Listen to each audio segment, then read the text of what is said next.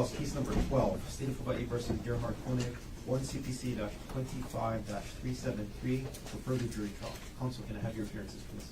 Good morning, Your Honor. Good morning, ladies and gentlemen. Deputy Prosecuting Attorney Joel Garner for the state. Also present is Deputy Prosecuting Attorney Franklin Don Picaro Jr. Good morning, Mr. Garner. Good morning, Mr. Picaro. Good morning, Judge. Good morning, Your Honor. Good morning, ladies and gentlemen. Thomas Otake and Matthew Dirks on behalf of Gerhardt Konig, who is present. Good morning, Mr. Osake. Good morning, Mr. Durst. Good morning, Dr. Konig. Good morning, Your Honor. Gentlemen, all of you can be seated. Ladies and gentlemen of the jury, good morning to all of you. Welcome back to courtroom 15. We will, I believe, continue on with the presentation of evidence in this case. Mr. Otake, you indicated the defendant wished to present evidence in this case. You may call your first witness. Thank you, Your Honor. We will call to the stand Mr. John Charles Bustler II. And I think Mr. Dirks is grabbing him.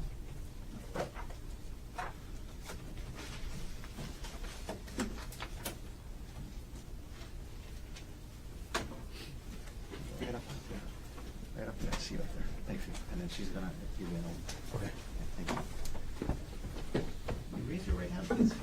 You do solemnly swear or affirm that the testimony you're about to give will be the truth, the whole truth, and nothing but the truth. I do. Please have a seat. Mr. Otake, whenever you're ready. Okay, good morning, sir. If you could please state your full name for the jury and for the record. John Charles Bustler II. I go by Chuck. You go by Chuck? Is Yeah. it okay if I call you Chuck? Yeah. Okay, Chuck, are you associated with a restaurant called Fete here in Honolulu? Yes, I'm the owner. You're the owner? Yeah. Okay. Tell us, well, first of all, is it F-E-T-E? Is that how you spell it? Yes, this first E has a circumflex over it.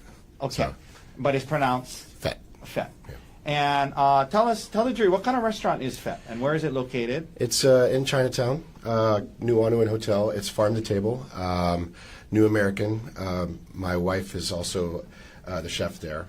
She's the Hawaiian chef who won the James Beard Award 3 years ago. Yeah, I was going to ask you about that. So you guys are a pretty popular restaurant, award-winning restaurant? Yes. And your wife, what's your wife's name? Robin Mai. And she won the James Beard Award? Yes. Okay. Pretty popular place nowadays. We're doing all right. Okay, Yeah, good. Yeah. Sir, in the course of your business, do you keep records of reservations? Yes. So we use a platform called Open Table, which if you've been out to eat, there's probably one of two platforms you use most. That's the largest in the world. So that integrates with a lot of our systems, including of our point of sale system as well. And did you receive a subpoena from my office in this case for the reservation records for the night of March 24th, 2025? Yes. Okay. Can I approach, Your Honor? Yes. With what has been marked as Defense 137. Okay. Yes. Okay, sir, I'm going to show you this. Is that the reservation record from your restaurant from March 24th, 2025? Yes. Okay. And is this a fair and accurate depiction of the reservation records you turned over to us? Yes. Okay. And, sir, in looking at, well, why don't we publish it, Mr. Dirks, please? No, not in evidence. Oh, I'm sorry. Thank you, Your Honor. We've moved D-137 offered D-137 into evidence. Mr. Garner. No objection. What is the mark for identification as defendant's exhibit D-137 is received into evidence? Okay, could we please publish it, Your Honor? Yes. Okay. Please. Mr. Dirks, can you blow up the portion there? Okay. Let's blow up can you blow up the whole line? Or no? Okay. Yeah. Okay, so you see at 6:30 p.m. on March 24th, 2025, was there a reservation for Gerhardt Konig for 2? Yes. Okay, and that was made through this platform prior to that night, correct? Correct. All right. And it turned out it was a no-show according to your records, yes? Yes. Okay, we can take that down. Okay, sir, thank you very much for coming down here this morning. That's all the questions I have for you. Okay. Mr. You want this? Please. Thank you. Mr. Garner, any cross-examination? Yes. Please. Okay. Good morning, sir. Hi. You said that the program or software that your restaurant uses is called Open Table. Is that right? Correct. And you said that was a kind of industry-leading software for getting reservations? Yes. Okay. How does a person make a reservation on OpenTable? A few different ways. They can either call in and we make it for them and we program it in, or we schedule it in, or they can do it online through either the app or the website. Do you know how the reservation was made with regards to this case? From your document, I don't see that, but I can look on real quick and I can tell you if it's made either through calling us, because it'll say in-house call, or if it was made digitally through a website. So could I bring you the exhibit then that we've just shown you? Sure. And would that tell you? Sure. Let me double check. Yeah. I'll approach with Defense 137, please. Oh, okay. Yeah, it does say it. So this says we made it through our network. That means that they called in. Okay, so it was a phone call reservation. A phone call, or somebody stopped by and talked to somebody at the front or something like that. Got it. So essentially an in-house reservation. Yeah. Oh, I'm sorry. I'm mistaken. No, that means the phone in-house is that one. Your network means it came through our website linked to OpenTable. That's what that means. Got it. Okay, and I'm going to leave the exhibit up there with you just in case I have more questions about it, okay? Okay. So then, looking at this, your business record, that means that the reservation that we're talking about here today for Gerhardt Konig was made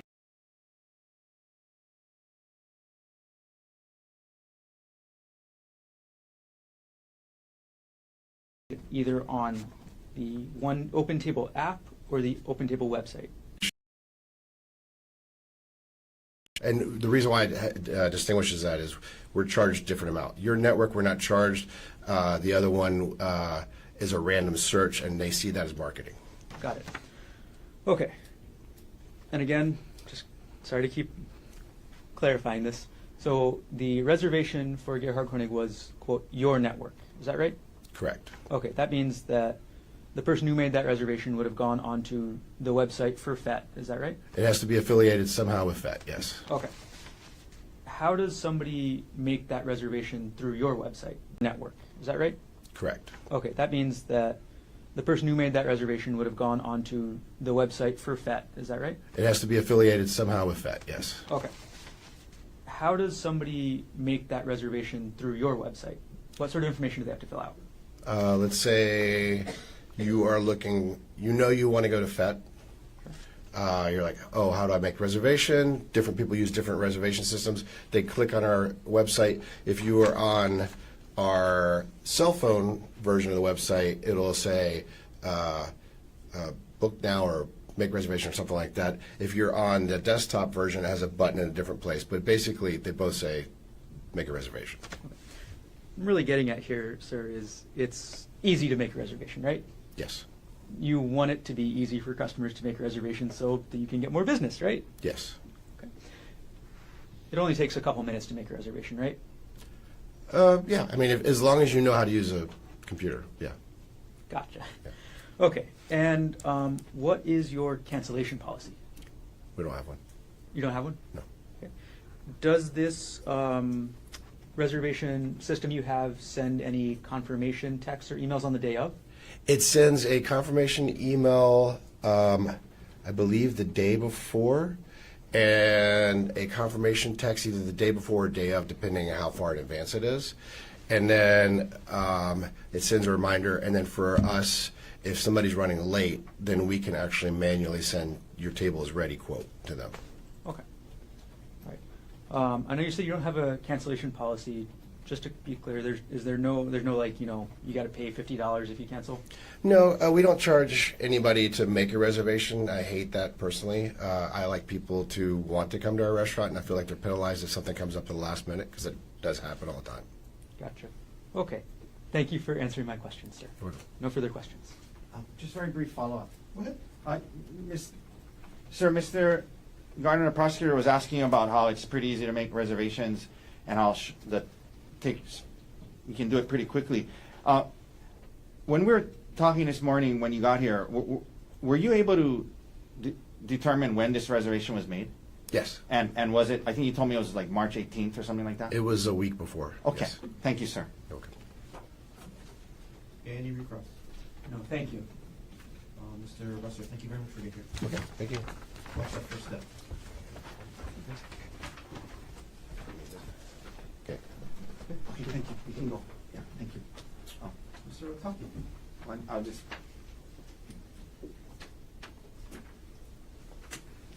Does the defense wish to present any other witnesses? Yes, Your Honor. At this time, we will call Dr. Jonathan Arden to the stand.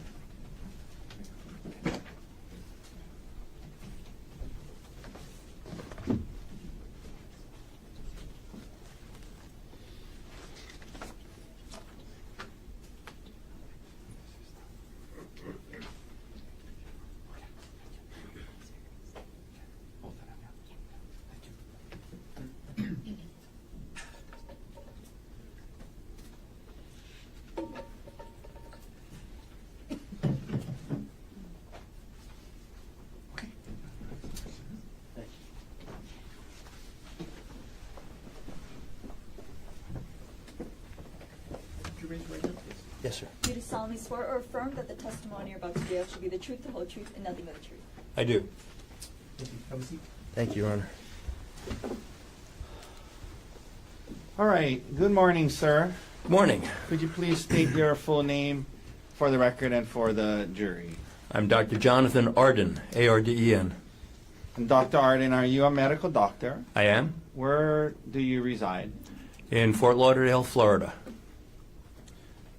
I'm going to walk through a little bit of your experience and qualifications for a few minutes, sir. Where did you go to medical school? I attended and graduated from the University of Michigan Medical School. I graduated in 1980. 1980. Did you do a residency after graduating? I did 2 residencies, actually. In what field? The first was a 3-year program in anatomic pathology at the New York University Medical Center in New York City.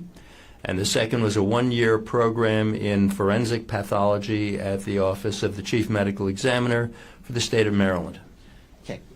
I'm going to take those one at a time. Could you tell the jury, please, what is anatomic pathology? To begin, the field of pathology in general is the medical specialty that studies the changes in the form or function of the human body or its components. And by changes, I'm talking about the effects of disease or injury. Anatomic pathology is the medical specialty that studies the changes of the anatomy, the structures of the body, and that includes things that you can see with the naked eye, hold in your hands, and some things that require a microscope to be examined. Forensic, I'm sorry. And so that's anatomic pathology. Yes. And you did a residency in that, is that right? I did. And then what is forensic pathology? Yes, forensic pathology takes the broad background of general medicine and anatomic pathology and then applies it primarily to the investigation and certification of certain types of deaths. Forensic pathology mostly studies deaths that occur either by violence, meaning any kind of death caused by an injury, and also deaths that occur suddenly and unexpectedly, so people who die in public, outside of medical care, that kind of thing. Okay. Are you board certified in any fields of medicine? I am board certified by the American Board of Pathology in both anatomic and forensic pathology. How long have you been board certified in those fields? Since 1985. And you've been board certified consistently since then? Yes, I have. So that's 40. 40 years. Yeah, about 41 years, yes. Okay. Are you currently licensed to practice medicine in any states? I am. How many? I'm currently licensed to practice medicine in 5 states, those being Florida, West Virginia, Maryland, and New York. My New York license, to be technical, is in an inactive status, but legally I'm still licensed. Okay. Have you practiced medicine in the field of forensic pathology for the last 40 years? Yes, I'm going on about 42 years of practicing forensic pathology. Now,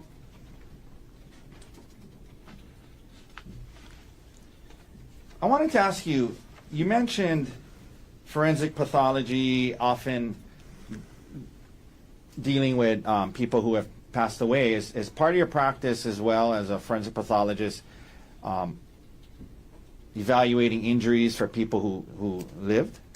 Yes, although the vast majority of the practice of forensic pathology involves figuring out how and why people died under those circumstances, forensic pathology is the only medical specialty that routinely deals with injury analysis, trying to assess injuries for how they occurred, sometimes issues like how old they are, what effects they have on people, because in order to figure out if a person died from injuries, you have to be able to analyze and determine what the effects of those injuries are on the person while alive to figure out did they or did they not explain the death. So injury analysis in living people is part of what forensic pathology does, although in fairness, it's a much smaller component. Most forensic pathologists spend most of their time dealing with death cases, as do I. But many of us and many government offices of forensic pathology do apply that expertise to injuries in living people. Okay. You talked about 40 years of practicing medicine. For the first 20 years or so, what did you generally do for the first 20 years of your practice? The first 20 years of my career after training, I served as a government-employed full-time medical examiner in 4 different offices. I was in an office in Suffolk County, Long Island, New York, for a little less than 2 years. I served in the medical examiner's office in Delaware for 3 years. I then spent 9 years in the office of chief medical examiner for the city of New York, where I rose through various titles, and actually for the majority of that time I was either the first deputy chief medical examiner, the second in command to that system, or actually for a few years before I got the title officially, I was acting in that position. So I spent 9 years in New York City, and then I was the chief medical examiner in Washington, D.C. for about 5.5 years. Okay. I want to ask you about your work for the government. During those years you just mentioned and in those positions, would you have to testify in court? Yes, actually, especially in the latter 2 positions, quite frequently. And in those positions and when you would testify in court, was it typically for the prosecution? Yes, during the 20 years of government service, almost every time I appeared in court, I was called by the prosecution in criminal matters. Okay. Now, after that, did you at some point start something called art in forensics? Yes, I did. And tell the jury, what is that? After 20 years of full-time government service, I then pretty much went out on my own, and I now have a a consulting practice in forensic pathology and medicine, the kind of work that brings me here today. And for most of that's been now, we're getting to about 22 years, it's been under my corporate name of Art in Forensics. So that Art in Forensics is my consulting practice in forensics. Okay. And in your consulting practice, providing consultation and opinions in cases, roughly how many times have you served as an expert witness? Well, I know I've been under oath, whether it's in trial, grand jury, deposition, hearings, well over 900 times in my career. Okay. That includes both the government service and the consulting years. Have you been qualified as an expert in state courts across the country? I have. Roughly, a lot, or? I've lost track, somewhere around 25 or 30 states, federal courts around the country, several military courts-martial. Okay. Now, even now in private practice, do you at times testify for the prosecution? Yes, in the criminal consulting aspect, most of the work is for defense counsel because the prosecutors generally have the medical examiner.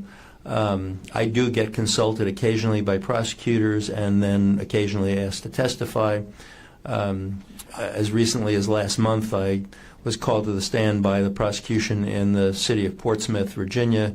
That prosecuting office has hired me for review of a series of older cases, several of which have now resulted in testimonial appearances, including one last month. And are you part-time? Do you have a part-time appointment with any state agencies right now? I do. I have a part-time appointment as a forensic pathologist for the Office of the Chief Medical Examiner for the state of West Virginia, and it's a very small part of what I do, but it is still an active appointment. Okay. Your Honor, at this time I move to qualify Dr. Arden as an expert in the medical field of forensic pathology with emphasis on providing injury assessments of the living. Mr. Gardner. Please.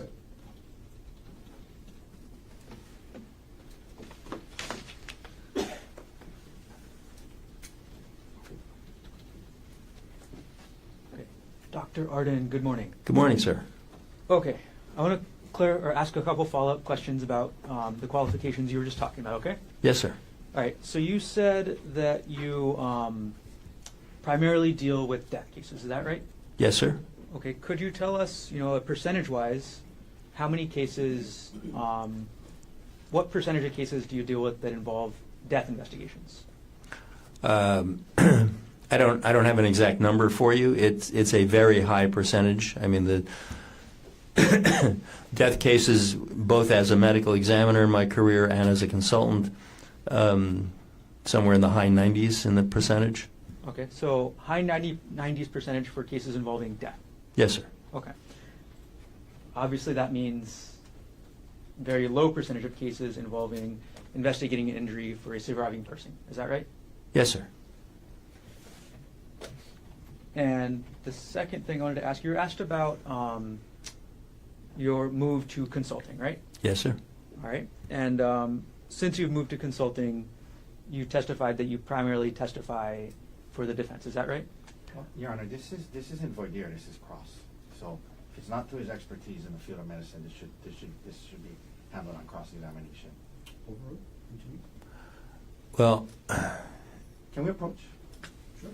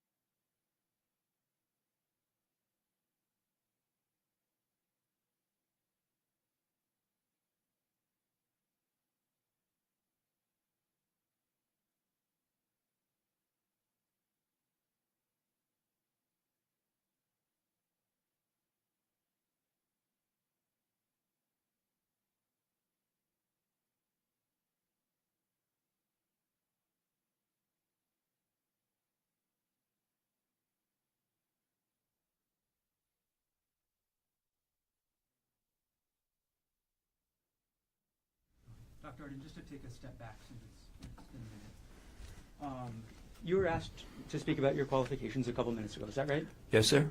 And during that time, you were asked to speak about how much time you've testified for the prosecution and how much times you've prosecuted, or how much you testified for the defense. Is that right? Yes, sir. Okay, sorry for stumbling. And you were asked about your transition from government work to consulting. Is that right? Yes, sir. Okay, and then since you've transitioned to the consulting being your primary practice, you testify primarily for the defense. Is that right?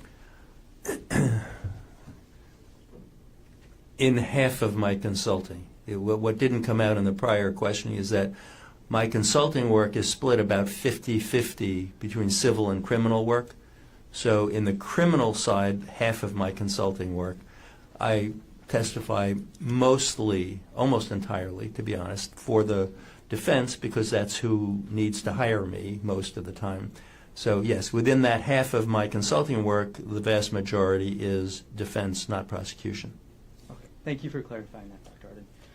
With regards to this witness's qualifications to provide opinion testimony, the state has no further questions and no objection. Then, ladies and gentlemen of the jury, Dr. Arden will be allowed to provide opinion testimony in the field of medicine with the specialties in anatomical and forensic pathology. You may continue. So, Dr. Arden, when you just said that you testify primarily for the defense in criminal cases nowadays because that's who needs to hire you, do you mean that's because the prosecution typically has their own medical examiners, experts to work with them? Exactly, yes. Okay.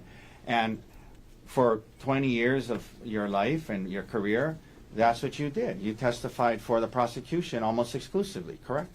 Correct. Now, when you say that, 90 whatever % of your work through the years has been on death cases, you explained that part of evaluating a death case is having to understand and know about how injuries affect the living, correct? That's exactly right. Okay. Thank you, sir. Now, Dr. Arden, in your consulting work, you obviously charge for your time to review materials and provide opinions, yes? I do. Does that fact that you're being paid affect your medical opinions? No. My opinions are what they are, and they're based on the facts. They're based on sound medicine and science, and I will reach the same opinion no matter who hires me. I mean, my opinions weren't altered when I was being paid by the government either. Okay. And do you often tell a party that is, either hired you or looking to hire you, do you often tell a party that you cannot provide the opinions they're looking for? Oh, on many, many occasions. Many consultations in my field result in opinions that don't support the side that hired me.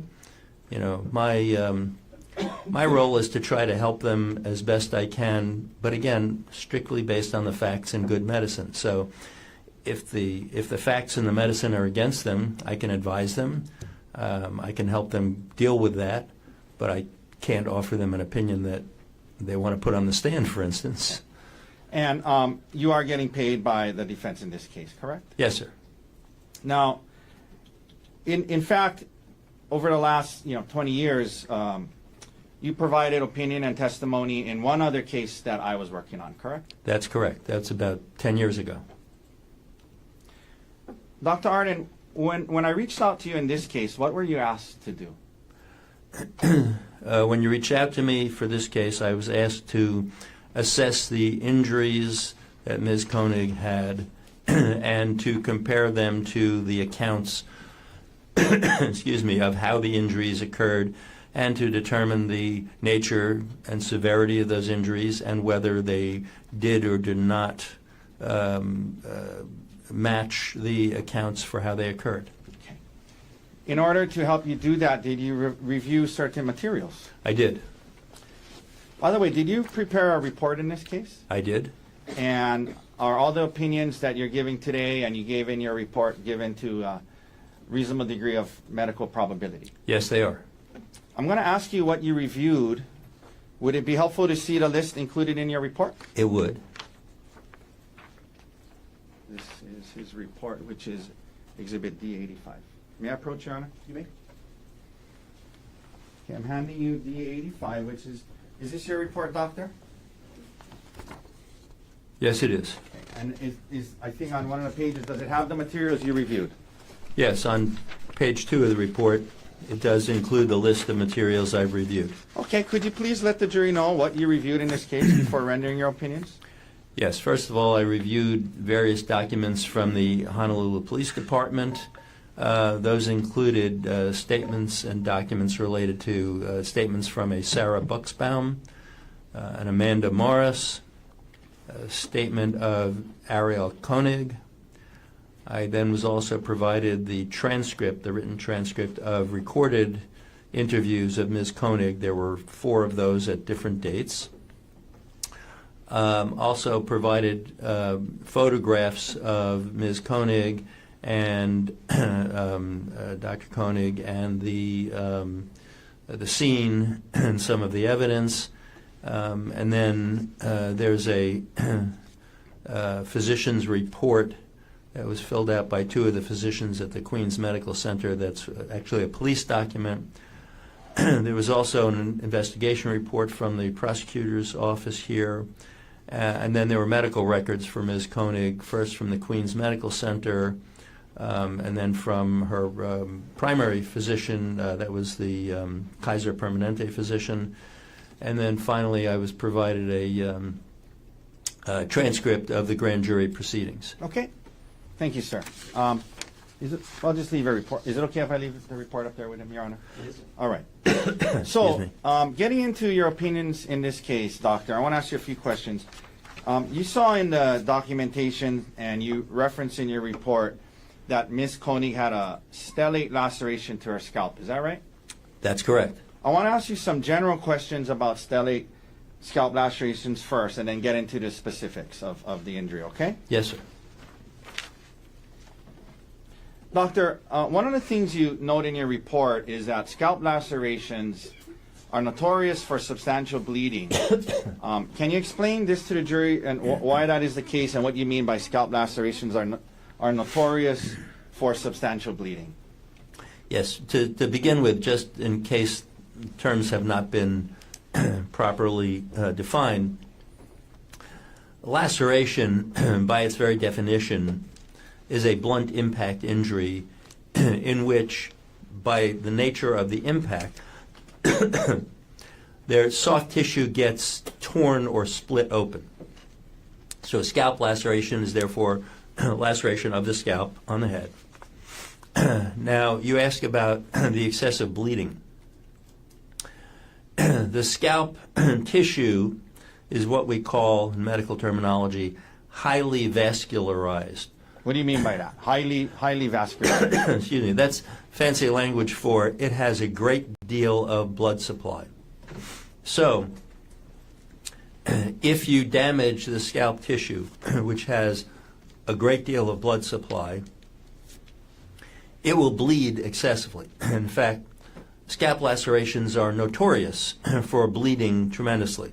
This is excuse me, something that's even, for many people, common knowledge, that if you get an impact to your head, if you split open the scalp, even a small laceration tends to bleed tremendously, and sometimes it looks pretty horrific. I know you have a cough. Yes, thank you you. so much. I'm going to hand you this water. Thank you. My apologies. I've been fighting sinus and bronchitis thing for a while. Okay. Given what you just described about scalp lacerations being kind of notorious for substantial bleeding, my next question is the amount of blood from a scalp laceration a good indicator of how serious the injury medically is?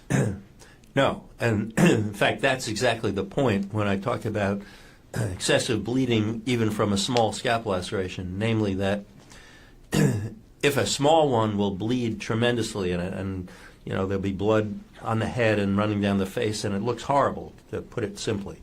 That doesn't mean that is a serious injury. It doesn't mean that there's anything life-threatening about that injury per se. It's an artifact of the fact that those scalp lacerations are known to bleed so excessively. Okay, for example, let's pull up S15 if we can, Mr. Dirks.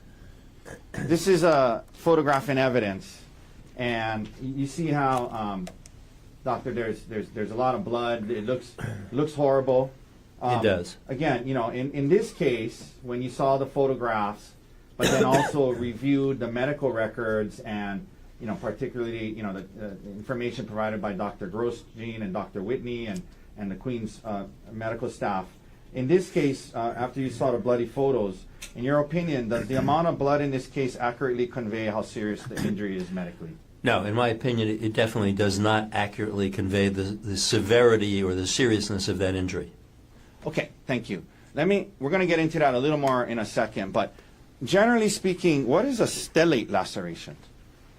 Stellate is an anatomical term that describes the configuration of certain injuries.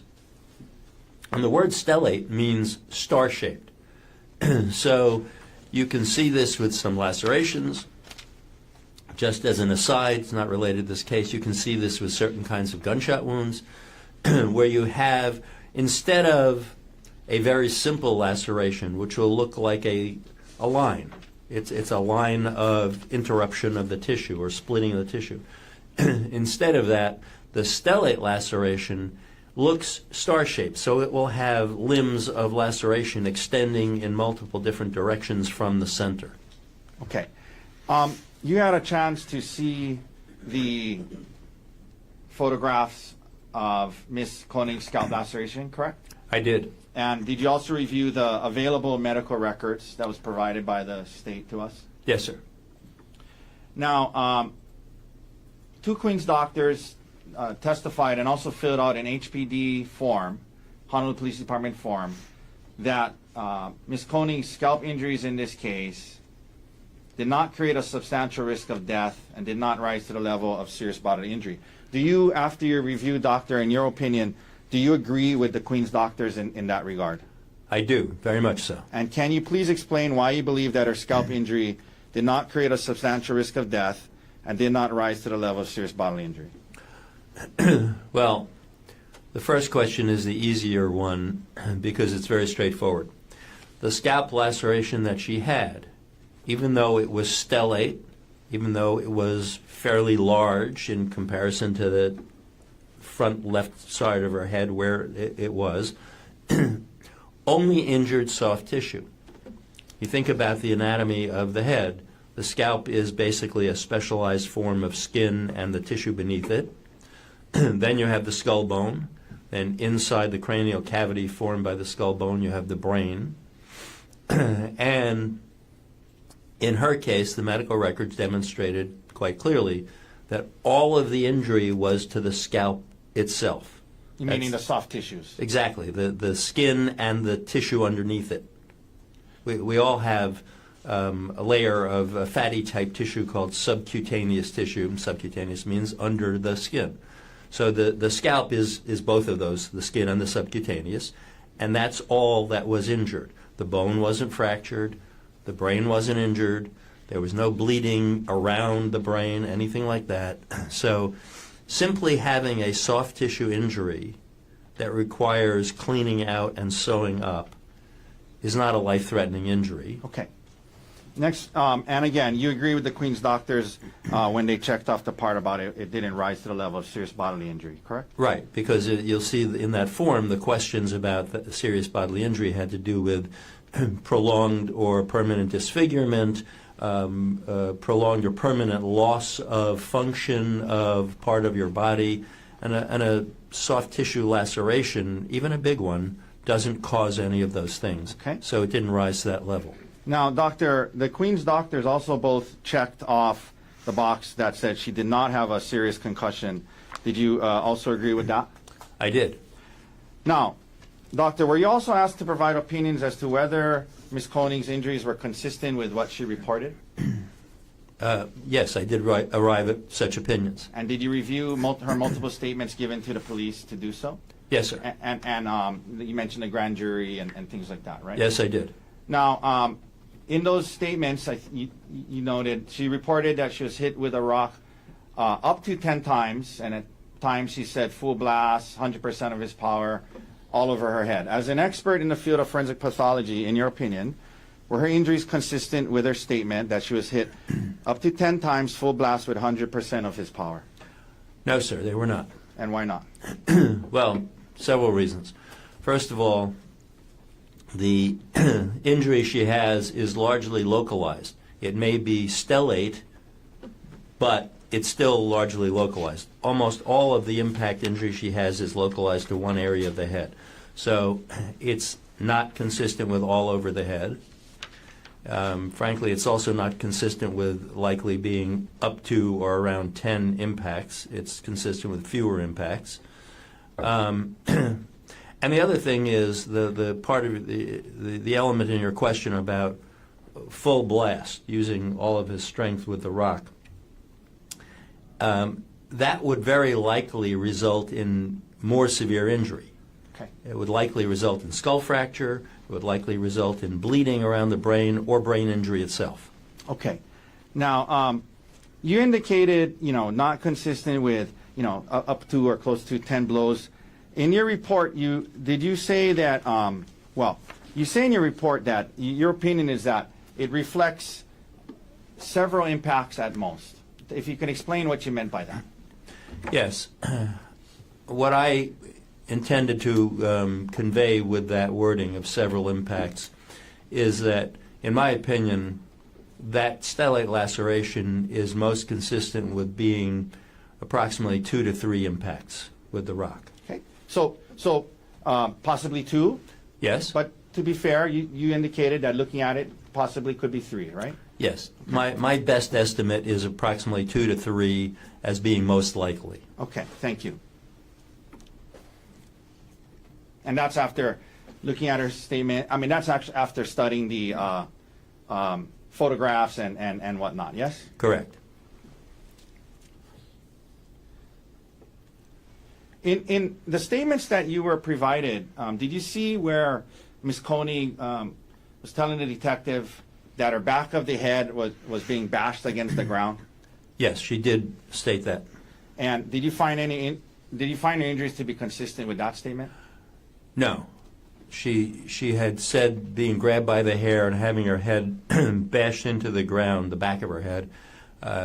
There's no description of any injury to the back of her head in the medical records, nor were there any brain injuries. There's a particular pattern of brain injuries that could occur if the moving head strikes the stationary ground, such as being bashed into the ground that way, and she didn't have any of those either. Okay. And to be fair, I should ask you this earlier. I mean, to be fair, it was a complex laceration on her scalp. Yes. Oh, yes, sir. Okay.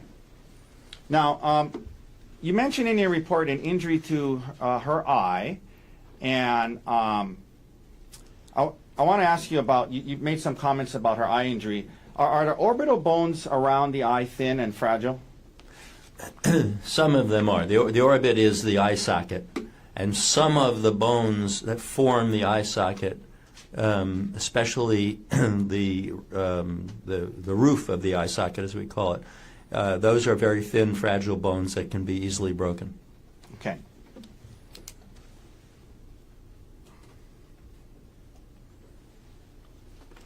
All right, doctor.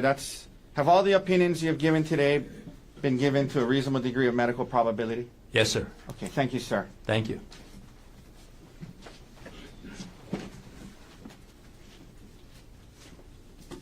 Mr. Garner, cross-examination. Yes, take just a moment to set up. I'm sorry. I had one last question. I apologize. Go ahead. I meant to ask you this. I missed it. You reviewed the Queen's HPD report and from the two doctors, yes? Yes, sir. And do you believe generally your opinions are pretty much consistent with what the Queen's treating doctors said? Yes, my opinions are consistent with their opinions. Okay. Thank you. Thank you, sir. Whenever you're ready, Mr. Garner. Okay, I'll still take just a moment. Take your time.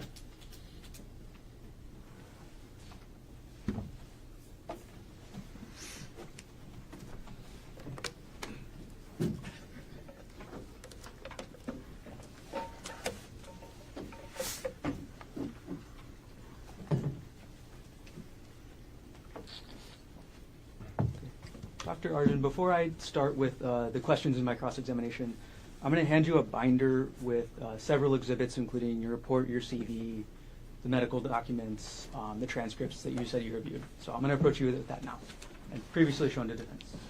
Thank you. Thank you.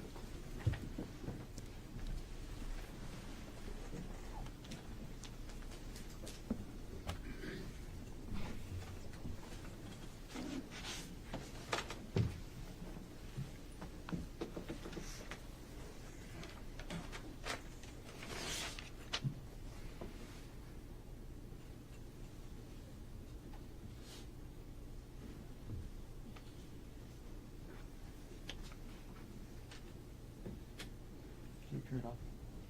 No, it's still on. Sorry, bear with me.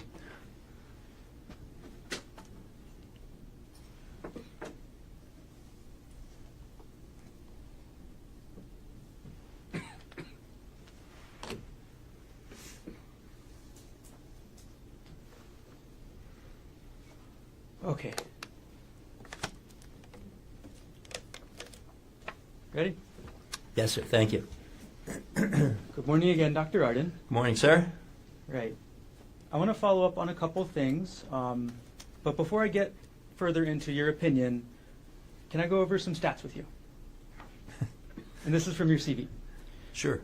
You said you've been an MD since 1980, is that right? Yes, sir. Okay. And after you got your MD, you became a resident in anatomic pathology first, right? Correct? Okay. And then a resident in forensic pathology, is that right? Yes, sir. And then you worked full-time for the government, for various agencies in different states, as a forensic pathologist from 1984 to 2003, is that right? Yes, sir. In 2004, you began to consult in forensic pathology, is that right? I did. Actually, to be clear, I had done some consulting work in the years before that, but that's when I began basically trying to make a full-time job out of consulting. Got it. And that's when you did that transition from government work to the consulting work, is that right? Yes, sir. And that's the same transition that took you, at least in the criminal context, from the state to the defense. Is that right? In terms of who primarily called me to the stand, yes, sir. And although you began the consulting in 2004, or a little bit earlier, you founded your company, Arden Forensics, in 2006. Is that right? Yes, sir. So you've been running this company for 20 years now, right? That's correct. And as you just said, consulting through Arden Forensics is primarily how you make your living now. Is that right? That's true. Here's the stats card, Dr. Arden. Approximately how many death investigations have you conducted in your career? There's no way I can give you an accurate answer on a number. I have consulted on probably a few thousand cases in my day, roughly, and I was involved in as a government medical examiner. I personally performed around 3,000 autopsies. I performed external examinations without full autopsies on roughly another 500 deaths. And I participated in many thousands of other death investigations as a supervisor and as a medical examiner. So it's been many thousands, but I couldn't put a real number on that. Okay. And all I'm asking for is your best estimate. So if the best estimate is several thousands, that's okay? Sure. Approximately how many consultations have you taken in the criminal field since 2004? And again, just estimate, please. I don't keep these statistics, certainly not in my head. Again, if I've consulted on at least 1,000 and probably closer to 2,000 cases since 2004, somewhere in the neighborhood of half of them have been criminal cases. Okay. Thank you for estimating as best you can. I'm afraid I'm going to ask you more and more for more estimations. In your entire career, can you estimate how many police reports you've reviewed? No. Too many to count. Too many to count. So more than the several thousand death investigations? Yes, I've reviewed so many police reports, I couldn't put a number on it. More than 10,000? I have no idea. It's more than a few thousand. Okay. Similar question, and I'm probably going to get the same answer, but I want to ask it anyway. Over your career, can you estimate how many medical records you've reviewed? You're correct. It's the same answer. More than been you can count. It's been thousands. I don't know how many. And as a consultant since 2004, approximately how many reports have you written? I have no idea. Many of my cases do not require reports. A fair percentage of them do as a consultant. I don't keep track of that.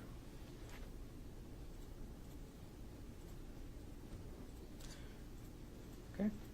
And from your CV, as well as the report you prepared in this case, you stated that you've testified over 900 times. Is that correct?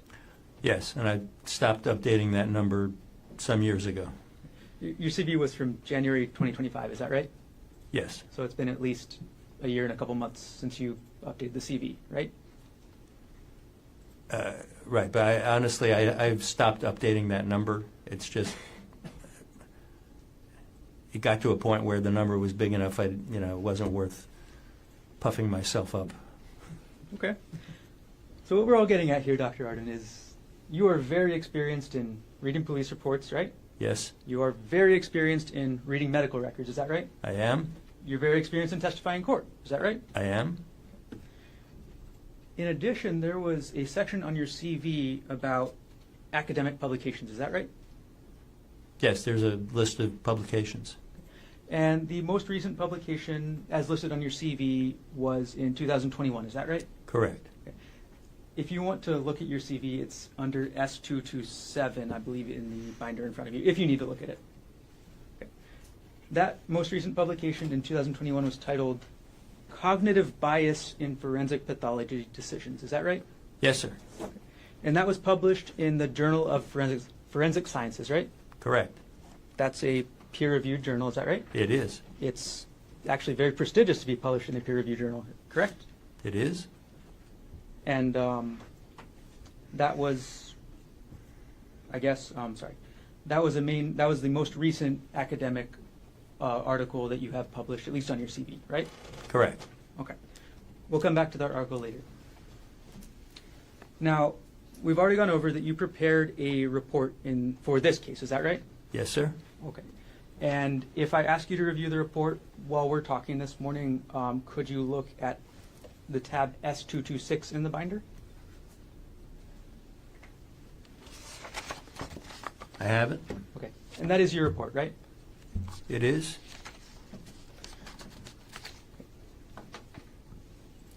Your report was dated December 27th, 2025. Is that correct? Yes, sir.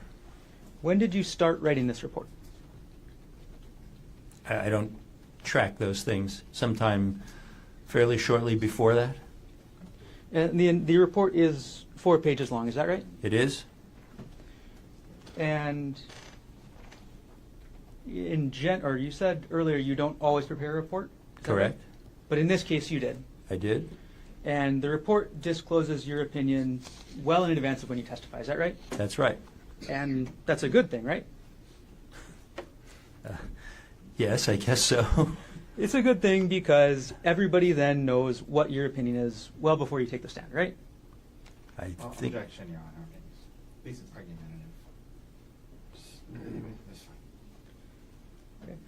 The report also discloses the materials you reviewed. Is that right? It does. And those are the materials that you went over earlier with Mr. Otake, correct? Correct. All right. And a report in this type of report for forensic pathology would also disclose, if applicable, any scientific sources that you cite in support of your opinion, correct? Correct. Only if you're actually citing sources, though, right? Correct. There were no sources cited in your report for this case, correct? That is correct. Now, this is your business again, right? This is my profession, yes. And you charge money for that, correct? I do. Okay. I'm going to ask you, doctor, how much do you charge per hour? $700 an hour. Is that the charge for the consultation and the report writing? It is. What is your fee for testifying?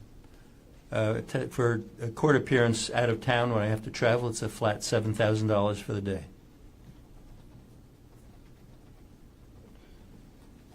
Okay. So in this case, obviously, you say you live in Florida, so you had to travel to get here today, right? I did. Okay. Approximately how many hours did you spend reviewing the materials to prepare this report? I do not know how many hours I spent reviewing the materials, but I can tell you the total of how many hours I spent reviewing, consulting, and writing the report. Could you tell us that then? That's 9.75 hours. Okay. Right. And you also have a website, correct, Dr. Arden? I do? And that website is for your company, Arden Forensics, is that right? Yes, sir. And on that website, you advertise, what kind of services you offer, correct? Correct? And you advertise yourself as an, quote, independent forensic pathologist with excellent credentials and a record of reliability and impartiality. Is that right? I'm going to take your word for it if you took it from the website. I don't remember all the wording exactly, but that sounds accurate. Okay. Reliability is important to you, is that correct? It is? Impartiality is also important to you, is that right? It is?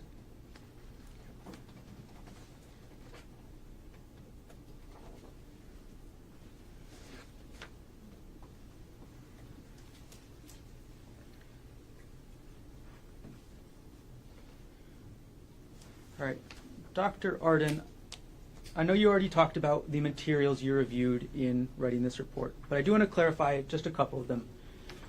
You said that you reviewed the transcript of the Oahu grand jury proceedings from March 28, 2025. Is that correct? Yes, sir. Okay. Was that the entire grand jury proceedings or just the testimony of Gerhardt Konig, or what actually from the grand jury proceedings did you review?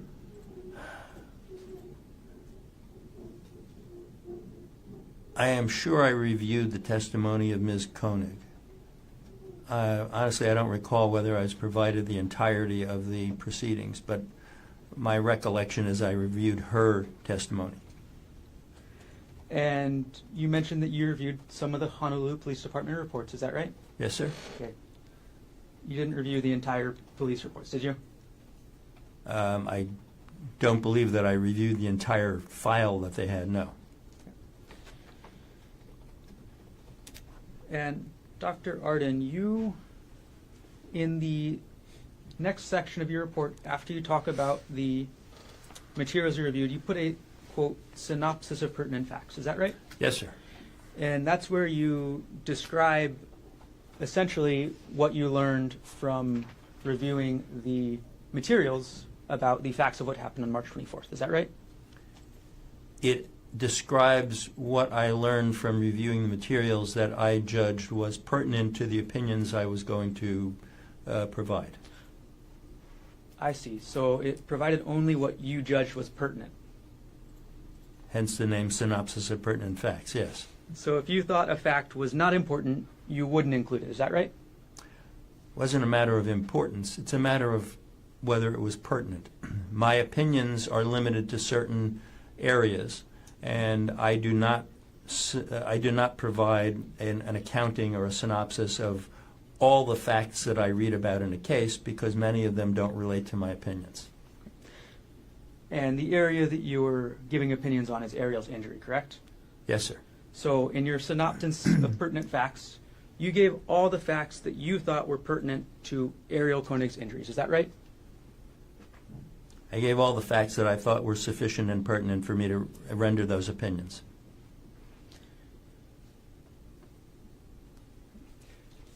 Now, I'm going to jump ahead in your report to page 3, okay? As you wish. And you talk about concussions. Is that right? I do. All right. And you state that, sorry, I got to zoom in here.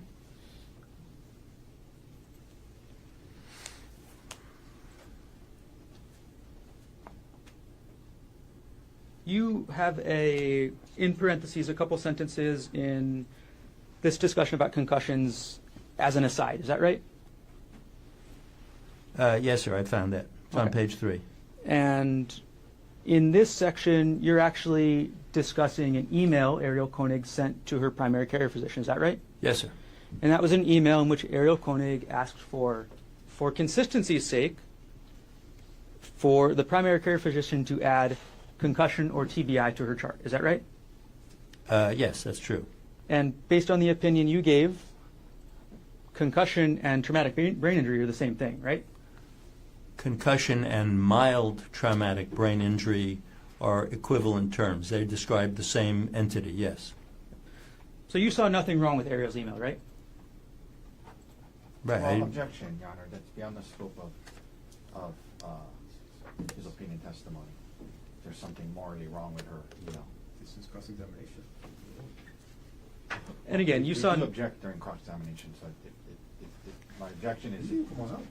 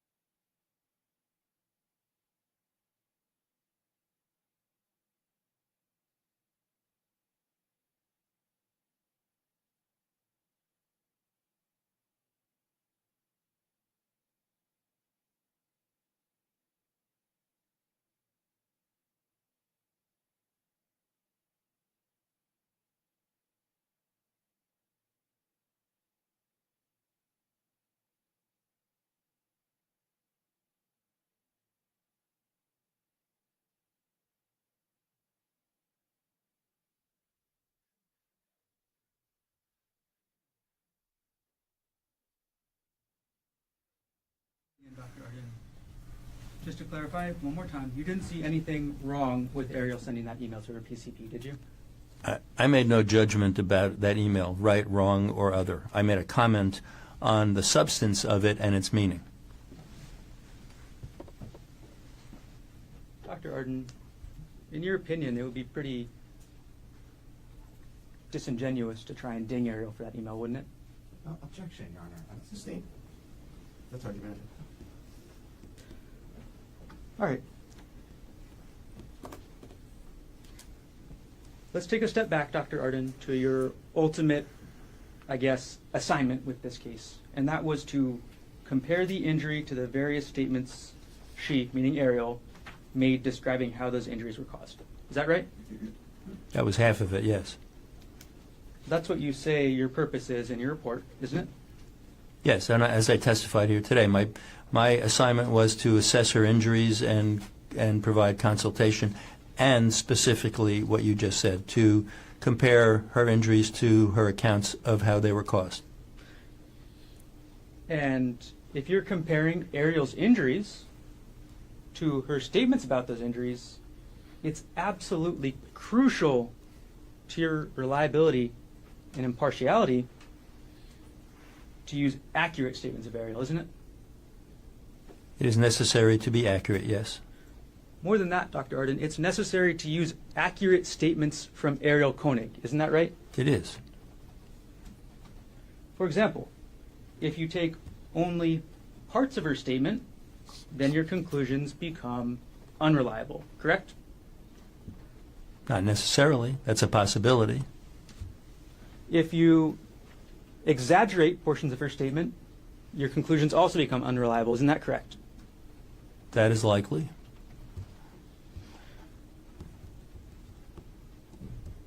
If you misrepresented, hypothetically, parts of Ariel's statement, your conclusions become unreliable. Isn't that right?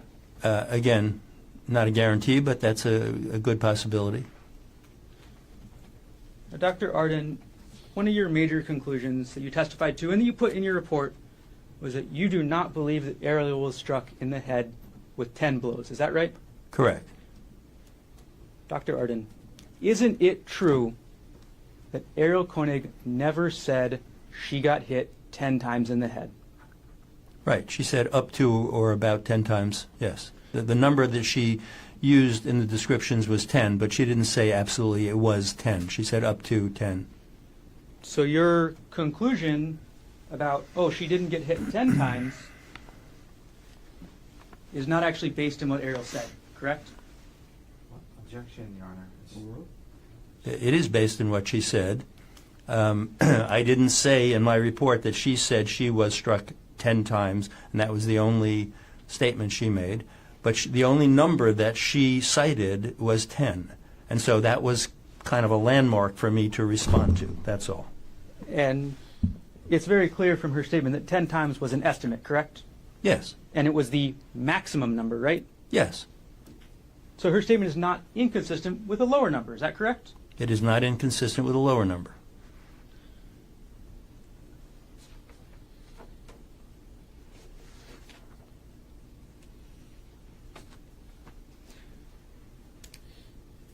I'm going to take just a moment, and if I can retrieve Exhibit 2.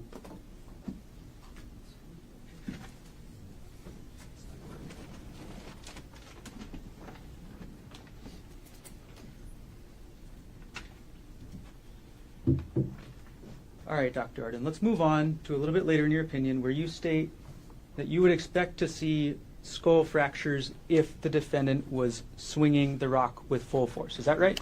Yes, sir. Skull fractures are very dangerous, correct? They may be dangerous. They are not always, but they may be. And the concern with the skull fracture is also that it represents a degree of force applied to the head such that the fracture itself may be dangerous, but more importantly, the associated injuries are likely to be dangerous. And that's the kind of injury that you would expect to see done with Exhibit 2, this rock? If it had been wielded with full force by an adult male and had been struck in the head up to 10 times, yes. Okay. Have you ever held the rock, Dr. Arden? I have not. Can I hand it to you? It's up to you, yes. May I approach? You may. Thank you.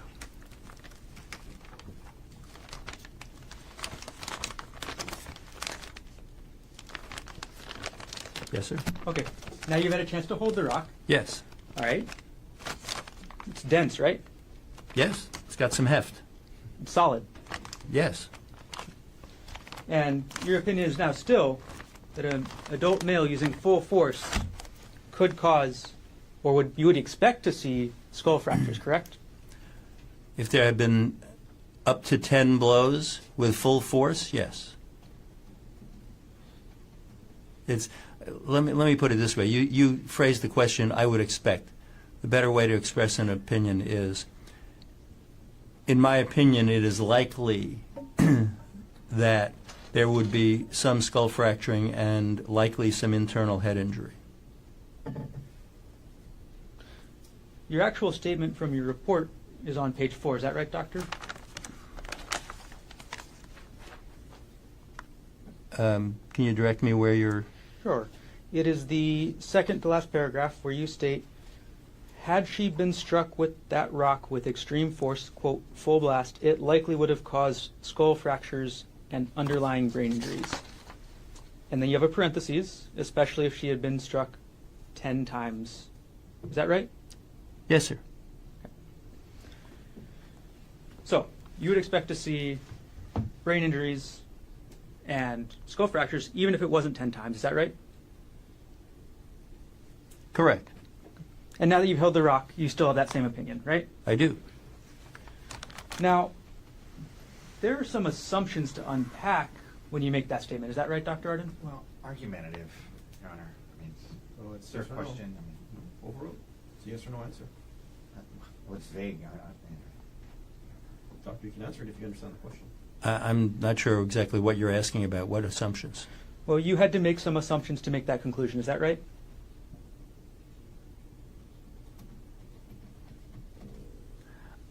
Again, I think you have to be more specific because I'm not sure if I just say yes, which assumptions you're talking about, because I don't understand what you're getting at. So, Okay, well, Dr. Arden, I'll ask it this way.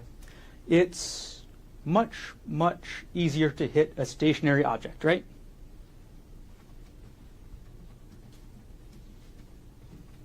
I think that's a fair generalization. It's much, much easier to hit a person's head if they are entirely stationary, not moving, correct? Makes sense to me, yes. On the other side, it's much, much harder to hit that person's head if they're moving around and squirming. Is that right? I'm not going to be able to answer a question with too muches in it. If the person is moving, it likely introduces an element where it is at least somewhat harder to hit the head because the head is moving. In some circumstances, there could be so much movement that it is much, much more difficult to hit. In some circumstances, the movement could be to a lesser degree, and striking it could be pretty easy. It's also, I'll just use one much, it's much harder to hit somebody if they're fighting back. Is that right? It's the same answer. If a person fights back, it introduces an element that will make it more difficult to hit the person. How much more difficult depends upon how much fighting, what the circumstances are, what each person is doing. So, yes, it does introduce an element to make it more difficult.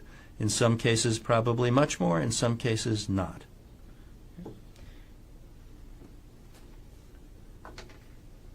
And Dr. Arden, the last thing I want to get with this opinion, there's an assumption in what you wrote there that it's a clean hit. Isn't that right?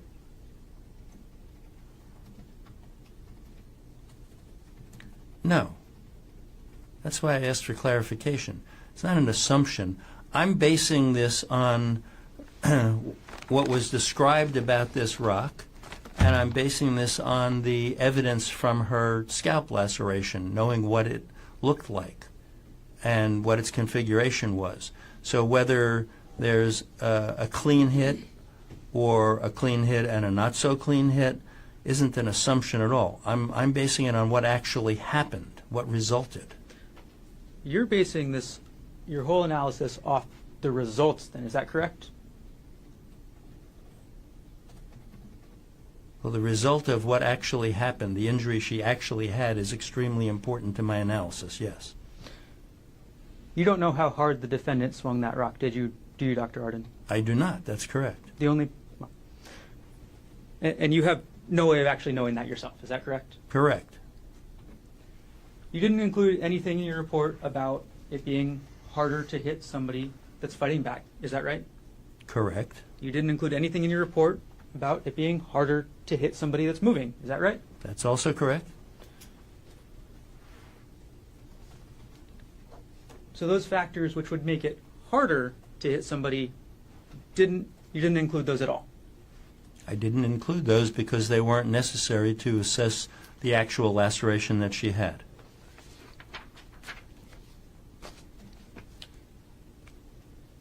Dr. Arden, you testified that you reviewed Ariel's statements, correct?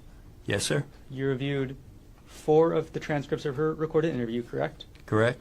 You reviewed her testimony from the grand jury, is that correct? Correct. And could you go to S180 in that binder? And then when you get to that, go to page 5. What exhibit? S180. Page 180.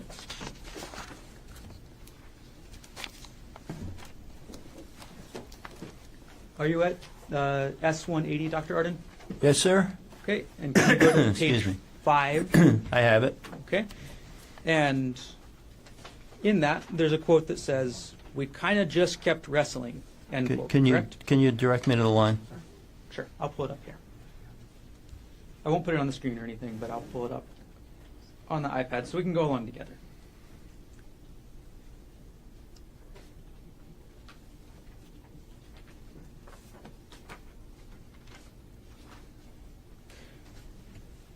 Page 8 or lines 8 and 9 of this Thank you. Ariel said in this transcript, and we kind of just kept wrestling. Is that right? Yes, sir. Okay. Ariel also said at line 13, and I was just trying to kick him, comma, hit him. Is that right? Yes? Now, could you then move to page 16 of the same exhibit? I have it. Okay. On page 16, lines 5 and 6, Ariel testified, or you reviewed this that Ariel said, and then we were like fighting and wrestling on the ground. Isn't that right? Correct, sir. These are all factors that would make it more difficult for the defendant to get a good hit off on Ariel. Is that right? Possibly. None of these are in your report. Is that correct, Dr. Arden? Correct. Do you want to take a break now again? If it's a good time. It is. So ladies and gentlemen, let's take our first morning recess, 2-minute recess. And then McCollum will get you at 10:30. All rise.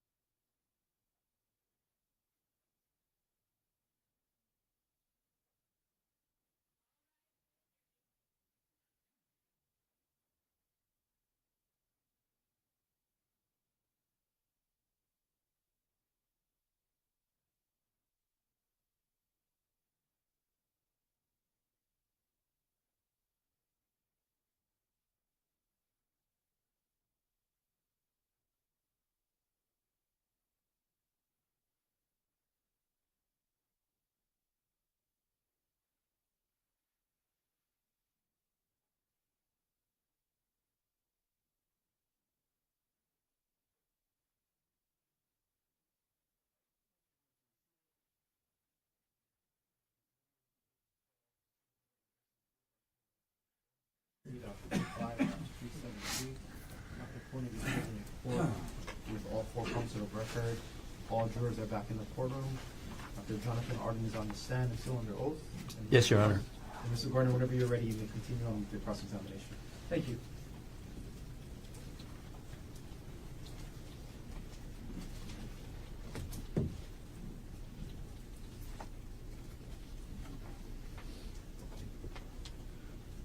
Okay, Dr. Arden, let's move on to another part of your report. Do you still have S226 in front of you? I do, thank you. Okay. And we're going to go back to the concussion section again. Now, you wrote in your report that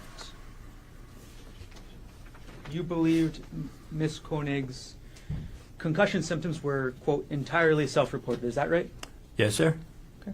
And that means you were essentially saying you didn't see any physical evidence to corroborate what she said about concussion. Is that right? Well, I'm not sure if it's just physical evidence. There was no medical evidence of any condition that indicated a concussion other than what she self-reported. There can be verifiable, objective findings that are supportive of concussion. There don't have to be. So I'm just saying that her concussion symptoms were self-reported. That's all. Okay. And again, you didn't find anything medically to corroborate that. Is that right? Right, because there can't be. One of the symptoms that Ariel disclosed was nausea, correct? Yes, sir. And that's a very common symptom of concussion, right? It is. Dr. Arden, isn't it true that the Queen's medical reports list that Ariel Konig vomited 3 times in the ambulance on the way to Queens? Yes, sir. Vomiting and nausea go together, correct? Commonly, not necessarily. So in fact, there is corroboration of what Ariel was saying about the nausea. Is that right? There, Your Honor, one second. This is misleading. He was talking about the records of the primary physician. Come on up.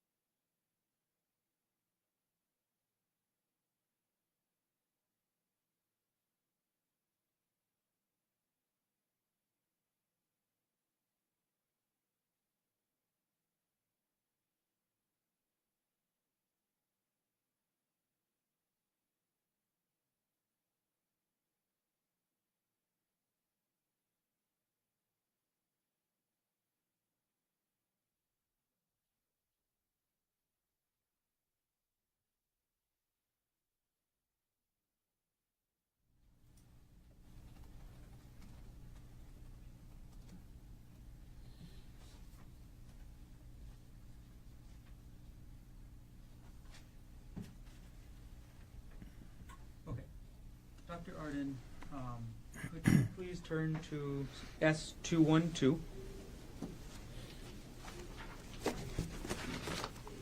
Yes, sir. Okay, and these are the Queen's medical reports that you reviewed as part of your preparation for writing your report, correct? Yes, sir. Okay, and on page 4 of that document, which actually has on the bottom left of it page 3, so there's a title page and then it begins, right? Yes, sir. Okay, on page 4, Dr. Grosjean's notes indicate PT vomiting times 3 with EMS. Is that correct? In the middle of the page? Yes. Okay. PT means patient, correct? Correct. Okay. So the medical reports show, and the medical reports that you review show that Ariel was vomiting. Is that right? She did vomit when she was with EMS, yes. And that wasn't included in your written report. Is that right? Correct. And again, vomiting is a symptom of a concussion. Is that right? Vomiting is a symptom of many, many different things. It may be associated with concussion. It may be associated with many different things. All right. Let's keep going on things that are not in your report, Dr. Arden. In your report, you write about, on page 2, and I'm sorry, you can switch back to S226. You write about Ariel's thumb on page 2 of this report, correct? Yes? And you write that there was an, quote, impact injury to the tip of her left thumb. Is that right?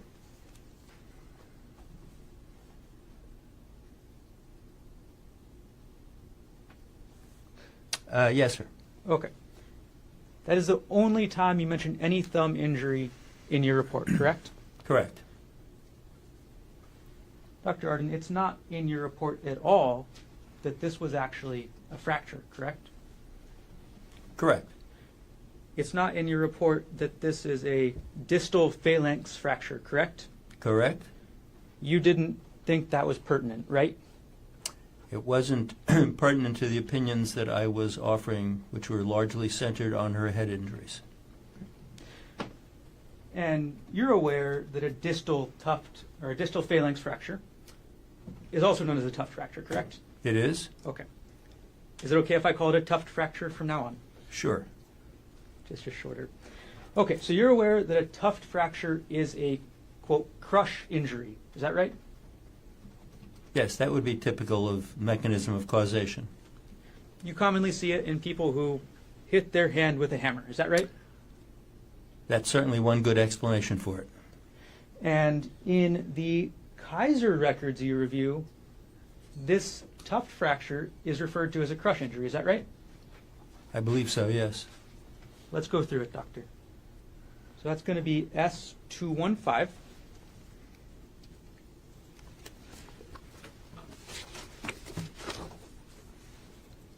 All right, and this document's a little bit longer.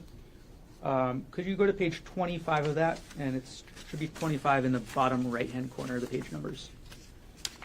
I have it. Okay. Excuse me.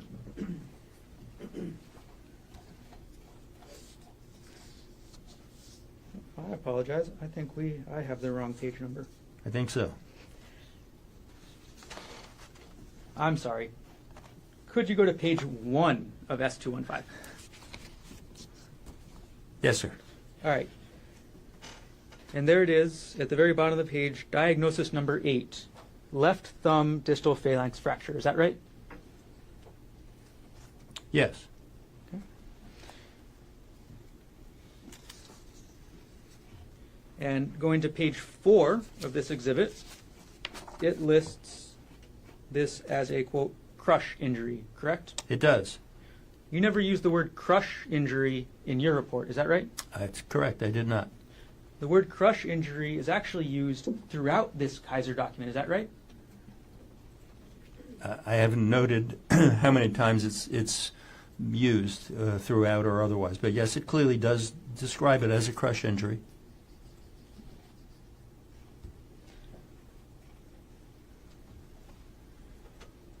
And you thought this crush injury was not related to Ariel Konig's head injury, is that right? It is not her head injury. It's a different injury. you reviewed the testimony of Ariel Konig's grand jury, or you reviewed the transcript of Ariel Konig's testimony at the grand jury, correct? Yes, sir.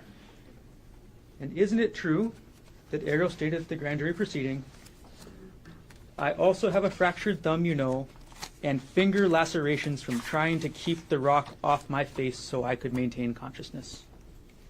Yes, that sounds familiar. So you remember that statement? Yes, sir. And that statement is essentially saying that Ariel Konig was trying to block with her hand. Is that right? Yes. Ariel Konig, according to the statement, was trying to block the rock with her hand, right? Yes. And she suffered a crushing injury to her thumb, right? Correct. And this was somehow, sorry, and you deemed this not relevant to Ariel's head injury. I deemed it separate from her head injury. She has a thumb injury. She has head injuries. The thrust of my opinions were assessing her head injury. I didn't ignore the thumb injury. I didn't omit it from the report, but I didn't discuss it or opine on it. You say you didn't omit the thumb injury from your report? No, the part that you just read into the record, I said that there was a thumb injury. You didn't list it as a fracture, is that right? I didn't describe it in any greater detail. I said she had a thumb injury, and I moved on because it wasn't relevant to the opinions I was giving.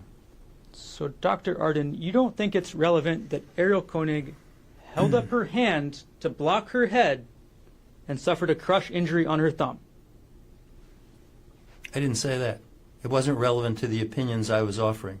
I was offering opinions assessing the head trauma in relation to her statements or accounts thereof, and whether she blocked a blow with her thumb or not doesn't change any of that.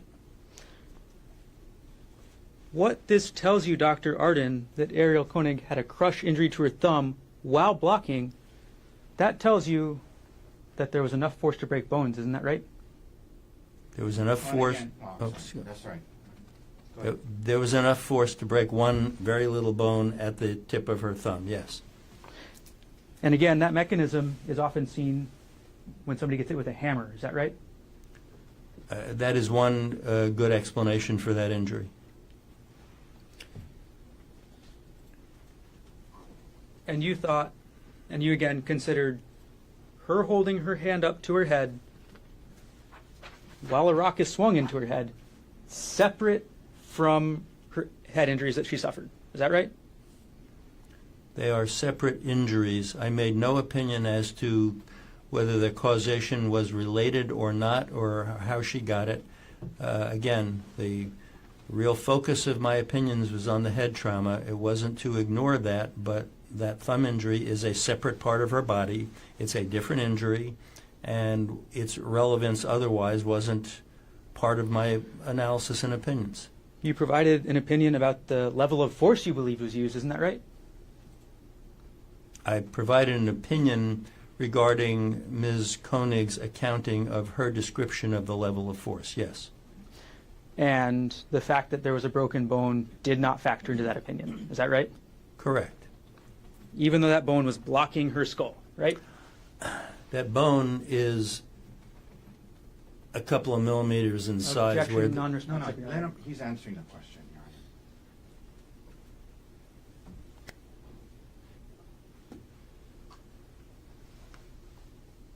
Objection is sustained. It's not Can we responsive. approach, Your Honor?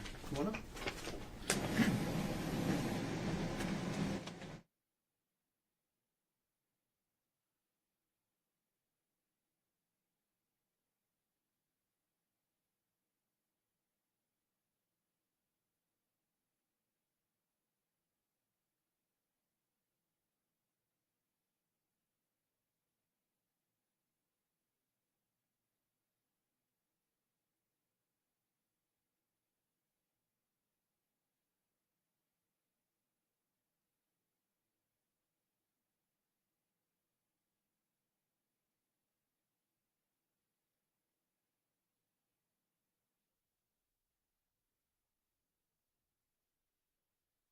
Your Honor, I'm going to ask that he be allowed to finish his answer. He's trying to finish his answer. Objection sustained. all I was. Oh, no. Oh, I'm Next sorry. question is coming. I'm sorry. He's going to ask another question, Doctor. Dr. Arden, if I ask you a yes or no question, can you give me a yes or no answer? Your Honor, he needs to ask a question. Just ask a question. And if he needs to explain it, he's going to do his best. Was that not If a it's question? non-responsive, then the appropriate motion will be made. Please, continue. Okay, Dr. Arden, if I ask you a yes or no question, are you willing to give me a yes or no answer? Your Honor, it's an improper question. We can ask the next question and we can deal with it. Sustain. Ask the question.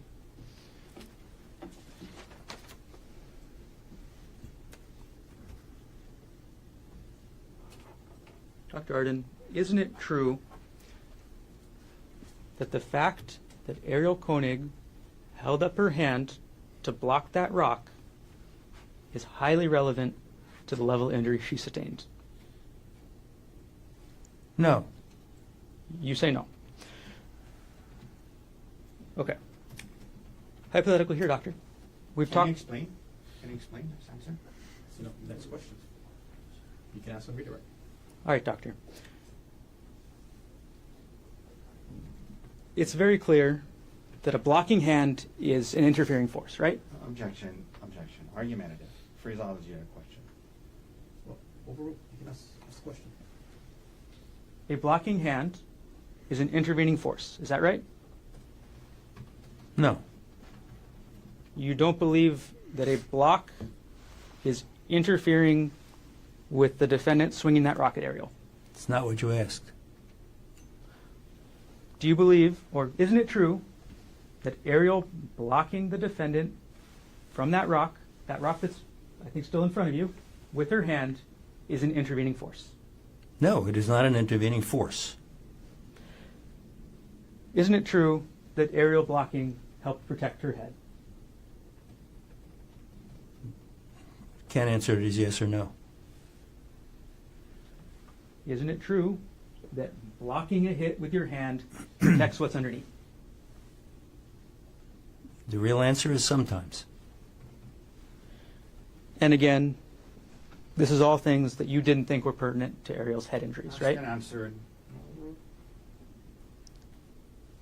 They're not pertinent to the analysis and opinions that I offered about her head injuries. That's true.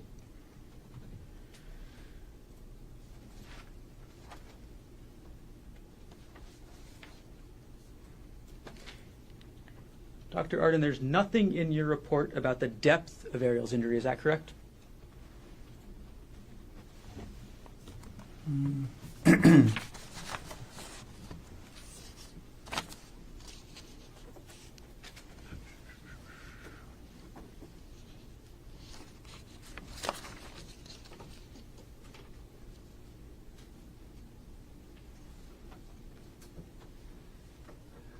Depends upon what you mean by the depth. I clearly do state that it is only to the scalp and soft tissues, which is an indication of depth. Dr. Arden, you never state in your report that the injuries went all the way through down to the skull. Is that right?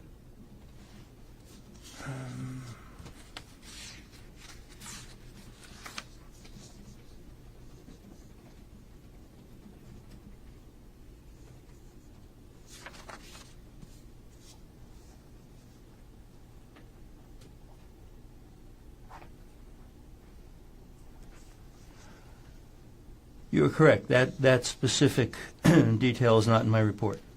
The injuries went through her skin, correct? Yes. And medically, that's the epidermis and the dermis. Is that right? Correct? And then under the skin, you described that there's a layer called the subcutaneous fat. Is that right? Yes? Okay. So the injuries went through the dermis, correct? The epidermis, right? Not in that order, but yes. And the subcutaneous fat, correct? Correct. All the way down to the skull. Is that right? Yes. And if you look at a photo, there's actually a significant amount of depth to that. Isn't there correct? I'm sorry. I'll rephrase the question after I publish the exhibit.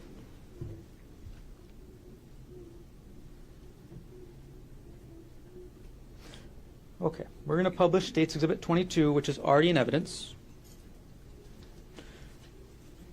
Dr. Arden, you'd agree that this image shows the depth of Ariel's injuries. Is that right?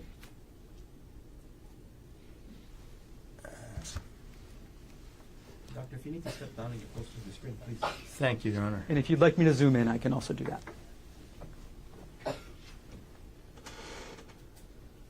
Well, this photograph actually does a very bad job of showing the depth of the scalp laceration.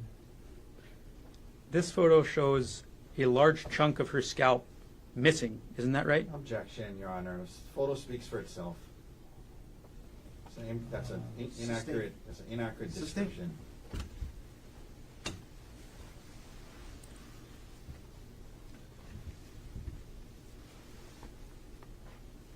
I'm going to zoom in on the top right of this photo, Dr. Arden. This is the area of impact. Is that right? Part of it. Again, the picture isn't taken for that, and it's not displaying that particularly well, but it's part of the area of impact. And how deep is this injury in this photo, Dr. Arden? I can't tell from that photo how deep the injury is. I mean, we've already established, and I've agreed in testimony, that it went through the full thickness of the scalp down to the skull bone. This photo is not demonstrating that. Dr. Arden, there's also nothing in your report about the presence of rock in her injury, correct? Correct. You didn't include that there's presence of rock throughout aerial scalp injury, is that right? I did not include specifically what foreign material was in her scalp laceration. I did mention it having to be cleaned out, but I did not include that detail.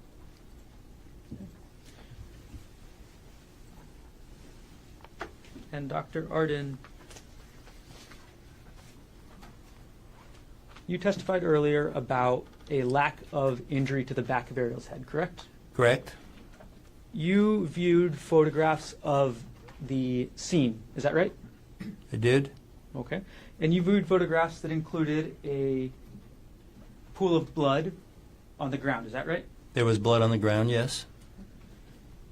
I'm going to publish one of those photos, just a moment.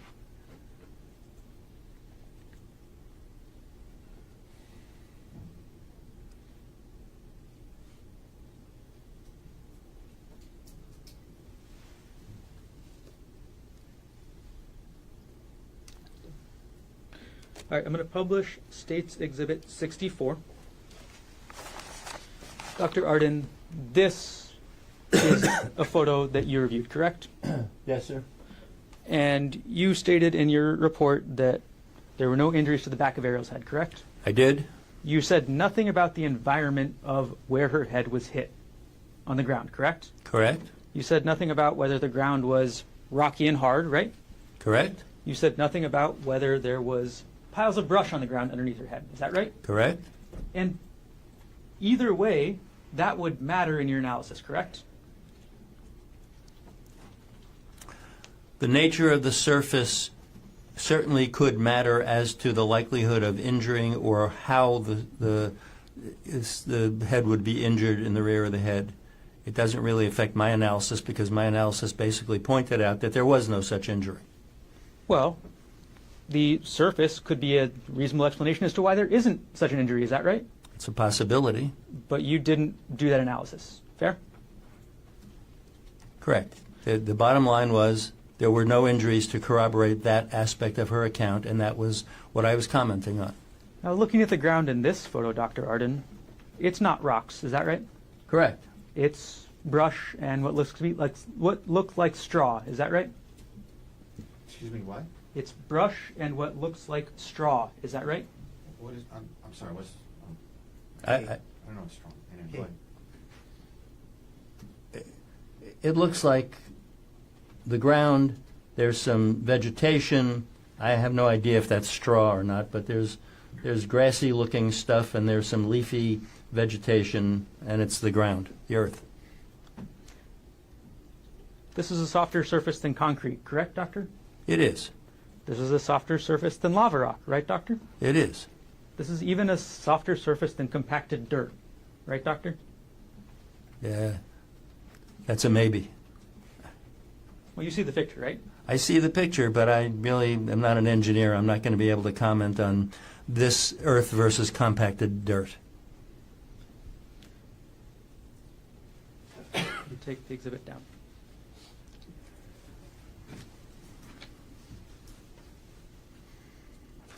All right, Dr. Arden. We're going to move on to our next topic that we're going to talk about this morning. We're going to talk about bias, okay, Doctor? Well, objection. Is there a question, Your Honor? I mean, ask a question. It's not a proper statement or question. May we approach, Your Honor? My objection is argumentative. Can we talk about bias this morning, Dr. Arden? Well, again, Your Honor, that's an improper question. You can ask a question. Your Honor, can we approach?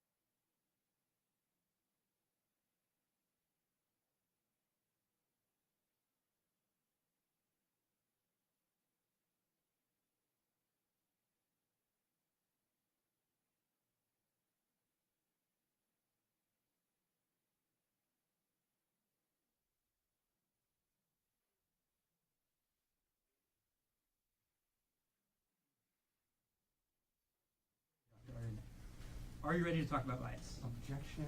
Argumentative. Ask the question. Oh, that's argumentative? Overruled. Ask away. Are you ready to talk about bias in general? Sure. Okay. Now, it came up on your direct examination that you have a prior business relationship with Mr. Otake. Is that right? Yes, sir. And you stated in your report that despite the outcome of any case you testify, your fee remains the same. Is that right? Yes. And the purpose of that is to not bias your report. Is that fair to say?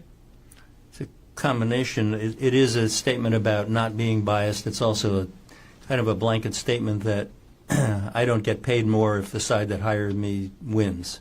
I get paid the same regardless of what happens. But there is an interest in future business, isn't there right? Isn't that right, Doctor? Well, there's always an interest in future business, but that doesn't overcome what we've already talked about, that you get the same opinion from me no matter who you are. It's based on the facts and the medicine. And let's face it, future business isn't such a big interest of mine. I'm trying to get retired and it's not working. Your interest in future business would encourage you to say what you think Mr. Otake wants you to say. Isn't that right? No, that's not right at all. No. Your interest in future business encourages you to minimize Ariel's injuries. Isn't that right? No, absolutely not. My interest in future business is doing business honestly with attorneys who are honest, and that's what I do. And you've already heard the answer during direct exam. I tell lots of lawyers that their clients are screwed.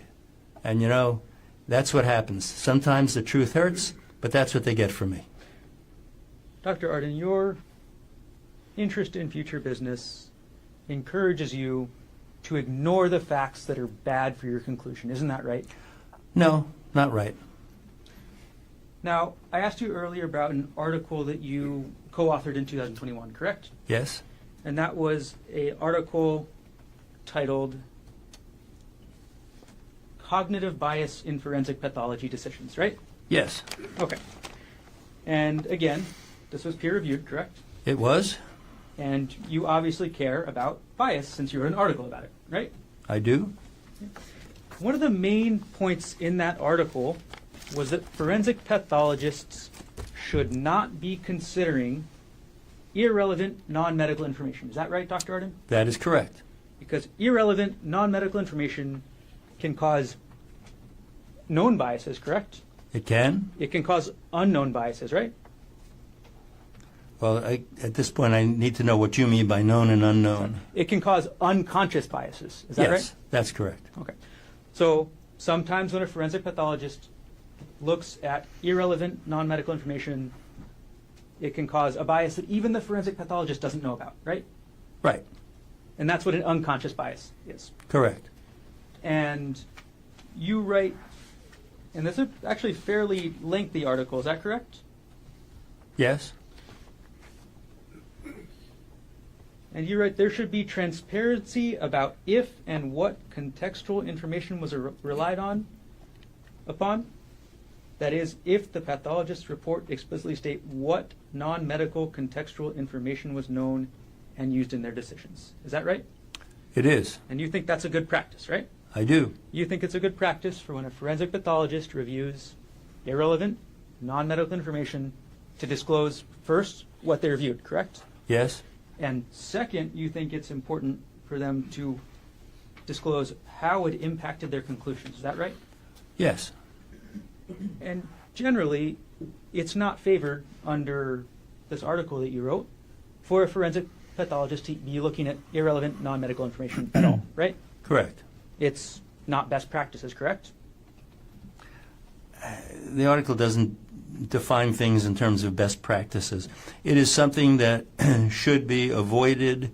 I'll tell you, in the real world, sometimes it is difficult to avoid irrelevant or non-medical information because that's how things come to you. But you should recognize which things are irrelevant or non-medical, and you should make strong efforts to avoid being influenced by them.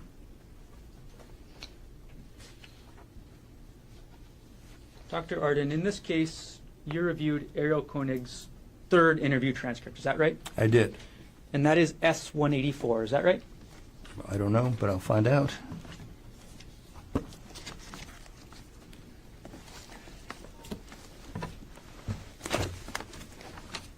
Yes, sir.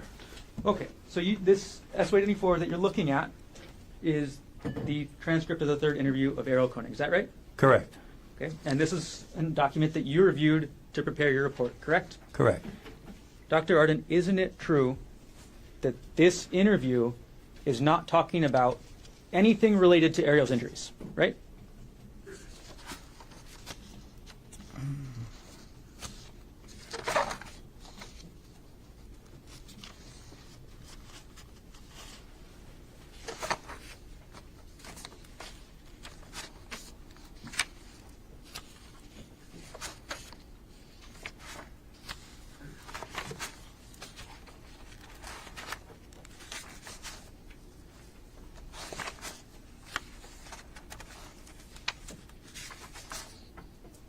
Right. This transcript of the third interview does not discuss any of her physical injuries, the lacerations. So this interview, transcript number 3, is irrelevant non-medical information. Isn't that correct? It is irrelevant non-medical information relative to the blunt force injuries or blunt impact injuries that she received, yes. You also reviewed Ariel Konig's fourth transcript. Is that right, Doctor? Yes. And if you want to turn to S-186, could you? Yes. And could you review that for just a moment?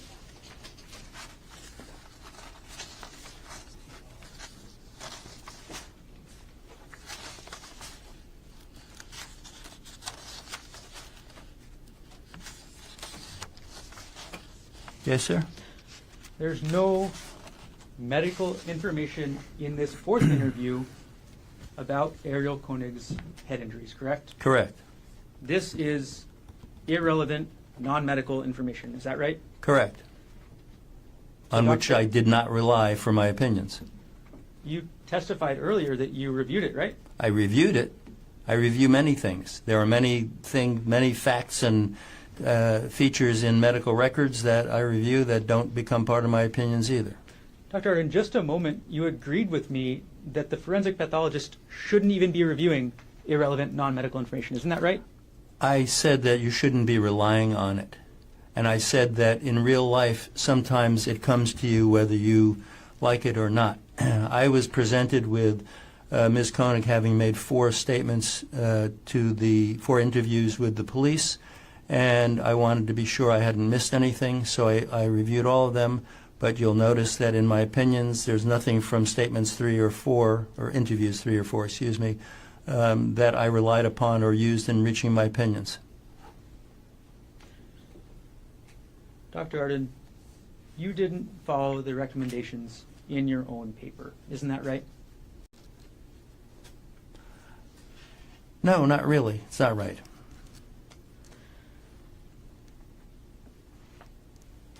You testified earlier, Dr. Arden, that you were the chief medical examiner in Washington, D.C., correct?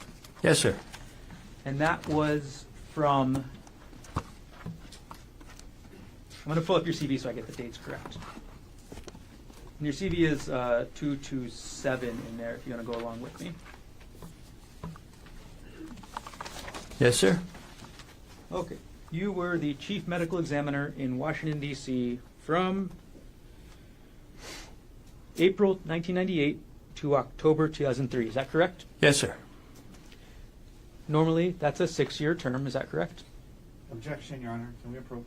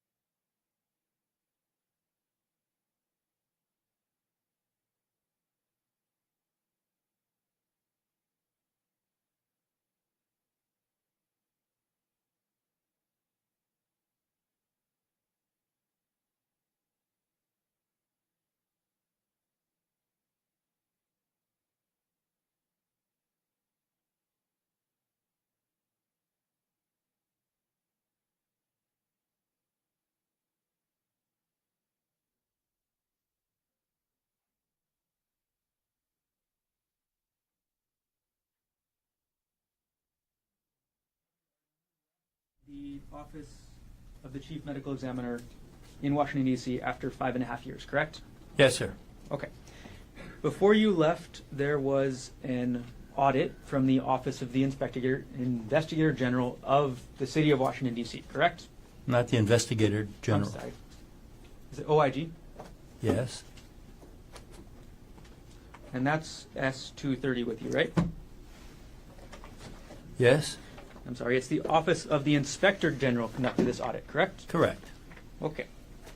Can you turn to page 31 of that audit?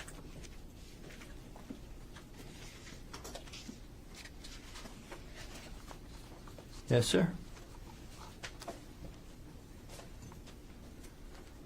And I'm sorry, page 31 will be in the bottom right. I know there's a couple unmarked pages at the beginning. I have it. Okay. Now, there was a specific finding in this audit about the policies that you set as chief medical examiner, correct? Yes. And the specific finding in that audit, and I'm sorry, before I get to the findings, the acronym OCME is Office of Chief Medical Examiner, correct? Yes. The acronym CME is Chief Medical Examiner, right? Yes.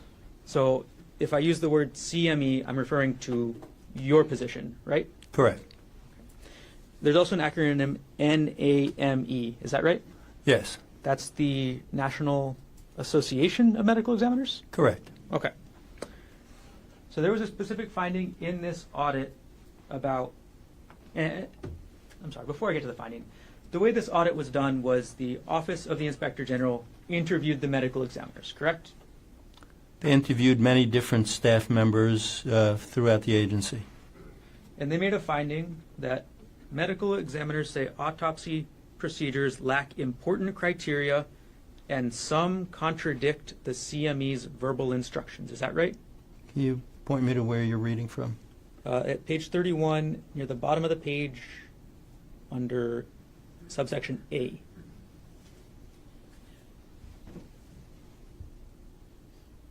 Okay, could you read the excerpt again, please? Okay. The finding was that medical examiners say autopsy procedures lack important criteria and some contradict the CME's verbal instructions. Is that right?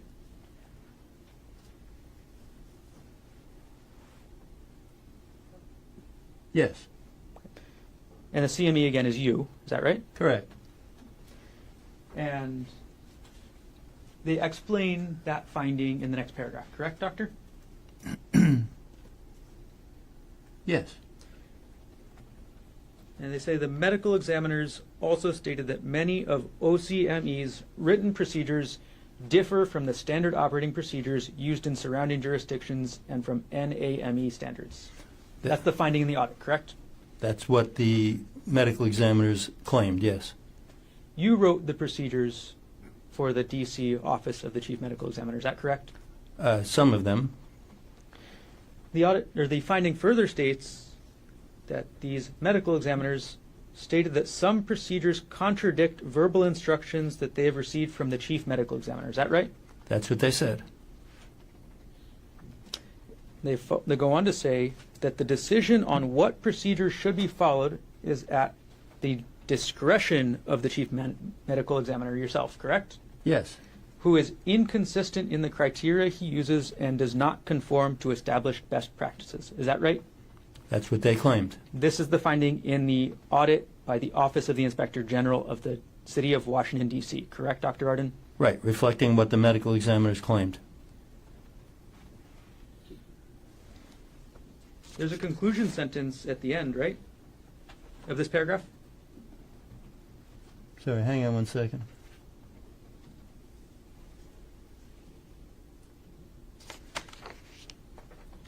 I think that was an unspecific question, Doctor. It was.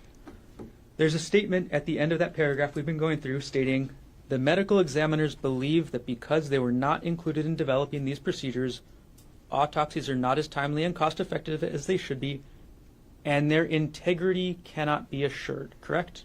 That's a statement, yes. Okay. And again, these are all referring to the policies that you wrote, correct?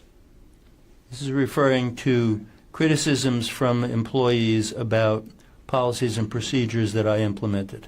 And their criticism was that the policies and procedures that you implemented meant that their autopsies, the integrity of their autopsies, could not be assured, correct?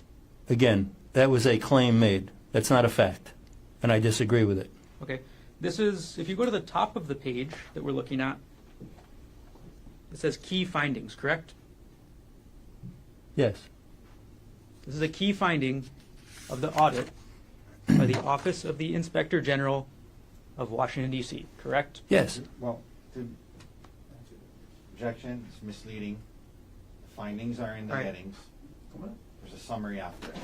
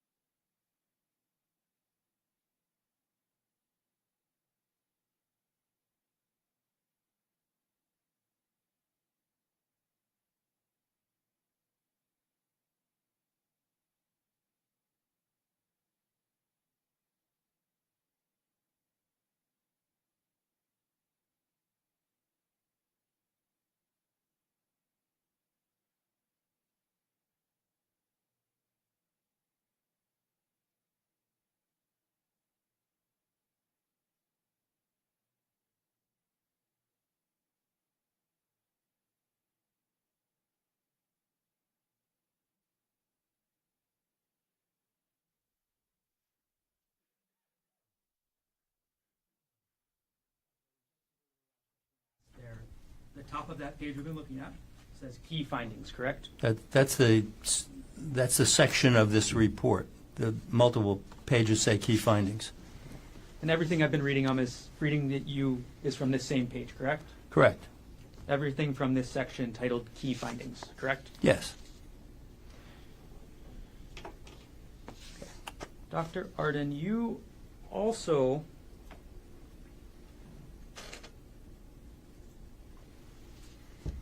have a long history of going on the news, correct? There was a period of time when I did talking head kind of things on news programs, yes. I haven't done it in a number of years, but for a while I did. You would go on CNN, correct? That was one place. You would go on Nancy Grace, is that right? I did. It's a little embarrassing, but I did many Nancy Grace shows. I'm not going to comment on how embarrassing that would be for anybody or any comment about that. But you were on the show, right? I was. Okay. Now, you did a specific statement in, or could you turn to S229, Doctor?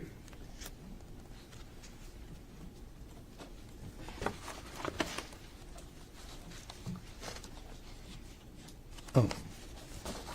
Yes, thank you. I have it. Okay. And this is a transcript of the show CNN Newsroom, is that right?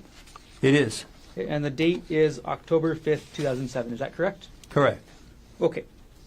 And some of the anchors here are Don Lemon, right? He's one.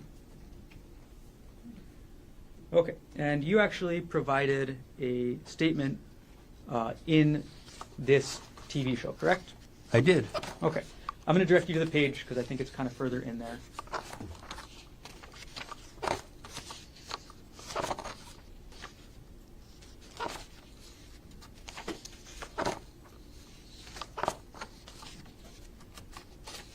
Okay.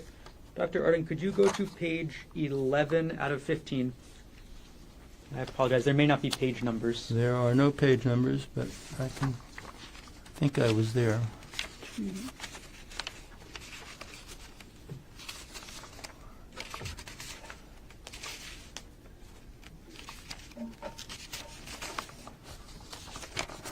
I have it. Okay.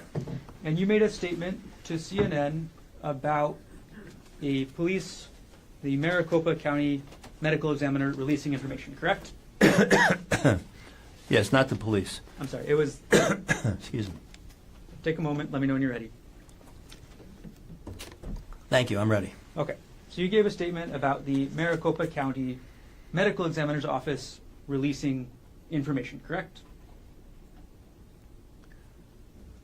I made a general statement about release of information that was related to a question from the Maricopa County medical examiner. Yes.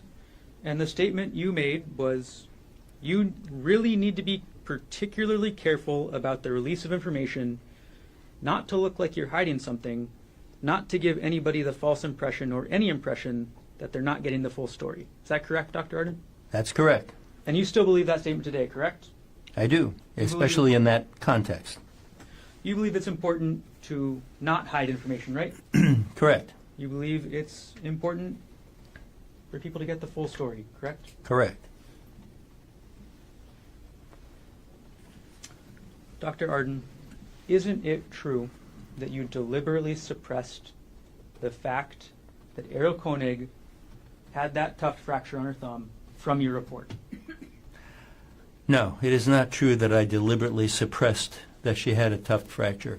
I mentioned a thumb injury, and as I've already explained, that was not relevant to the analysis and opinions that I was giving, excuse me, and it still is not. Isn't it true that when you testified this morning, you testified that you would tell the whole truth? I did. And you said nothing in your direct testimony about this thumb fracture, correct? Right. I also said nothing in my direct testimony about many other medical details that she had that were in those records.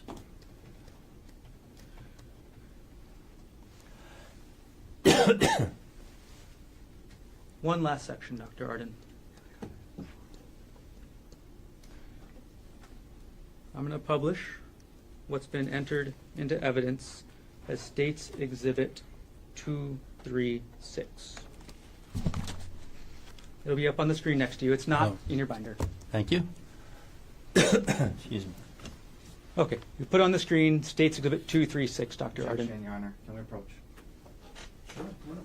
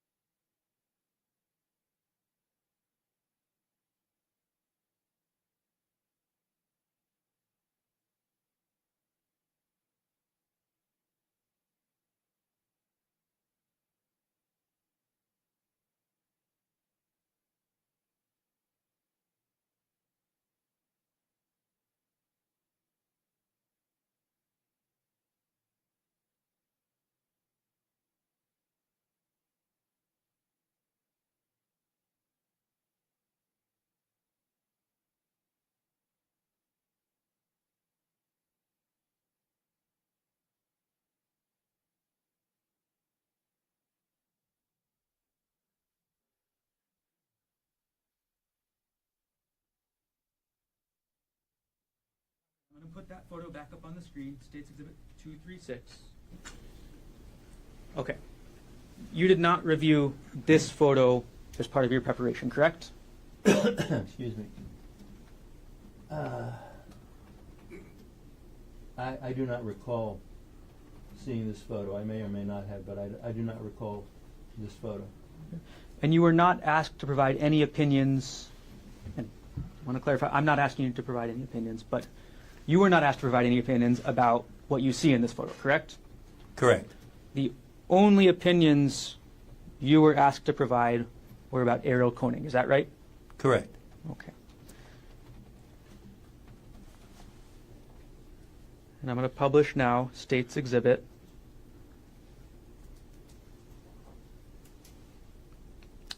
States Exhibit 25. Dr. Arden, this is a stellate laceration that we see on the screen, correct? Yes.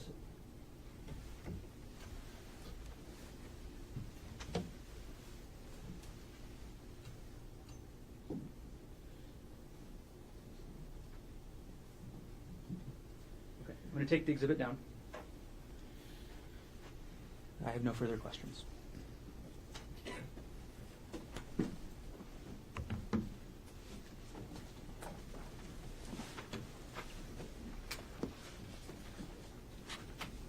Mr. Wasaki, three different. Thank you. Thank you, Dr. Arden. I'll try to keep this relatively brief. The audit that you were asked about when you were the chief medical examiner of the Washington, D.C.'s office, that was from, was it 2002? Something like that? 2003. 2003, so 23 years ago? Yes. And as audits do, it pointed out some findings and made recommendations of how to improve. And in the audit, you agreed to the recommendations, right? I agreed to many of their recommendations, and also, by the way, they're statutorily required to include my comments or responses, Okay. which they did, and some of them disagreed with some of the statements in the findings or made by other employees. But Bottom line is, they made some findings. Clearly, the office wasn't perfect. I agreed to many of the actually almost all of the findings, and agreed that we should improve those things. And that was 23 years ago. Correct. All right. Now, 1 second. I'm just going to kind of run through some areas here that you were asked about. You know, he asked you about testifying mostly for defense, and we talked about how, because the prosecutors have their own medical examiners and whatnot, and I think you said last month you testified for the prosecution, just last month, right? Correct. You were asked about getting paid, and I think you said $700 an hour, Yes. which is another reason we're going to try to keep this short right now. But and you said about 10 hours, so maybe $7,000 around there, and Yeah, just short of that. and then 7,000 for the day, right? Correct. Doctor, would you sacrifice your integrity for 14 grand? No way.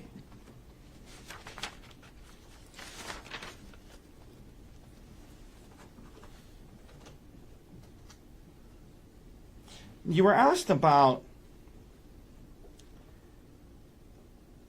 this issue of the email to the primary care doctor and concussion. And you said that while traumatic brain injury, mild traumatic brain injury, is somewhat synonymous with concussion. You said that, right? I did. But let's read the whole email. 1 second.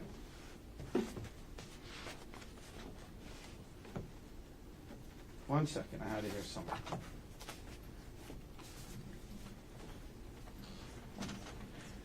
It's okay. The email mentioned asking to include concussion and traumatic brain injury in the PCP, primary care physician's report, and it said, so it's consistent with the Queen's documentation and treatment. You remember reading that? Yes. Do you recall, you went through the Queen's records, right? Yes. Do you recall seeing anywhere in those records the term traumatic brain injury? I do not.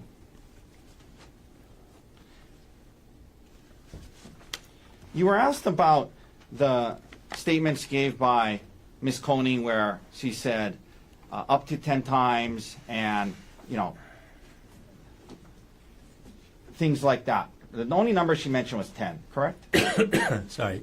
Yes, that's the only number. Yeah, and so, and there were places she said, 100% with all his might, right? Yes. All And- full force. Full force. And you were asked to give an opinion about whether her statements were consistent with her injuries, and you said, in your opinion, it's likely consistent with 2, maybe 3 hits, is what you said today, right? I said several blows in my report, and I testified here today. Excuse me. Most probably 2 to 3. Okay, so consistent with 2, maybe consistent with 3, right? Yes. But not likely consistent with 4, 5, 6, 7, 8, 9, up to 10, correct? Those are. Excuse me. Yeah. Those are unlikely.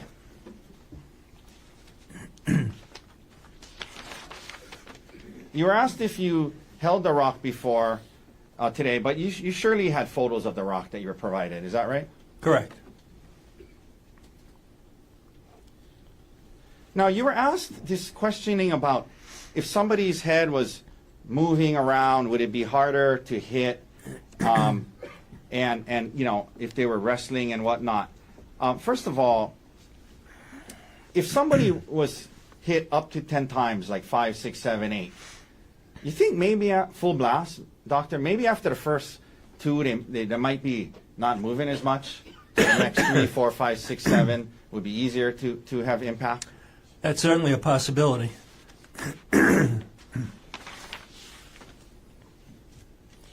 Now, I just want to make sure that we're being fair here to you. So you were asked about when you were saying that Ms. Konig's complaints about concussion were subjective and self-reported. And then he brought up, well, isn't it true at the Queen's she had vomited. Remember that? I do. But isn't it true in your report that he had, when you were talking about that, it said the records from the primary care physician, indicated that Ms. Konig was experiencing post-concussion symptoms of dizziness and nausea. And you said, I note that her complaints were entirely subjective. You were talking about the complaints to the PCP, right?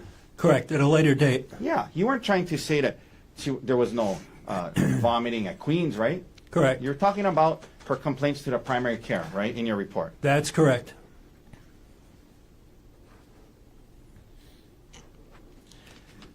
Now, you weren't allowed to answer this earlier, but so I want you to. Just ask the question. Sorry. Earlier, when you were asked questions about the thumb, well, multiple questions, there was more you were about to say. I want to follow up with that. You were talking about why. Well, first of all, you did include the thumb in your injury in your report, right? I mentioned it, yes. Yeah, and you referred to it as you called it an impact injury, right? I did. You didn't have to call it that, did you? Well, that's what it was. Yeah, but my point is you included that in your report, right? I did. Now, you were starting to say you were trying to demonstrate to the jury, what are we talking about here? You said just the front tip, small portion of the thumb? Yes. The fracture was of the tip of this bone that's at the tip of the thumb. So the area that was fractured was very small. Okay.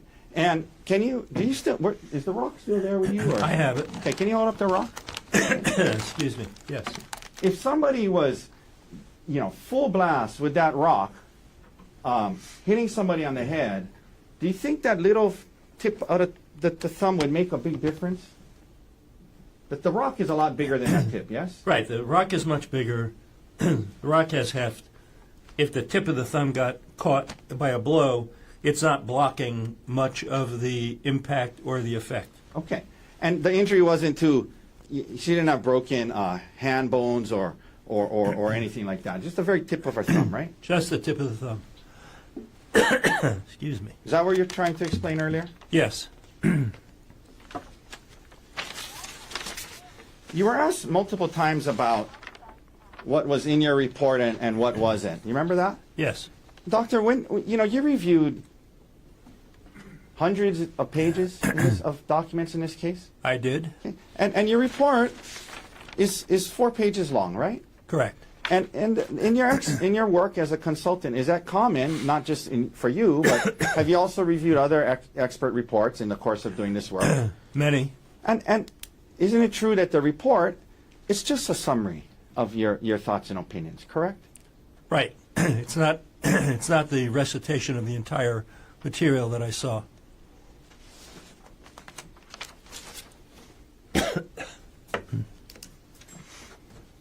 You were asked about this injury going all the way to the skull, okay? Yes. And so, but just so we're clear, and my head is probably a good example because I don't have hair, but from your scalp to the skull, is it a very deep? Is it a very thick area from the top of your scalp to your skull? No, you're probably talking about half an inch, 5/8 of an inch, that neighborhood. All right.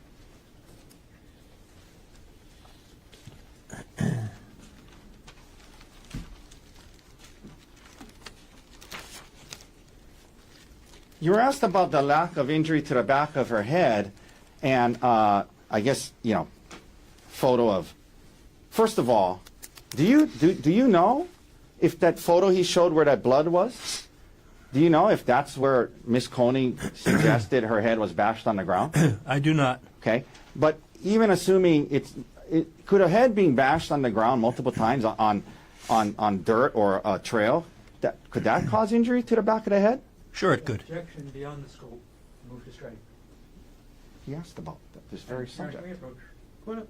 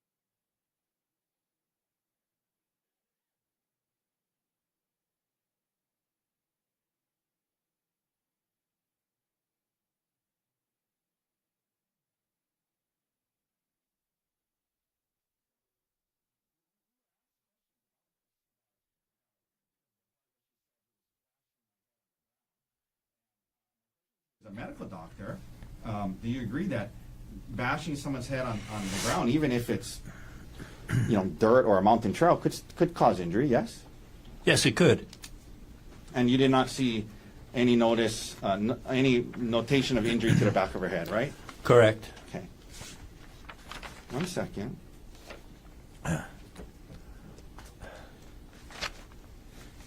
Let me. 1 second. Let me ask you two last subjects here. Okay. So, you were asked by the prosecutor. Apparently, well, I guess he's faulting you, or he's bringing up that. Argumentative, sustain. You were asked by him. He raised this issue. You understand from what was well. First of all, you review what's provided to you, right? Correct.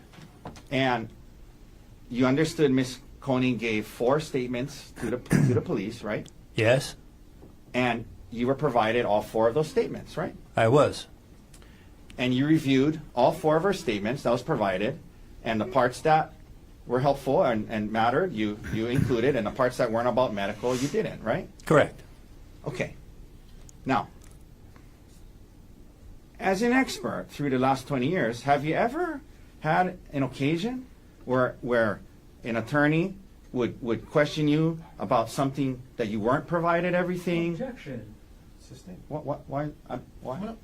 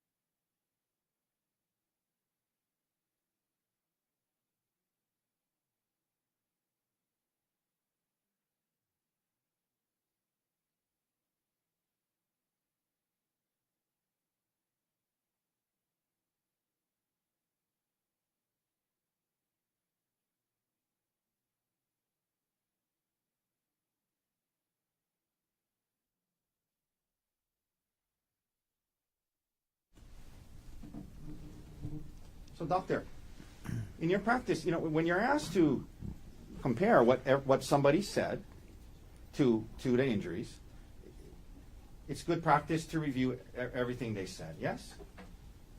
Pretty much, yes. And you can be criticized for not reviewing everything. Correct. Yes, that's true. So, for example, if we didn't give you 3 and 4 statements 3 and 4, he might be cross-examining you that you didn't review everything, right? Correct. You've seen that happen, right? Yes, sir, I have. Damned if you do, damned if you don't, I guess, right, doctor? Objection argumentative. That's sustain.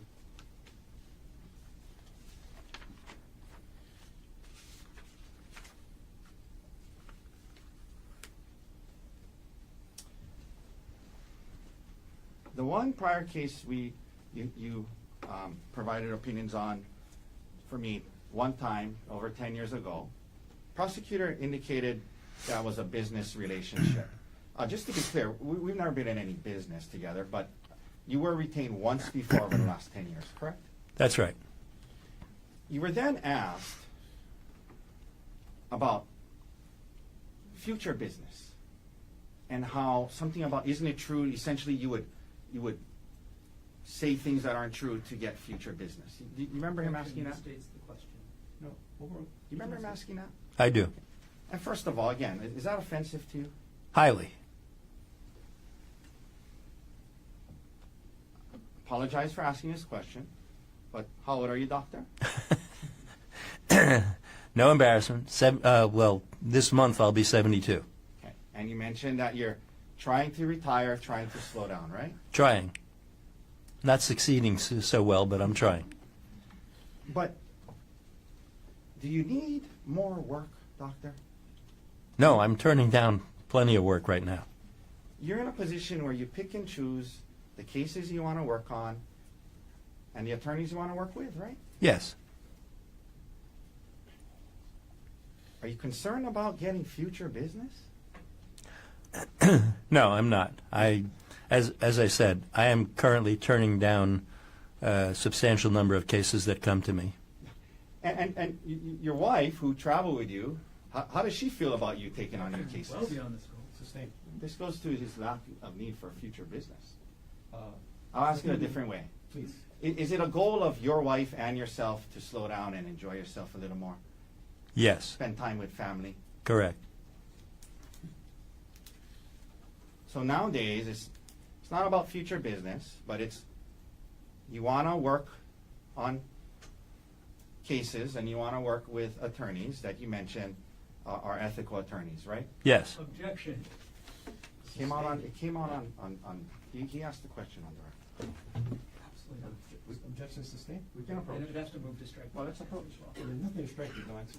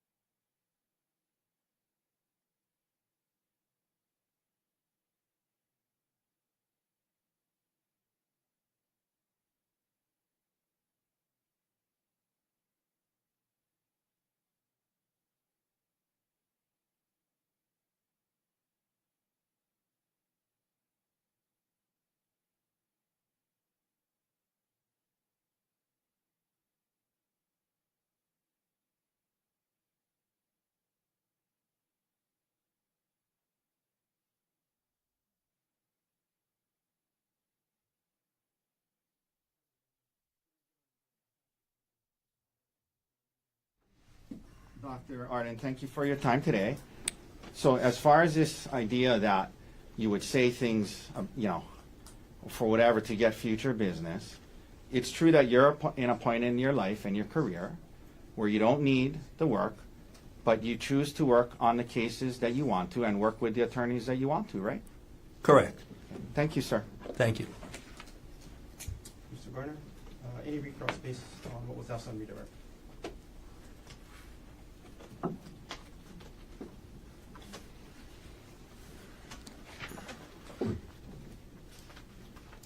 Dr. Hawaii is a good place to slow down with your wife, right?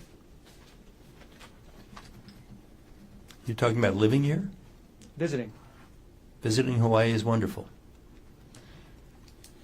Now, you testified on redirect that you believed that Ariel's injuries were 1/2 inch to 5/8 5/8 an inch deep. Is that right? Objection, that mistakes his testimony. Oh, overruled. That's the testimony. I testified that the approximate thickness of the scalp down to the skull is about 5/8, 1/2 to 5/8 of an inch. It's an approximation. And again, the injury was all the way down to Ariel's skull, correct? Correct? So A plus B means that the injury was 1/2 inch to 5/8 of an inch deep on Ariel, correct? Approximately, yes. Right. You were also asked on your redirect about the unconsciousness or the effect of several blows to the head in rapid succession, correct? Correct? And you said that that could cause unconsciousness, right? I don't think I ever used the word unconsciousness, nor was it in the question. I did agree that it was possible that a person might be moving around less after being affected by several blows. And that's because the person could go unconscious, right? Well, person could go unconscious, person could be kind of dazed without being unconscious, person could be in pain and stops moving, lots of possibilities. The person could also be dead, right? Well, if you're dead, you're not moving. All right. Last thing, Dr. Arden.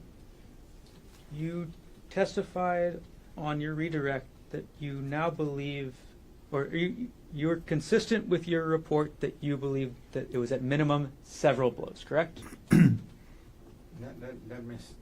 Well, go ahead. I didn't say at minimum. I said approximately, I said several blows, several impacts in the report, and I testified here today to clarify that I believe most probably 2 to 3.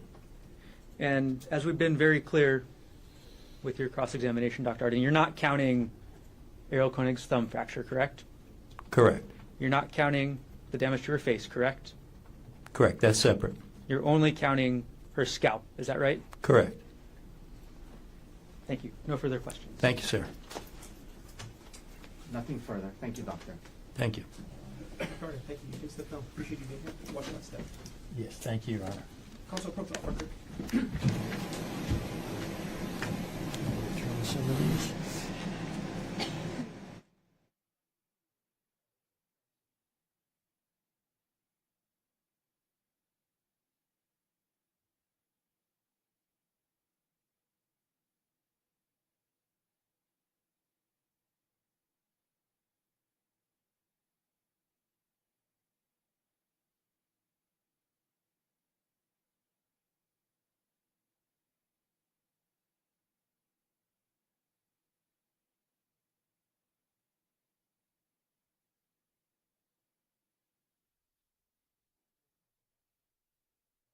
I need to have a more extensive legal discussion with the attorneys. Instead of having you wait, I'm just going to call the early lunch recess.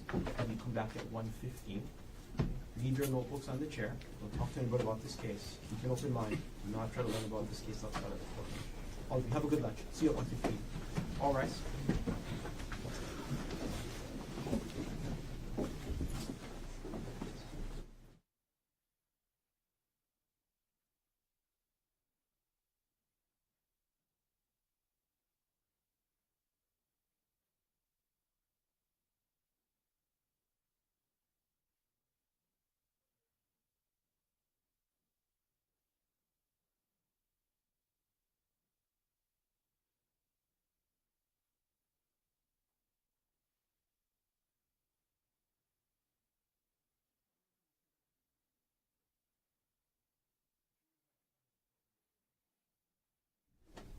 Mr. Otake, other than the possibility of Dr. Konig, does the defense intend to call any other witnesses?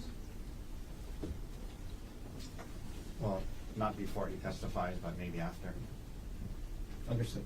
Then would now be the appropriate time to discuss his right to testify and not testify, is what I'm really getting at. It's up to you, Your Honor. If you want to do it now, that's fine. Okay. You can remain seated, Dr. Konig. I just had this conversation at the beginning of trial, but it's time to have it again. Right now, are you under the influence of any drugs, alcohol, or medication? I'm not. Any problems understanding the English language? No. You're thinking clearly right now? Yes. When we discussed this trial, when we started this trial, we discussed your rights to testify and not testify. I remember that. You do have the constitutional right to testify in your own defense. Do you understand what that means? Yes.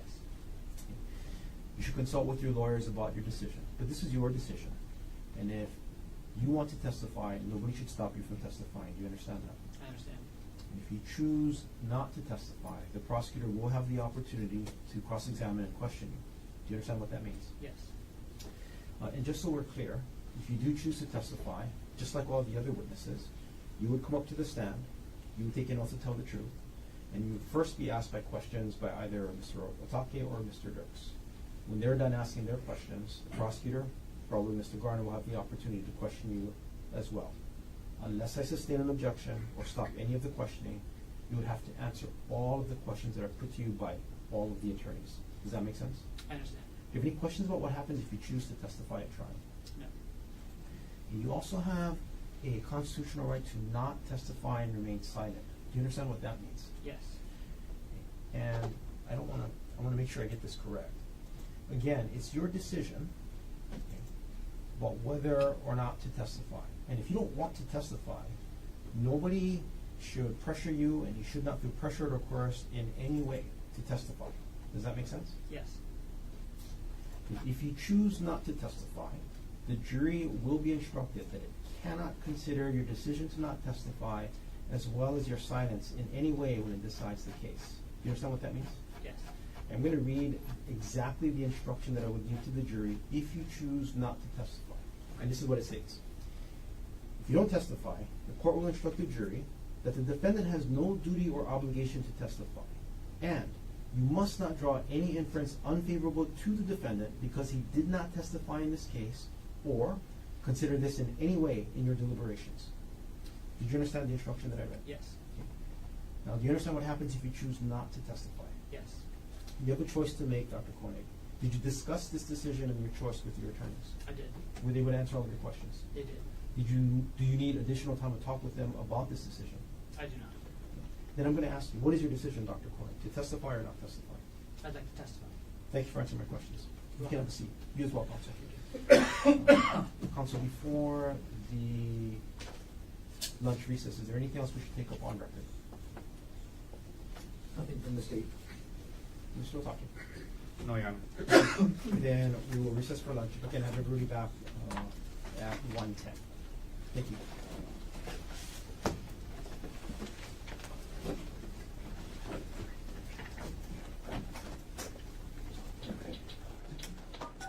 You are muted.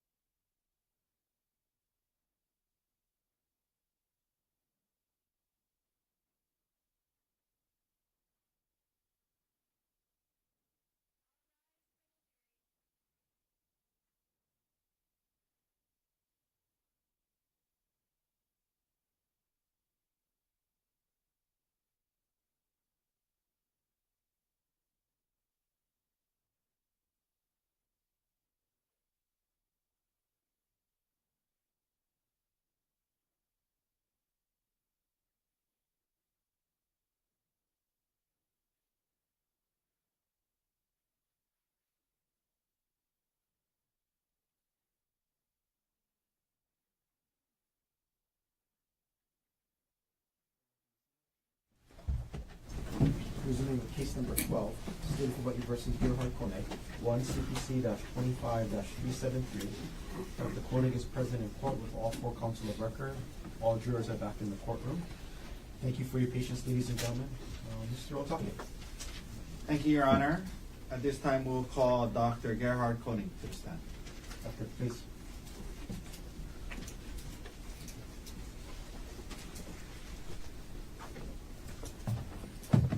Raise your right hand. You do solemnly swear or affirm that the testimony you're about to give will be the truth, the whole truth, and nothing but the truth. I do. Thank you. Please have a seat.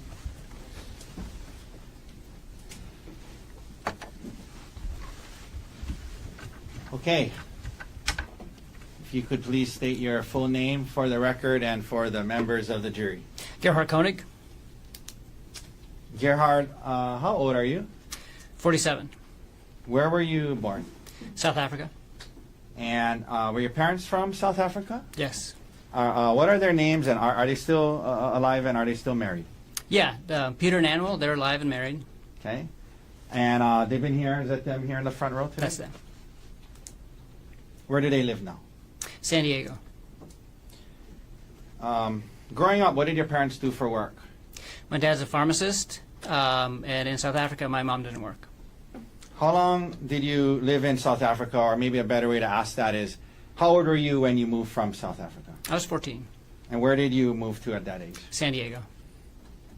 Who moved with you to San Diego at that time? My parents and my younger sister. So what grade were you in when you moved to the United States? 9th grade. Did your dad find work as a pharmacist? Yes. What did your mom do in San Diego? She ran a home daycare.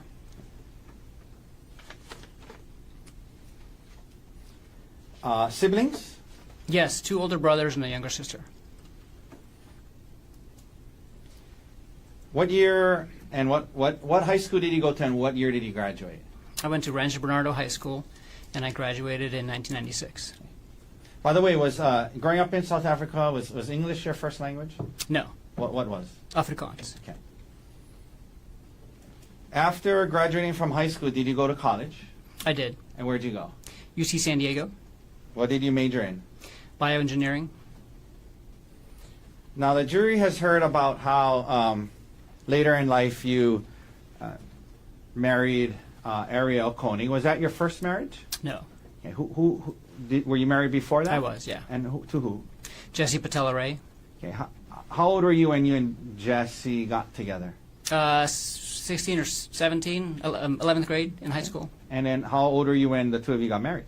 20.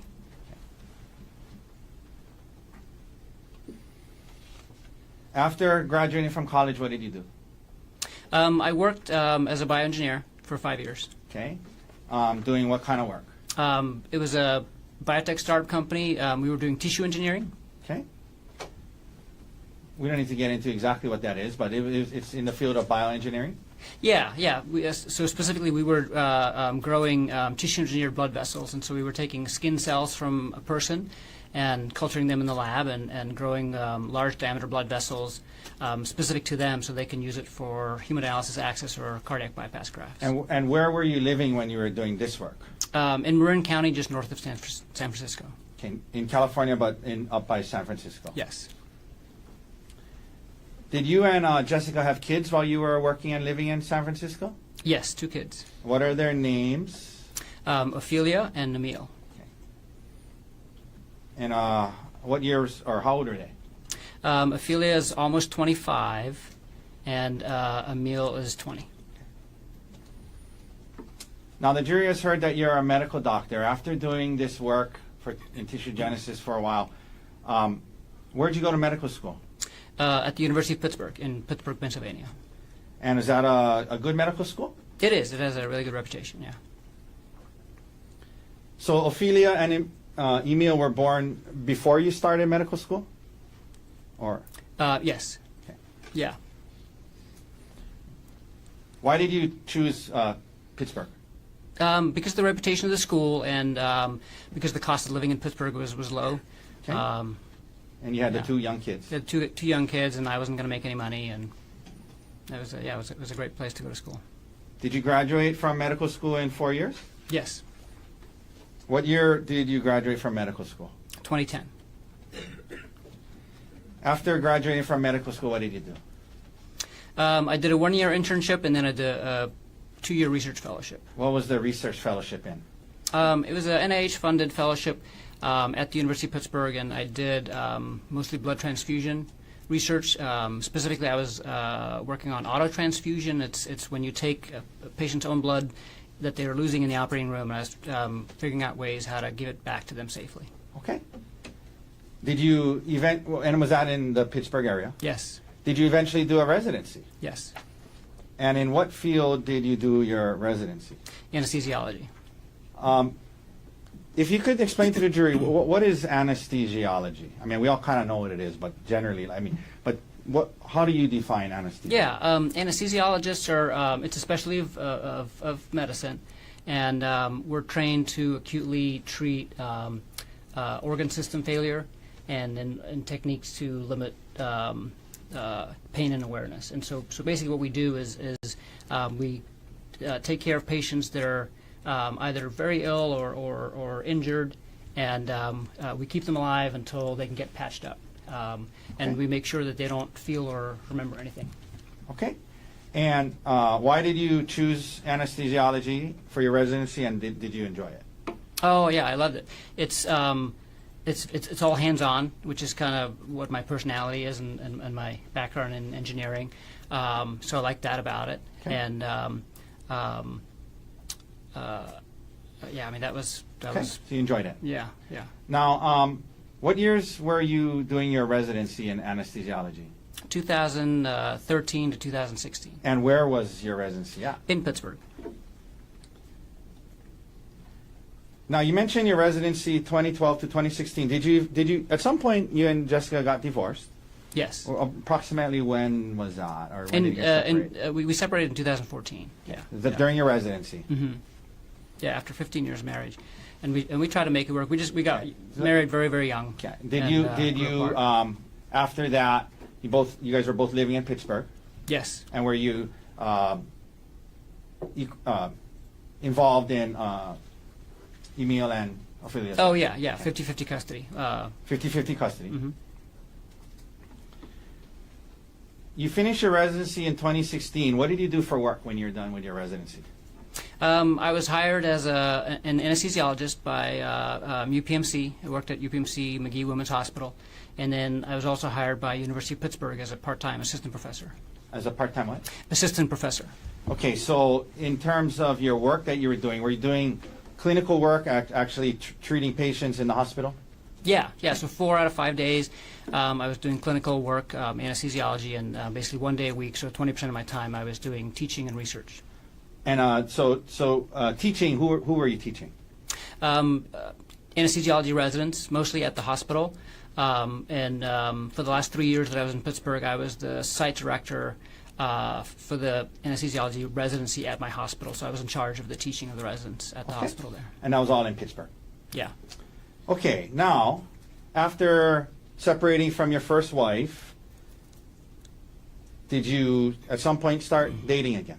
Yes. And did you try out dating apps? Yes. How'd that go? I used some free dating apps in the beginning and met some people and finally signed up for a paid app, eHarmony. eHarmony. Mm-hmm.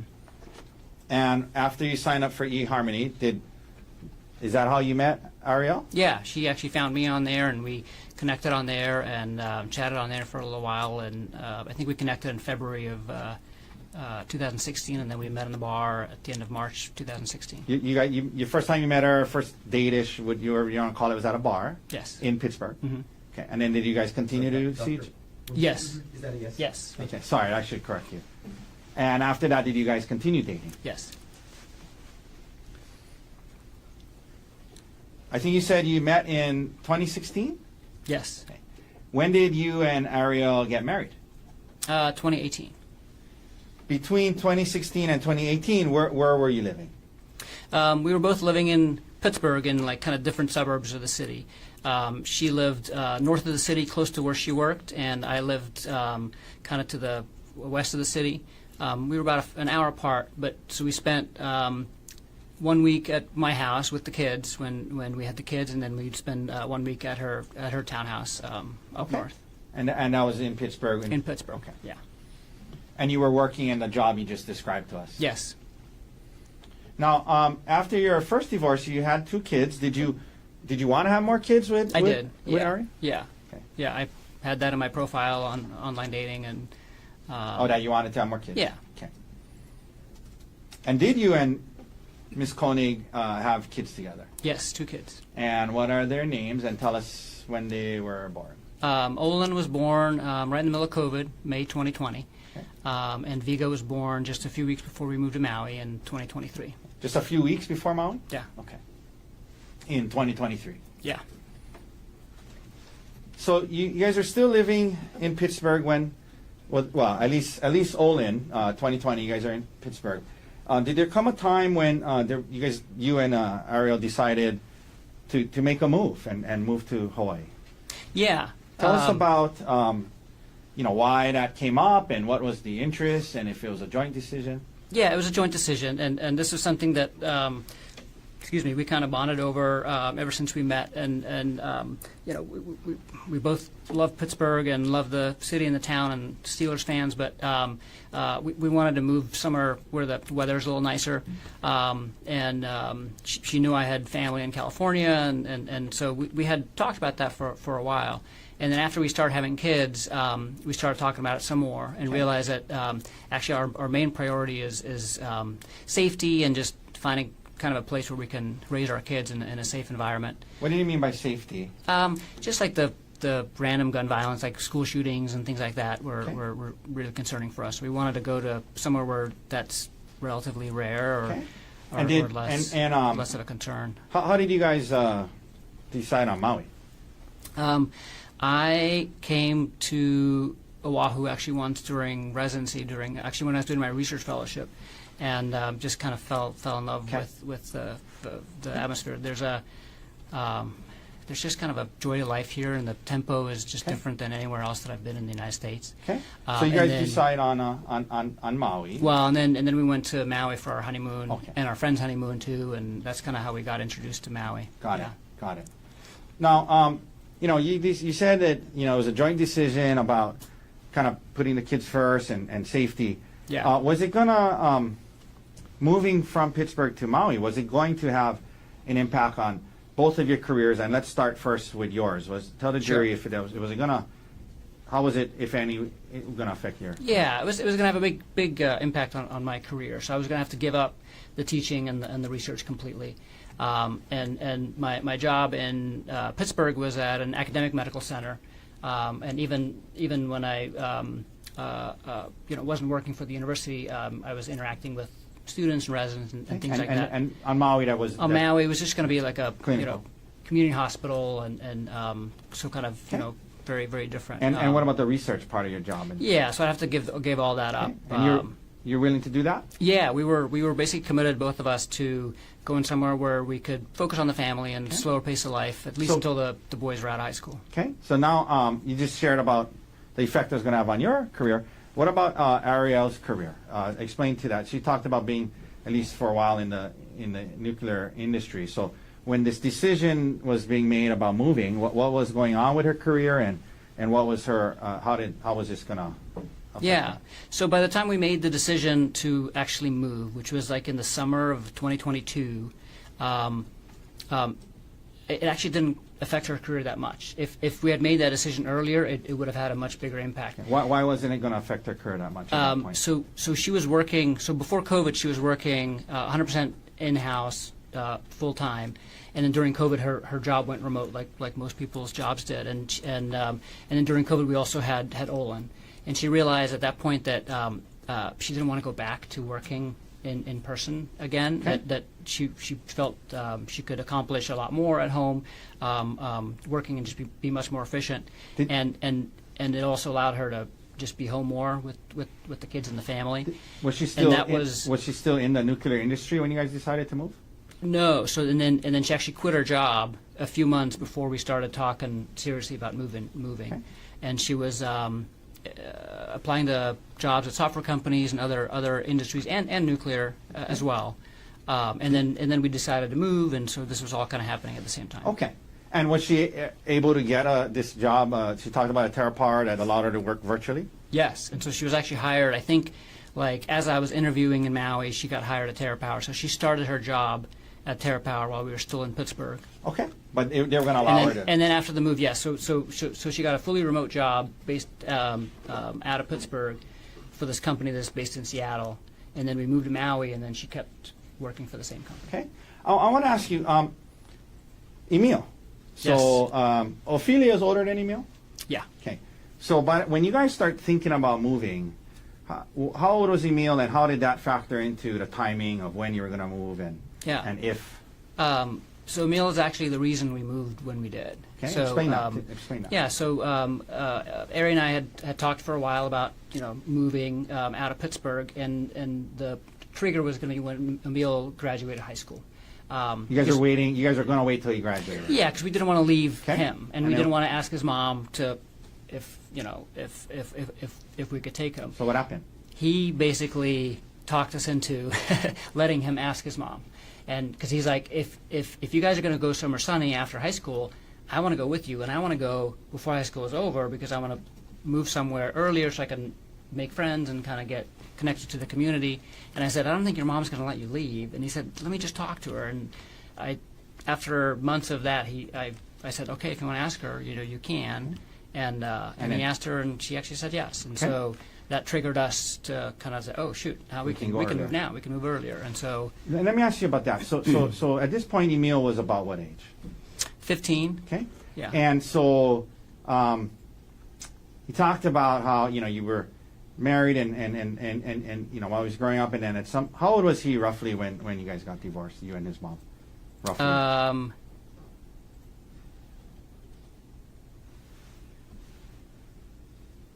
9. Okay. Yeah. And so from when he was born till 9, you obviously very active in his life. Is that right? Yes. And then after that, you had him every other week. Is that right? Yes. Okay. And then come a time now he's 16, and he's actually asking if he can go to Maui with you. Is that right? Yeah. Okay. Yeah. No, we've had a really good relationship. Okay. And so that kind of made the timeline where you guys could go sooner. Is that right? Yes. And what about Ophelia? By the time you guys were moving, was she already over 18? Yeah, she was over, and she had moved out of the house already, and Okay. so yeah, she didn't come to Maui with us. Okay. Now, so when you first moved here, did Emil then finish high school on Maui? Yes, Maui High. We heard about how Miss Konig's parents, or Ariel's parents, also moved to Maui. How did that happen? Yeah, no, they.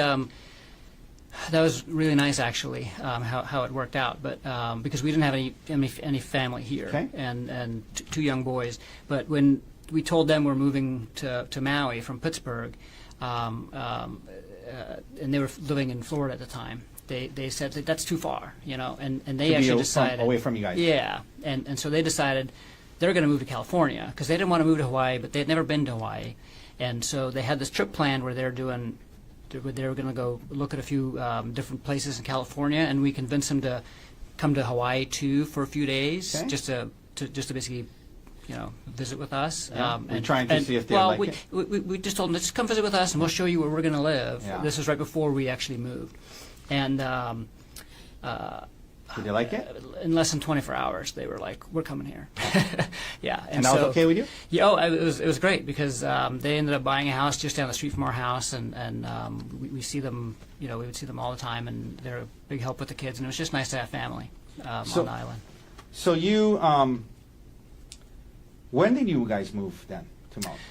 So I had to give 6 months' notice at my job. So I got a job offer in like August of 2022, but we didn't end up moving until end of February of 2023. Okay. And your job offer on Maui was what? It was so the group's called TMG, and we're the only anesthesiology group on the island. It's a private practice group, So you applied with them, yeah, and they hired you. yes. So I know this is a big question, but I'm going to ask you to kind of just maybe summarize. You get here to Maui, March 2023. You got these two young kids. Your son's here. Your in-laws are here, You got a job. You know, what was life like for you and your family from March 2023 until December 2024? Can you just summarize what it was like? Yeah, it was amazing. The move was a little stressful at first getting here, but once we were here and settled in, it was our dream life. So we bought a house really close to the hospital, so I could walk to work, and it also meant that I could take all my call shifts from home. And whenever I was done at the day, I could be home in a few minutes, and it translated into me being home a lot more than I was in Pittsburgh at my previous job. And so that meant that I was spending a lot more time with the kids and with Ari and with Emil. I was doing a lot of home improvement projects, and then as a family we were doing lots of exploring. Like every weekend we would explore Maui. We did a lot of beach activities. We went to the beach almost every weekend, snorkeling, surfing, paddleboarding, hiking. Okay, so it was a good life. Yeah, we made a bunch of friends through my work and through Olin's preschool, some of his friends and friends' parents, and we were getting settled in. Yeah, and let me ask you, Ariel, when you testified, when the detective asked her about how the marriage was before December 2024, she said it was a good marriage. Do you agree with that? I thought it was a great marriage, yeah. Okay. I totally agree. I just had a question. That being said, during that time period, did it ever come up that area between that time period, did moving back to the mainland ever come up? It did. So her job, and when she was first hired by Terra Power, they had asked her to move to Seattle, and they said, "Hey, would you move to Seattle?" And she said no. Okay. And then a few times they had kind of asked her again to, if she would consider that. Okay. Our plan was always to at least stay in Maui until the kids graduate high school, and then we can kind of focus on our careers again and let the career drive the decisions. Now, I was asking a little bit about your marriage during that time period, and this came up with Ariel. In your marriage back then, who handled the financial affairs more so, like, taxes, life insurance, finances between the two of you? I did. Okay. And why was that so? I'm a very meticulous kind of person that keeps track of everything, and so it's just kind of more naturally in my, Yeah. Pretty organized. Yeah. Did you have, like computer files with different, insurance, taxes, yeah. all that stuff? And all of our things were joint. We didn't have any separate anything, and so I ended up taking care of most of those things. And those computer files, and they were all in a shared drive that we shared, and so she had access to everything, and she contributed and as well. But okay. I took care of most of it. Okay. And you would kind of from time to time look into the files or update the files, or all the time. Okay. Yeah. All the time. Yeah. Okay. Now, you just described a great life and great marriage. Did there come a time in 2024, Gerhardt, when that changed? Yes. First of all, in 2024, at some point, well, let me ask you this preliminarily. Did Ariel have to travel for work? She did, yeah. Okay, and that's because she was working virtually? Yeah, just like three or four times a year. Okay. Did there come a time in 2024 when Ariel traveled to South Africa for work? Yes. Do you remember when that was roughly? At the end of August of 2024. And who was she going with, to your knowledge, at the time? It was a pretty important trip for her because it was just the CEO of the company, another man that was high up in the company called Jeff Miller, and herself. Okay. Now, I want to ask you this.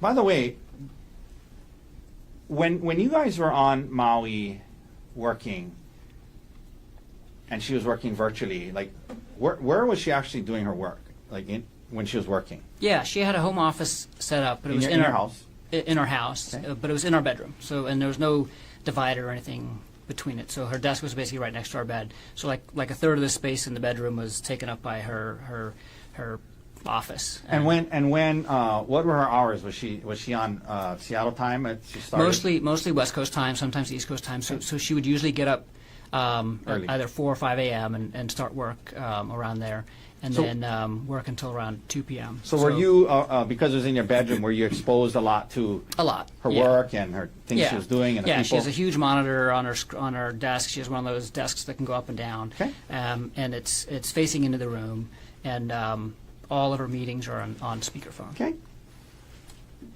Prior to this, well, leading up to this South Africa trip, you mentioned did she go with a man named Jeff Miller? Yes. Did you have any concerns about Jeff Miller at that time? No.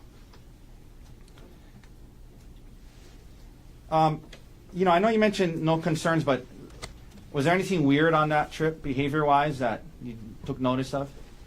The South African trip? Yeah, it was a really quick trip. It was just 2 nights. But the one weird thing was that on the second night, I remember noticing that she never contacted me at the end of the day, and that's kind of out of character. Whenever she went on work trips, she would always kind of check in at some point. At the end of the day, even usually we would check in several times during the day as well, and just do text. We would text a lot.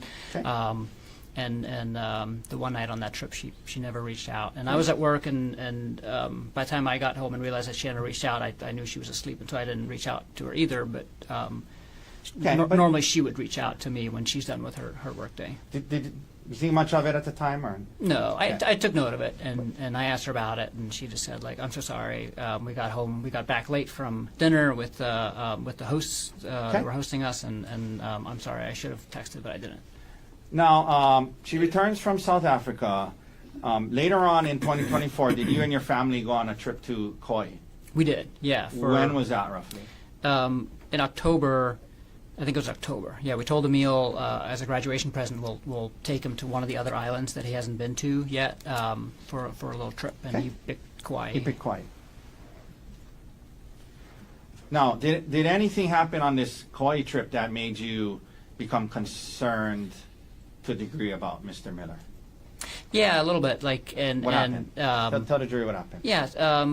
So we were there at the end of I think from like Thursday to Monday or something like that. So it overlapped with her work week a little bit, and she was able to take most of the time off. But there was a few meetings that she still had to do that she couldn't. And so and they're early morning meetings because they were West Coast time, and I just overheard her talking to him on the phone and from the other room, and it just seemed that they had a very familiar tone, more so than what I was used to, the way that she used to talk to him and the way that she talked to her other work colleagues.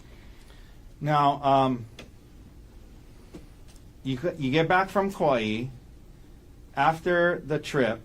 From October to December, did you notice any other red flags or concerning behavior?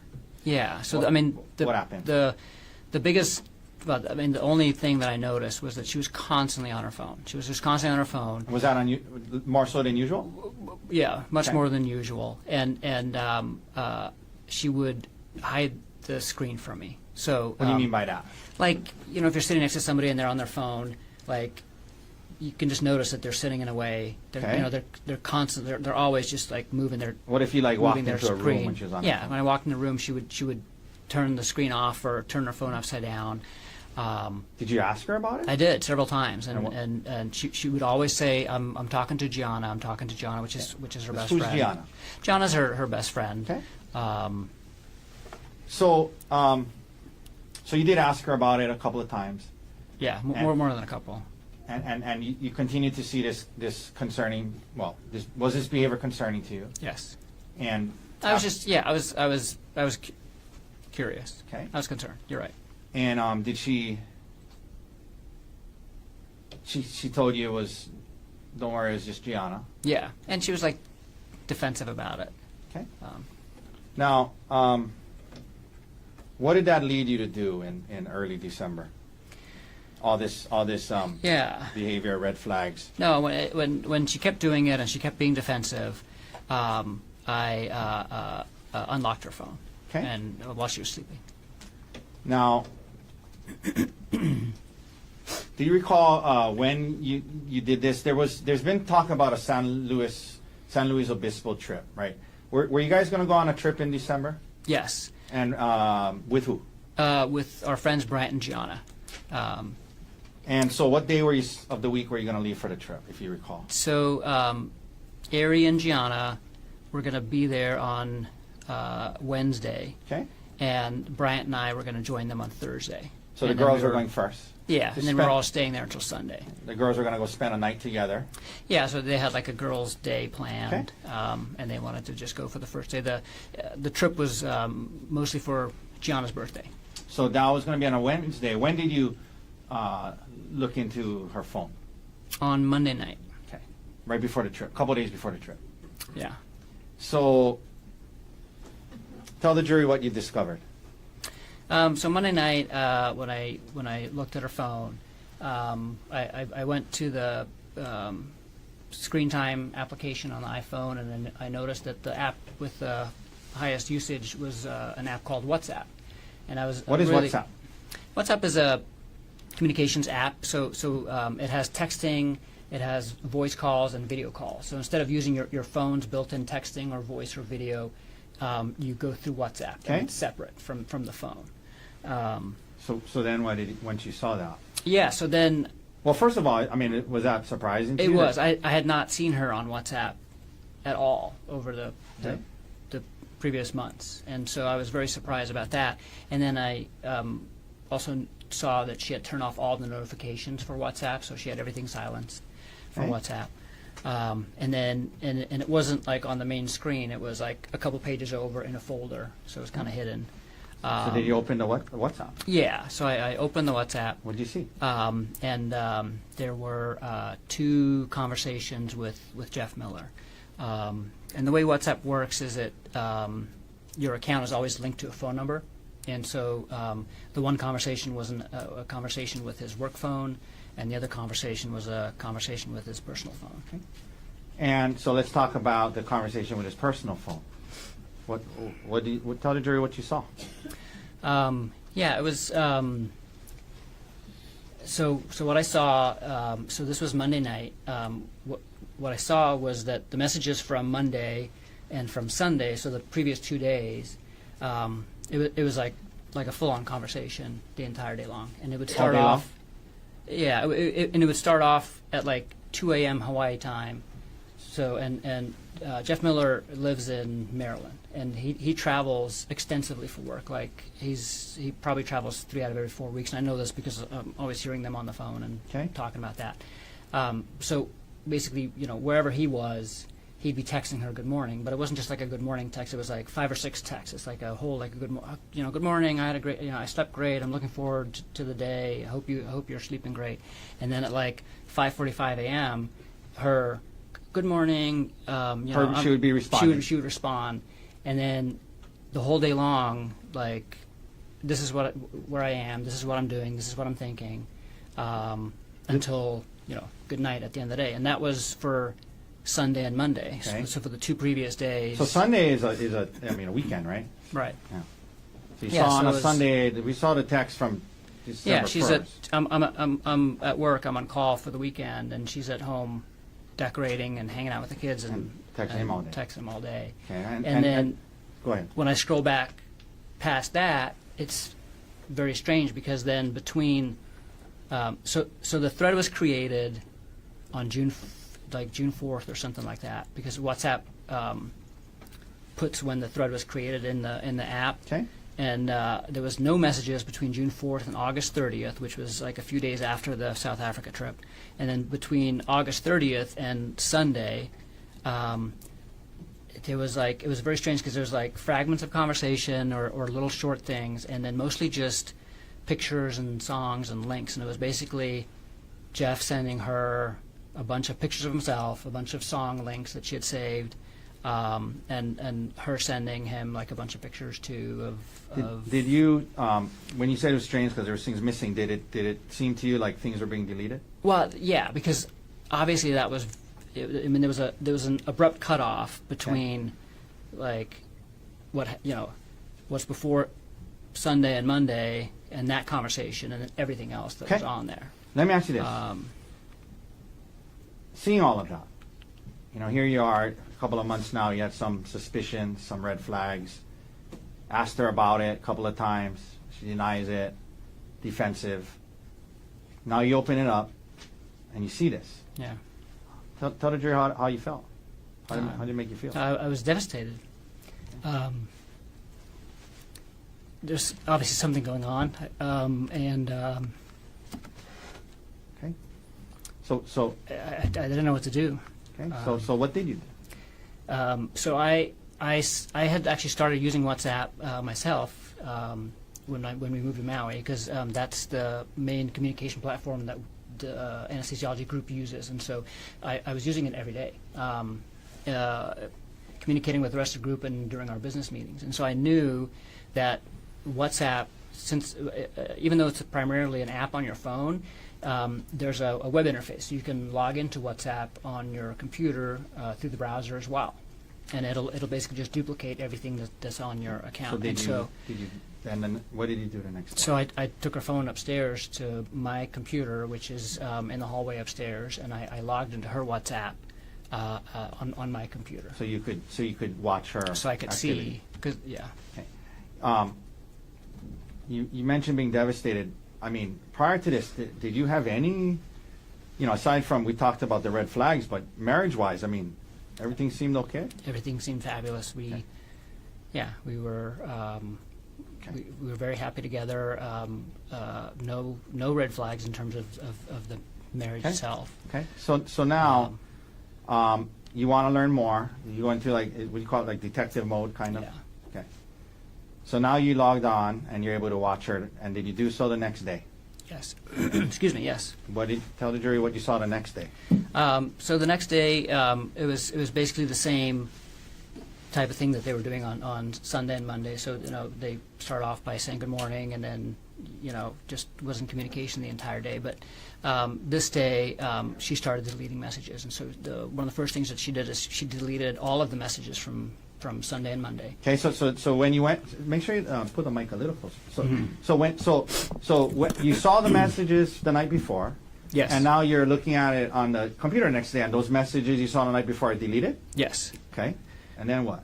And then I saw them communicate kind of in real time, because I could see it pop up on my screen too. And as soon as the conversation proceeded, kind of passed, she would kind of keep deleting the Okay. previous messages. So she was not deleting them in real time, but throughout the day she was deleting the previous messages. And the content of the communications and what was being deleted, again, was it concerning? Yeah, I mean it was the same type of conversation that she was having with them on the previous 2 days, which is not a conversation you have with a coworker. This is a conversation you have with your spouse. I mean, this is And after watching that all day long, what did you conclude? I mean, in terms of what was going on, did you believe? I mean, she was having an affair. Okay. Let me ask you this: while that was, did you, because she was deleting these things, did you try to save some of the messages? Yes. So the first thing I did, actually, the night that I unlocked her phone, because on WhatsApp you can also export the thread basically and save the thread, and so I exported the thread to my phone. So I had copies of what was on there when I first discovered it, and then the next day on my computer, the only thing I could do on the web interface is take screenshots Okay. of the. And you took some. Yeah. All right. So now you are faced with, this. You got this trip in a day or two. Do you confront Ariel right away? Not right away. So the way that this was happening was that our trip to San Luis Obispo, there's no direct flights from Maui to San Luis Obispo, and so we coordinated that the layovers were going to be in Phoenix, which is where Brian Gianna lives. And Ari was taking a red eye on Tuesday night. And so on Tuesday, when I was first discovering and watching this kind of in person for the first time, Let me stop you there. she's packing Just for to the help the jury. So Monday night is when you first found the WhatsApp chain, is that right? Right. So Monday overnight. Tuesday So Tuesday day. morning, I wake up and I start looking at them interacting in real Throughout the day. time during the day. And then Ariel's supposed to leave that night. And so she's supposed to leave that night. Do you confront her before she leaves? I do not. Okay. Yeah. And then, so she leaves. Who do you first reach out to talk to about this? Yeah. So on Wednesday night, I'm supposed to leave to fly to Phoenix to meet Bryant and then go to San Luis Obispo. Okay. And Wednesday, like in the middle of the day, I call him and talk to him. Okay. And why did you call? FaceTime. Why did you call Brian? Talk to him about it. Few different reasons. One was that we were, about to go on this trip with them, and I wasn't able to. Like, I knew I was going to have to confront her as soon as I got to San Luis Obispo. So now it's Wednesday, and I'm convinced of, I'm seeing what they're doing, especially what she was sharing with them on Wednesday. So on Wednesday, she was spending all day in San Luis Obispo with Gianna, and she's basically keeping him up to. I mean, first thing is, like, as soon as she lands in Phoenix in the morning, she's like, just landed. I have an hour and a half. If you're free, we can chat. Can't wait to talk to you. Is she texting you, keeping you up to date? Like, I'm getting, I also got a just landed text, but like nothing else, Okay. but she's like, reaching out to him, and on WhatsApp, like, you can see when a message has been read, and so as soon as she saw that he read her just landed text, she called him, like, right, she didn't wait for him to respond. Okay. And stuff, and like, I'm not getting a call, I'm not getting any of this stuff, and then during the day, she's sending him pictures of the places that they're of her and Gianna doing stuff, So you're seeing this. So I'm seeing this, and that's at that point I'm just like, I can't go to San Luis Obispo and not confront her about this right away. Like, And going back to Bryant, right? So I know. Yeah. Did you guys have like fun activities planned? It was supposed to be a fun couples yeah. trip. So I mean, it was supposed to be a couples trip, right? And it was Gianna's birthday, and actually Ari planned it because she used to work for, one of the power plants that she. That was her responsibility for refueling is just outside of San Luis Obispo. So she used to travel to San Luis Obispo all the time for work, and Okay, so were you planned like were you a bunch of fun reaching out to activities. Brian? And you said there's several reasons. Was one of it to kind of let him know, like, hey, this might not be the fun trip we had Yeah. planned? So the first reason was like, hey, like, this is, I'm just giving you a heads up. Like, I'm gonna confront Ari with basically an affair. Was there other reasons why you wanted? And then the other reason was that, the other reason why he's my best friend and I wanted some advice, but I specifically wanted advice from him because they had just gone through infidelity in their relationship like 6 months earlier. Brian and Gianna. Brian and Gianna. And Okay. so They were dealing with that. yeah, so he had been dealing with this, and I was looking for advice and just needed a And friend. just to be talk clear to. for the jury, in that situation, though, was it reversed? It was, yeah. was Brian had like a one-night stand, Okay. and Gianna Yeah. found out about Okay. it. And So they had been dealing kicked with him that out of the and after house that. and stuff. Yeah, Okay. yeah. And so you talked to Brian. Yes. Do you fly up on the trip? Yes. When you get there, do you confront Ariel right away? Almost right away. I mean, like right when we get there, they already have dinner reservations and stuff like that waiting for us. And so we go to dinner, and right after dinner, when we go back to the hotel, is when I confront her. Did you talk to Gianna before you confronted Ariel? Very briefly. Okay. Yeah. And you And- told her what you had found. I basically just gave, I told her briefly what I had found, and then left to go talk to Ari and left Bryant to explain to her more. So, where do you confront Ari? Were you in the hotel room? In the hotel room. You confront her with it. Tell the jury how that went and what Ariel's initial reaction was. Yeah, I confront her with it, and she's immediately remorseful and doesn't deny anything, admits to it, and is crying and Let me ask you this. You say admits to it, and when Ms. Konig testified, she kept using the term, you guys use the term emotional affair, but in that time period, what did she admit to? Having a... she admitted to having an affair. Yeah. Okay. Yeah. with Jeff Miller. Yeah, she admitted this was completely inappropriate relationship. Okay. And so you we mentioned called it she- an affair from the start. And you mentioned she was remorseful and crying. Yeah, Okay. yeah. Now, here we are now in San Luis Obispo. This is going on. What was your emotional state like at the time? In other words, what were you thinking needed to happen? And like, you guys were going to try to work this out or Yeah. not, or while you're on the trip. Yeah, no, I mean it was tough. I mean a lot of emotions for sure, but we but Brian and John were really helpful, and we were away from the kids and away from work and away from everything else, so we can kind of just focus on this. Okay. And You guys reached some kind of conclusion as to yeah. whether or not you guys were going to break up or what? Oh yeah. So yeah, we both wanted to work on it. We both well. She basically said, like, I'm so sorry, I can't believe I did this, and I'll do anything it takes to heal our marriage, Okay. and you and our kids are more important than anything to me, and I'll do whatever it takes. And we start talking to Brian and Jana, and they kind of help us talk about some things, and we figure out what the next steps are going to be. Now, during the trip in San Luis Obispo, did the topic of her possibly moving out come up? Yes. And- Yeah, and- that was one of the big conversations we had. And did you guys settle in on, okay, she's not going to move out just right now, we're going to try? Yeah, so I preferred for her to move out. Do you mean like break up?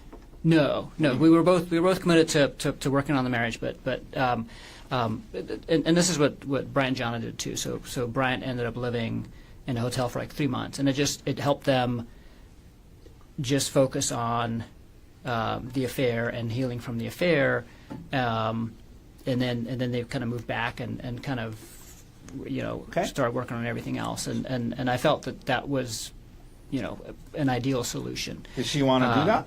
Well, both of us, we decided together not to do that, and because we had the two big complicating issues for us was one, our two little boys. So we at the time they were like 1.5 and 4.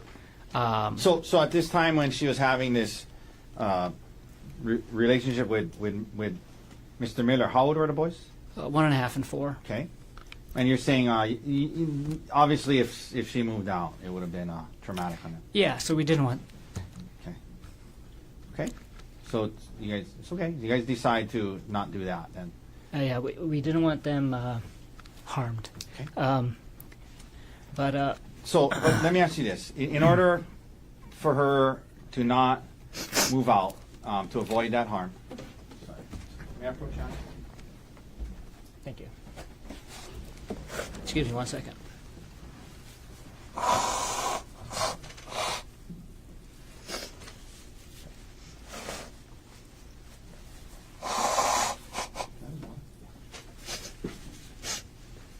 You want water? Yes, please. You mentioned the kids. Was there did Ari have other concerns about her moving out?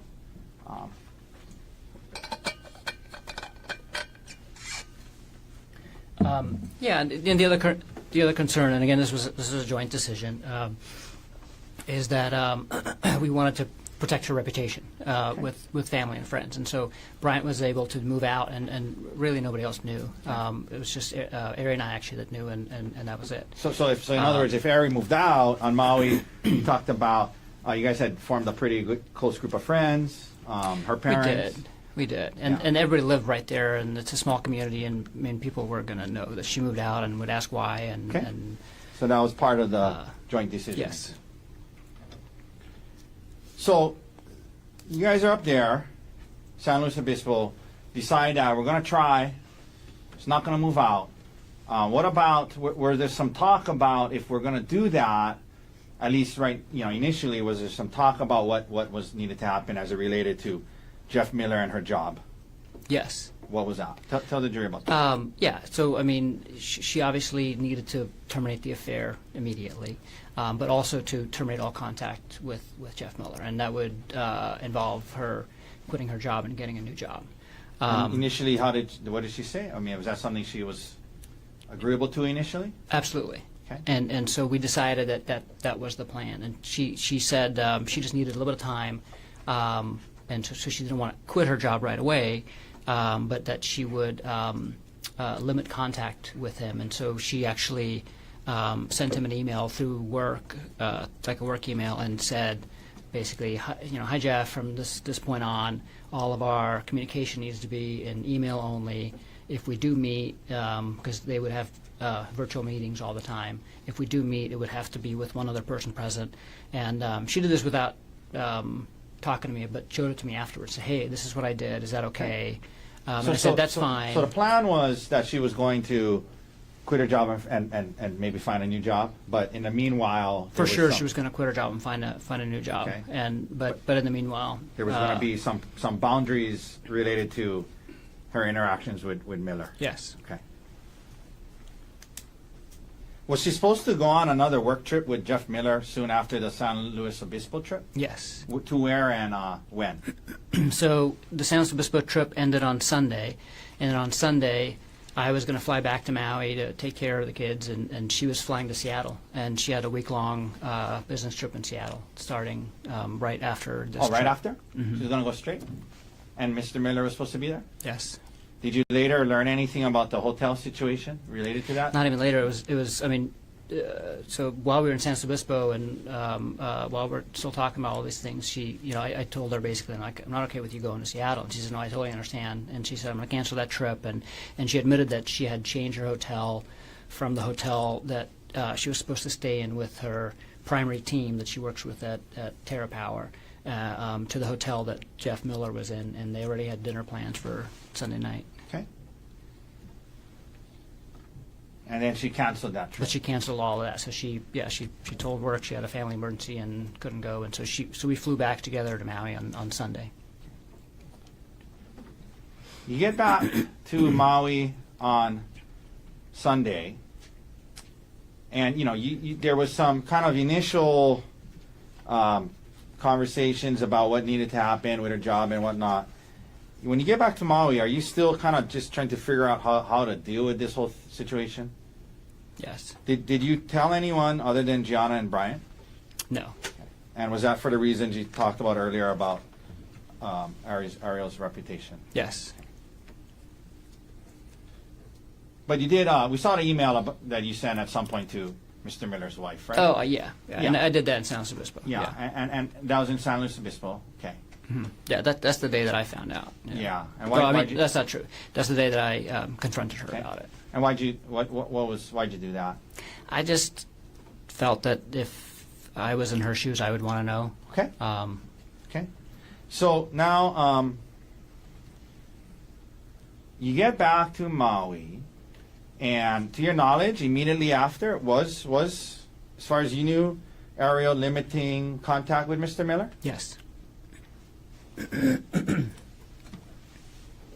Did she ever start to look for a new job?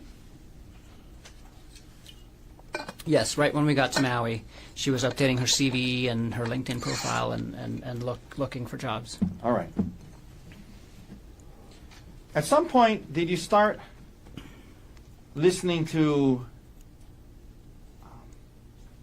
some audiobooks and trying to get some advice about how to heal from this?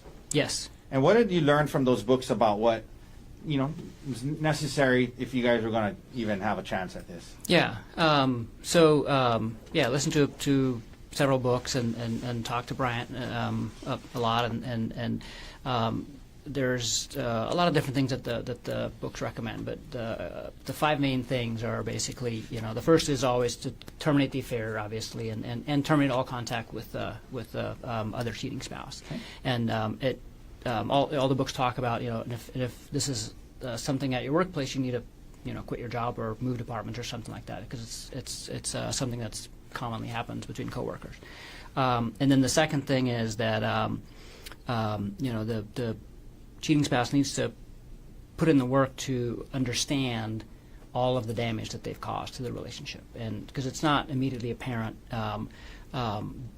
just how deep the trust issues are going to impact things, and potentially putting the family dynamics and the kids at risk and things like that, and all the different ways that you hurt your spouse. And Okay. so that was the second thing. The third thing is, Was there anything about privacy? yeah, so one of the main things is actively rebuilding trust, and that means that you're going to have to proactively give up privacy and then also tolerate some invasion of privacy. Meaning, basically, like you need to tolerate if your partner is saying like, "Hey, can I see your phone, for a sec and see who you're talking to," or "Hey, I can I see who you're emailing?" So Not get defensive. and not get defensive. Yeah. Okay. Now, and did you discuss those things with Ariel? Yes. Okay. And was she doing these things? In the beginning, and then very inconsistently the rest of the month. Very what? Very inconsistently the rest of the month. So she was kind of initially willing to do some of these things, but then seemed to become unwilling. Yeah. So basically, it seemed like her whole attitude changed, really within a few days of us getting back to Maui. Tell us about that. She started minimizing the affair and trying to say that it wasn't like a big deal, and she started blaming me for the affair and just saying like, well, you caused some of these things, and some of the Okay. telling me some of the things that I was doing that potentially contributed her doing. Was doing the she affair. open to your questions about, hey, let me see your phone, or who are you calling? Like on and off, she would get defensive and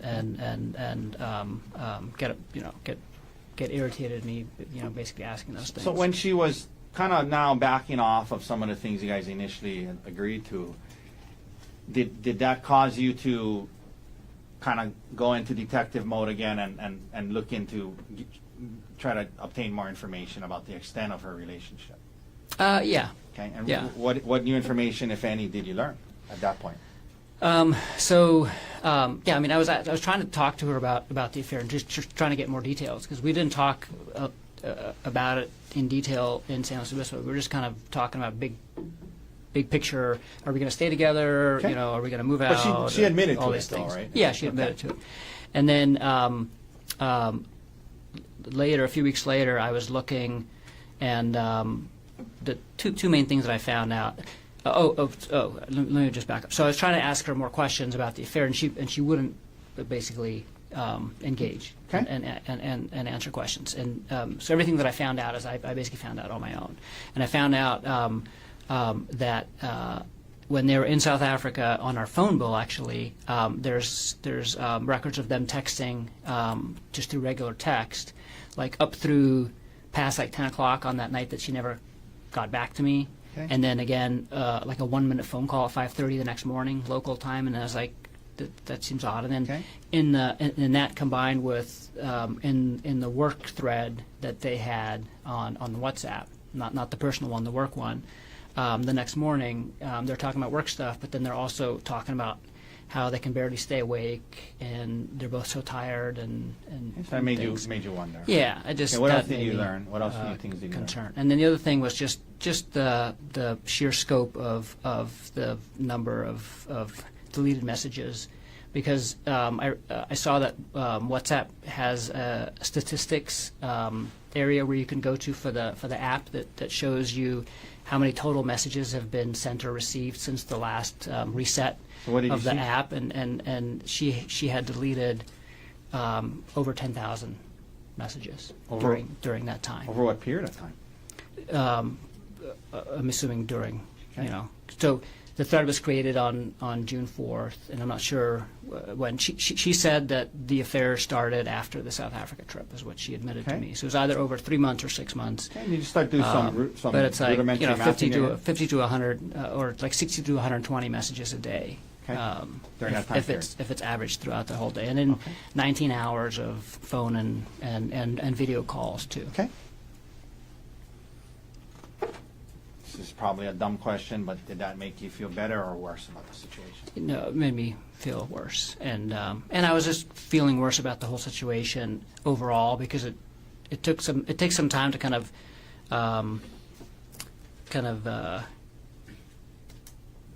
process all the emotions involved with it and realize all the implications of this. Yeah. Let me So ask you this. I was getting worse definitely in December. The new information that you discovered, did you discuss it with her or try to? I tried. And how did that go? She really wouldn't engage about anything with the affair. She kept saying like, "Stop asking me questions. You're it feels like you're asking me 21 questions." Like, things like that. After this new information, and now it's kind of seems like it's regressing her attitude. Did you ever ask her to move out in December again? I did. Yeah. Tell us how many times 2 times. and what happened. So the first time was around the middle of the month, and I just told her like, you're not doing what you said you were going to do, which is to take accountability for your actions and to basically do whatever it takes to heal the marriage. And at that point in time, she became very apologetic and said, "I'm so sorry. Like, you're right. Like, Okay. I'll do all those things." But again, that didn't last, and so. Was there a then second time? The second time was, and I remember the date because we had our first couples therapy session was scheduled for December 27th, and December 26th we got into a big argument about the same thing, and I ended up sleeping on the couch that night, and. Did you ask her to move out? And yeah, so I asked her to move out, and I ended up sleeping on the couch that night. Okay. And again, okay, so Yeah. so when you would bring up moving out, then she would say, "Okay, I'm sorry," and then she would say she would recommit. On the 26th, nothing Not was resolved that Okay. night. We just kind of got in a big argument, and I left and went to go sleep on the couch. Now, were you having? I mean, again, probably a dumb question, but were you having a hard time with all of this? Yes. Did you? Could we pull up State's Exhibit S-105? That's in evidence, please, Mr. Dirks. Did you turn to any sources to try and help yourself? Get some advice, get some healing. We talked about the audiobooks. There was this exhibit about Reddit as one after infidelity. What is that about? Were you looking at this? And tell the jury why, if you were. Yeah, no, it's just a thread about people that are struggling with finding out their spouses had cheated, basically, Okay. and advice and also just kind of sharing stories so you feel like you're not alone. Were you trying to get to a point where you could feel okay? Gerhardt? Yes. Okay. Yes. Was that what you're trying to do? Yes. Okay. In other words, you didn't rush straight to get out of here. I don't want to see you again. Kick you out of the house. No, not at all. Okay. But No. but it was hard. Was it hard? It was extremely hard, and But you were the audiobooks, Reddit. You were trying to get to a good place. Is that right? yes. Okay, we can take that down. By the way, there was this mention about the word Darvo the other day by Yes. Inuma. What is? I mean, Did it come up on the Reddit thread? It did. And what is that about? And I don't remember the acronym, but basically it was I came across it, and it's basically something that quite often happens. And so basically, the person that got caught having the affair, sometimes in the weeks after, they would try to turn the tide. So they would try to kind of take the spotlight off of them and move it to the other person, and basically say like, "Wow, but but you did this and this," Okay. And so it's I think he said a fairly something like- common thing that Yeah. people try to do to just try to Become deflect defensive. yeah. I think it was like attack. I forget what, but basically, it's there was actually a term for it. Yeah. And from what you read, it's when the person who did the cheating tries to deflect and kind of turn it back on you. Exactly. Did that resonate with you when you learned about that Yes. term, Darvo? Yes. And why was that? Because that's what she was doing. Like Okay. so throughout December, it just felt like she was, minimizing what she had done, and then she started bringing up all these things about our relationship, other things. Okay, and I'm going to get to that. The audiobooks, can we pull up Exhibit D 126, please? Did you both listen to an audiobook called How to Help My Spouse Heal from My Affair? Or How to Help Your Spouse yes. Heal from Your Affair? See that? Yes. And these are text messages between... I'm sorry, what exhibit is this? Sorry. D 126. I believe it's in evidence.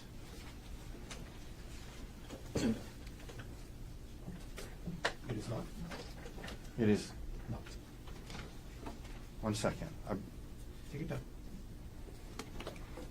I apologize. So I did ask her about it. There was text messages between the two of you guys about an audio book called How to Help My Spouse Heal from My Affair, correct? Yes. And is that something that a audio book you both listen to in your efforts to try and get to a better place? Yes. Okay. I know I listened to it, and she told me she did. Now, you heard her testify that she told the detective that her interactions with Mr. Miller were some flirty texts. From what you saw back then and discovered, was that an accurate description of the extent of her relationship with Mr. Miller? Not at all. Proper impeachment. And No, overrule. prior inconsistent. Understand. Overrule. Let me ask that again. You had conversations with Ariel where she admitted to the affair, yes? Yes. You saw the communications that she had with Mr. Miller, correct? Yes.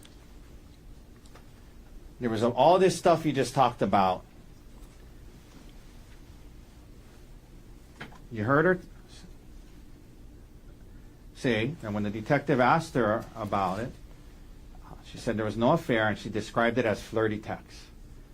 From everything that you learned about this situation, was that an accurate description of what was going on between her and Mr. Miller? No. That calls for opinion. Sustain. That's answer stricken. Isn't that? I'm sorry, I apologize. That's not the same question I asked a second ago? No. Okay, let me think of what that last question was then. From what you, let me ask you this. I apologize. Let me ask you this way. From everything that you learned and you knew, was her relationship with Mr. Miller, can it accurately be described as just some flirty text? No. Objection. Sustain. From what everything you learned and knew, was all that was going on between them flirty texts? Objection. Same objection. Slightly different question. Overruled. No.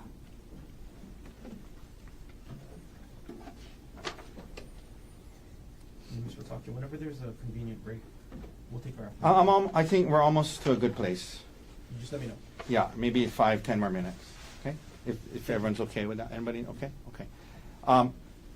We just talked about the audiobooks. Did she also admit in text messages to you that she had an affair? Yes. Okay.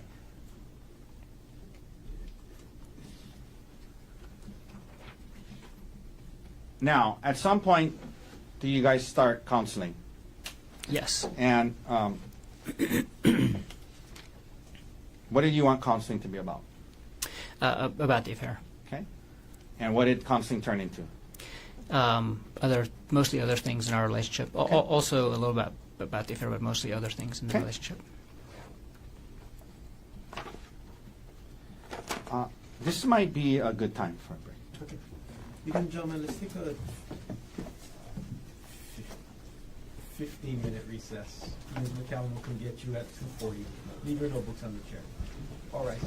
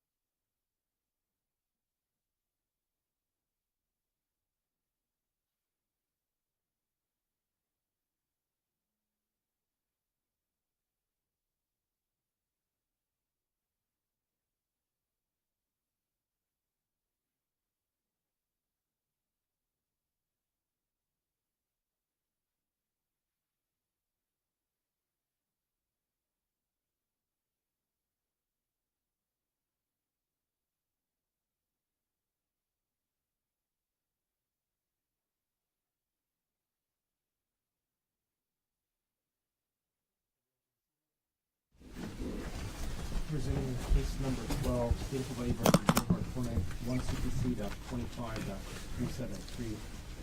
Dr. Gerhardt Konig is present in court on the stand and still in the oath. All four counsel of record are present. All jurors are back in the courtroom. Mr. Taki, can you continue on with your direct examination? Thank you, Your Honor. All right, Gerhard, before we get back into the counseling, there were two exhibits I wanted to introduce, or at least attempt to introduce. This is Exhibit 126. May I approach, Your Honor? Yes. So, Gerhard, we're talking about the audio books that you and Ariel were kind of reading to get, bouncing off each other, learning from. Did you guys text each other about it? Yes. Can you just look through this text and look through this document and let me know, is that a fair and accurate depiction of the text messages you guys are having back then related to some of the audio books you were listening to?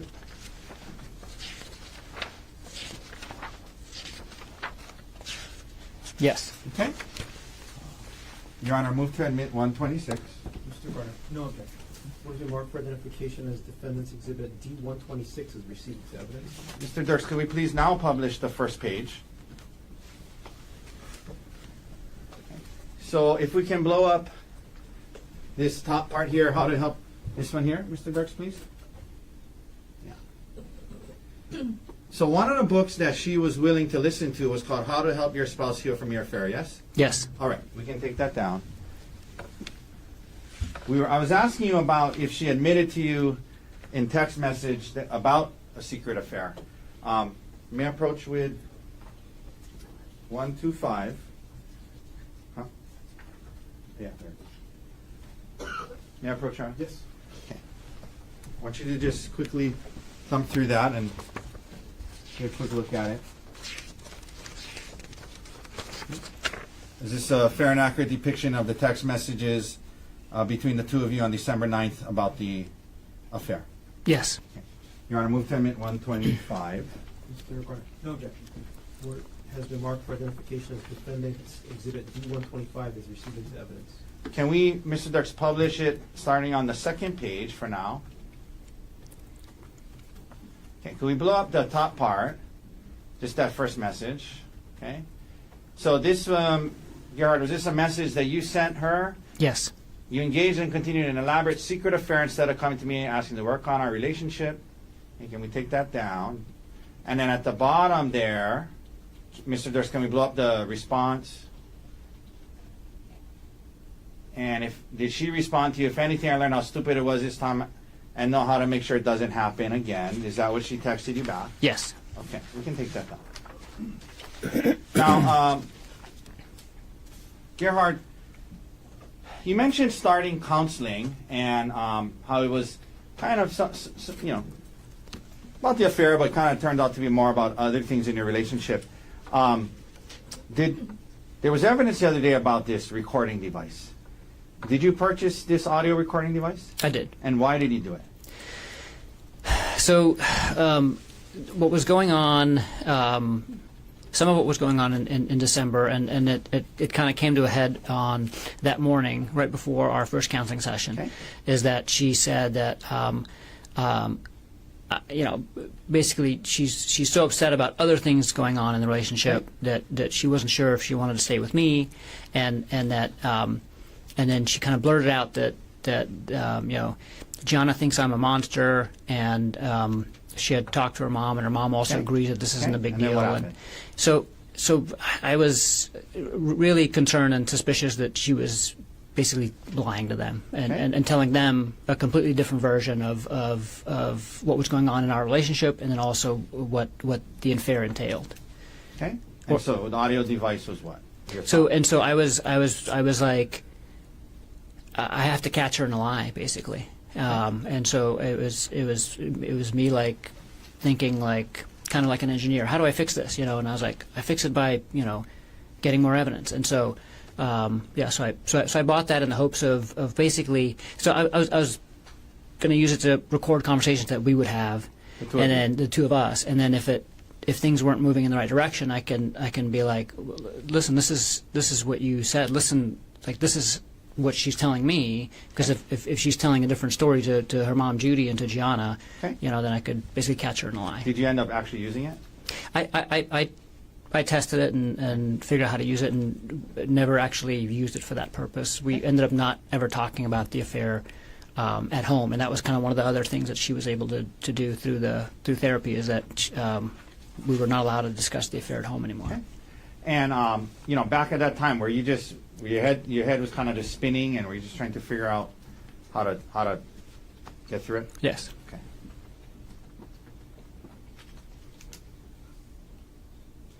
So you start counseling, and you mentioned that you guys weren't talking about the affair at home anymore. And were you talking about it much at counseling? A little bit. Okay. So the counselor that we went to on Maui, the first couples counselor, it was fantastic, and it was in-person counseling, and she really listened to us both, and made us both feel hopeful, because she basically said, like, this isn't the end of the world, everything that I'm hearing, and as long as you guys are both committed to making this work, like, this is, we're going to get to a better place at the end of this. And so it felt very, very hopeful in that sense. Okay. But the counseling sessions themselves were focused on other things, Okay. and then also on, like, general kind of relationship building things. All right. So heading in those now, first few months. in February, heading towards March. Overall, how after I guess they're in counseling for a little bit, and overall, how were things going? Good, actually. I mean, I felt really hopeful, and in kind of hindsight, I would describe it as taking Tylenol when you're sick, right? It makes you feel better. It's not actually addressing the illness. It's not actually, you're not doing anything about the disease itself, but it felt better because we were learning, communication techniques. We were doing a bunch of exercises to kind of define what we wanted our relationship to be like at the end of this, and things like that. And you we weren't were really also you mentioned not talking too much about the affair at home. yeah, and so we weren't allowed to talk about the affair at home either, so it kind of made home life easier, Okay. and in that sense too. Let me ask you this: heading into March, were you still committed to trying to make this work? Yes. Heading into March, were you still hoping that you guys could work through it? Yeah. So now we're into March, and as we've learned, Ariel's birthday is in March. The trip to Oahu, how did it come up? I have to schedule my vacation basically 1 year in advance. So we plan vacation as a group, and we have to cover a bunch of different sites and stuff. And so we have like a vacation lottery like a year in advance. And so I had the week off of her birthday already. Oh, you had scheduled from before? You had scheduled your vacation around her birthday? Yes. Okay. And so I had the week off for her birthday. That's one of the weeks that I had gotten off, and I always do that. I try to get her birthday off and my birthday off and things like that. So I asked her, what do you want to do? And she said, well, we don't have to do anything, but I've never been to Oahu. I would like to go Oahu at some point. It doesn't have to be this trip, but Okay, let me stop you there. So the concept of going on a staycation to Oahu was first floated by who? by her. Okay. But to be fair, she said, but we don't need to do it. I don't know if it's the right time. And what did you say in response to that? I said, I mean, there's no reason not to. I have the time off, and she could take the time off, and Did you think it would be a healthy thing for you guys to do, given everything you've just been through the last couple of months? yeah, I thought it was great. We had just been to California for a week with the kids, and that went really well. And so we had taken like a nice family trip, and it just seemed like it would be nice to take a couple's weekend away. Had you forgotten about the affair and Mr. Miller or anything like that? Not at all. Okay. But you were still hopeful and working towards a better place. Yes. And you thought the trip might be a good part of that. Yeah. Okay. So she brings it up. She says maybe it doesn't have to be now, but you say, no, let's do it. And do you start to plan the trip? Yeah, I do. What day were you guys going to get to Oahu? Sunday. And what airline were you going to? Well, you flew over on an airline, obviously. Mm-hmm. Yes. From the Maui airport. Yeah, I can't remember which airline. But from the Maui airport. Yeah, from Maui to Oahu. Did you and Ariel check bags or carry on? Just carry on. Did you go through the TSA checkpoint with her and your carry-on bags? Yes. Were there any problems going through the TSA checkpoint? Not at all. No, the bags weren't searched or anything. You land on Oahu on Sunday now, I think you said? Sunday morning. Sunday morning. What was planned for the first day? The first day, we were gonna do like a couples spa therapy, like a couples massage, at the hotel, Okay. and then just walk around Waikiki and shop and just kind of explore Waikiki. And was that what you guys did? Yes, And how'd it go? it went great. Yeah. 1 second, Your Honor. This is 172. Your Honor, may I approach with what's been marked as Defense Exhibit 172? Yes. Okay, I want to show you this. Gerhardt, you recognize that? Yes, What is that a photo of? it's a photo of us at the hotel. Okay, on the day, this at the top it says March 23rd. Does this look like it was the day you guys got there? Yeah, this is right after we got there. Fair and accurate depiction of how you guys looked that day you got there? Yes. Your Honor, could I please move into evidence Defense 172? Mr. Garner. No objection. Was it marked for identification as defendant's exhibit 172 is received into evidence? Could we please publish? Okay. Could we zoom in on the photo, Mr. Darks, please? Okay. So this is the day before March 24th, right? Yes. You guys had a good day? Yes? Yes. Okay. Did you plan this trip on Oahu to try and kill your wife? No. Were you trying to do something nice for her birthday? Yes. Okay. Okay, we can take that down.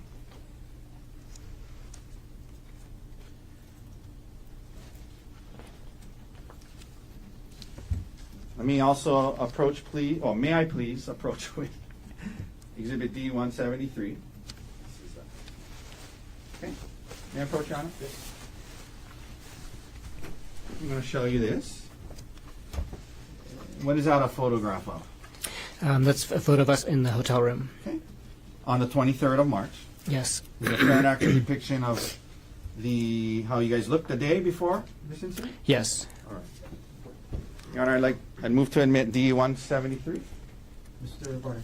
No objection. Was it marked for identification as defendant's exhibit D173 is received into evidence? May we please publish? Yes. Zoom in again. Is this the hotel room you guys are in? Yes. Okay, and it's the day before the hike, yes? Yes. Okay. All right. We can take that now. Did you go to dinner the first night? Yes. Second day you guys are going to be there. Were you planning on going on a hike? Yes. And why? Why a hike? How did that come up? Tell us about that. Is that something you guys would do often? Tell the jury about that, hiking. Yeah, so we would hike often, and we would travel often too. So we pretty much wherever we went, we typically would hike at some point during the trip. And we weren't like crazy campers or anything like that, so we wouldn't do like a bunch of overnight things. But we like to do Okay. hikes, and she also wanted to see Oahu, and so I was looking for hikes that we could do that would kind of show the island. Okay. And I'll get back to the particular hike and why you chose that one. But did Ariel enjoy hiking? Yes, Something you guys did all the time? all the time. Okay. I believe D156 is in evidence. May I publish D156, Your Honor? Please. Okay. Can we zoom in on that photo? So is that Yeah, that's at Iao on Maui.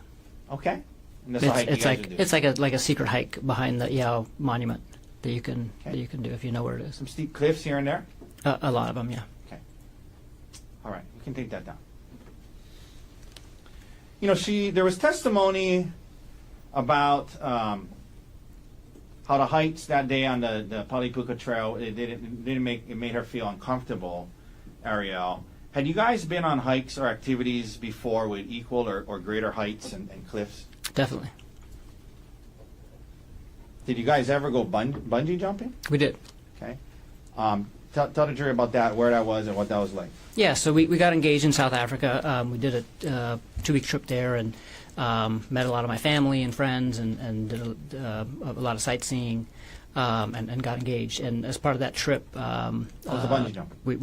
We went bungee jumping. Yeah. Off of what? It's called Blokran's Bridge. It's a bridge that spans a beautiful canyon in South Africa, and it's a 700-foot bungee jump. It's one of the tallest bungee jumps, one of the tallest commercial bungee jumps in the world. And Ariel did that? Yes. Could we please also pull up Exhibit D-149? That's already in evidence. Let's let the clerk confirm it. Please. Okay, thank you. Would you guys go ziplining? Or Yes. have you gone ziplining? Yes. Okay. Yeah, that's Costa Rica. That's in Costa Rica? Costa Rica? Yes. Okay. We can take that down. In your entire relationship, when you know there were, whether it would be bungee jumping, the hikes with steep cliffs, zip lining, had she ever expressed any concern about heights before? We are both very cautious people, and we stay safe, and so we don't end up going close to the edge. Our friend Gianna likes to go and Okay. pose for crazy pictures, and we didn't pose for the super crazy pictures, but we would always do the hikes and without any concern. Okay. As long Even as- ones with steep drop-offs. Yes, for sure. Okay. Now, there was testimony from Detective E. Numa about some of the searches you did on hikes. And first of all, there was some searches in there about Maui hikes. Why were you searching hikes about Maui in that early March time period? I was looking for hikes on Oahu, and then while I was looking at hikes, I just started kind of looking at hikes that I had meant to look up on Maui too. We hiked a lot on Maui, and we had done all of the kind of the ones that are easier to find out about, and so we were talking to a bunch of people that are from Maui and getting recommendations for hikes. And so when I was looking up hikes, I was looking up some of the Maui hikes as well. I also looked up some hikes on Kauai that I'd heard about that I wanted to do in the future. Did you also hike with Emil? All the time. Okay. On Maui? On Maui, yeah. He loved hiking and jumping off waterfalls. Okay. So you do the research. Do you come across the Palipuka hike? Yes. And what did you learn about it, and why did you choose that one? What were the things that made you choose that one over the other ones that you researched? It just seemed like a really cool spot that you end up in, where there's this hole in the mountain you can look through and take pictures. And the hike itself seemed fun because it provided a bunch of great views, but it was also kind of close to Waikiki, and it wasn't too long of a hike. Why did it matter if it was really long or not? We didn't want to spend the whole day out, so we were only going to be here from Sunday to Tuesday, and so Monday was our only the only day that we were here the whole day, and we wanted to hang out by the pool for So part was of the the plan, go on this kind of shorter hike and then go hang out at the pool the rest of the day? Yeah. Did you also make a dinner reservation at Yes. Set Yes. for that night? Yes. Did you explain to Ari ahead of time that you had found this Palipuka hike? Yes. Did you tell her a little bit about it? Yeah. Did she object to it in any way? No, not at all. She sounded excited. Excuse me? She sounded excited. Okay, second day. Now, you said the plan was short hike, spend some time at the pool, go to dinner. Let's talk about that day. So that was that her birthday, we've heard? Yes. So you guys wake up, and already in evidence is States Exhibit 133. May we publish that, Your Honor? Yes.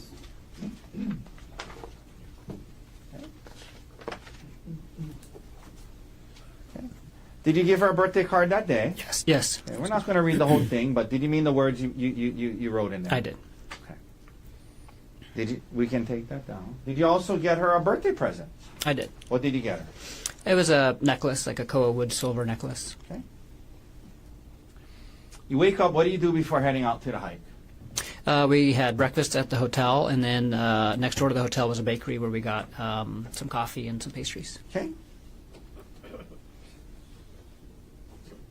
May I approach with D175? Yes? What is this a photo of? Well, do you recognize it? Oh, that's Ari at breakfast at the hotel. Okay, is it a fair and accurate depiction of how she appeared on the day before you left for the hike? Yes. All right. Could we please admit D175 into evidence? Mr. Gardner? No objection. What has been marked for identification as defendant's exhibit D175 is received into evidence. Can we please publish? Okay. So this is a photo from that morning before the hike? Yes. Okay. All right. We can take that down. Thank you. Now, as you're, were you going to drive to the hike? Yeah, we had a rental car. Now, did you receive an email that morning that you shared with Ariel before the hike dealing with life insurance? Yes. So, first of all, let me ask you, let's back up a little bit. You talked about January, February, and you guys kind of get to this place where you're in counseling, and you guys decide you're going to be together, and you're working on it. Did there come a time when part of what you did during that time was assess the life insurance situation of you and Ariel? Yeah. Yeah. Tell the jury about that. And really, it was pulling the trigger on life insurance. So I used to have life insurance in Pittsburgh through my employer, and didn't have life insurance when we moved to Maui, and it was always on the to-do list, and just got busy with life and other things. Originally looked into it the previous year, but never went so far as to contact the life insurance agent and actually go through with it.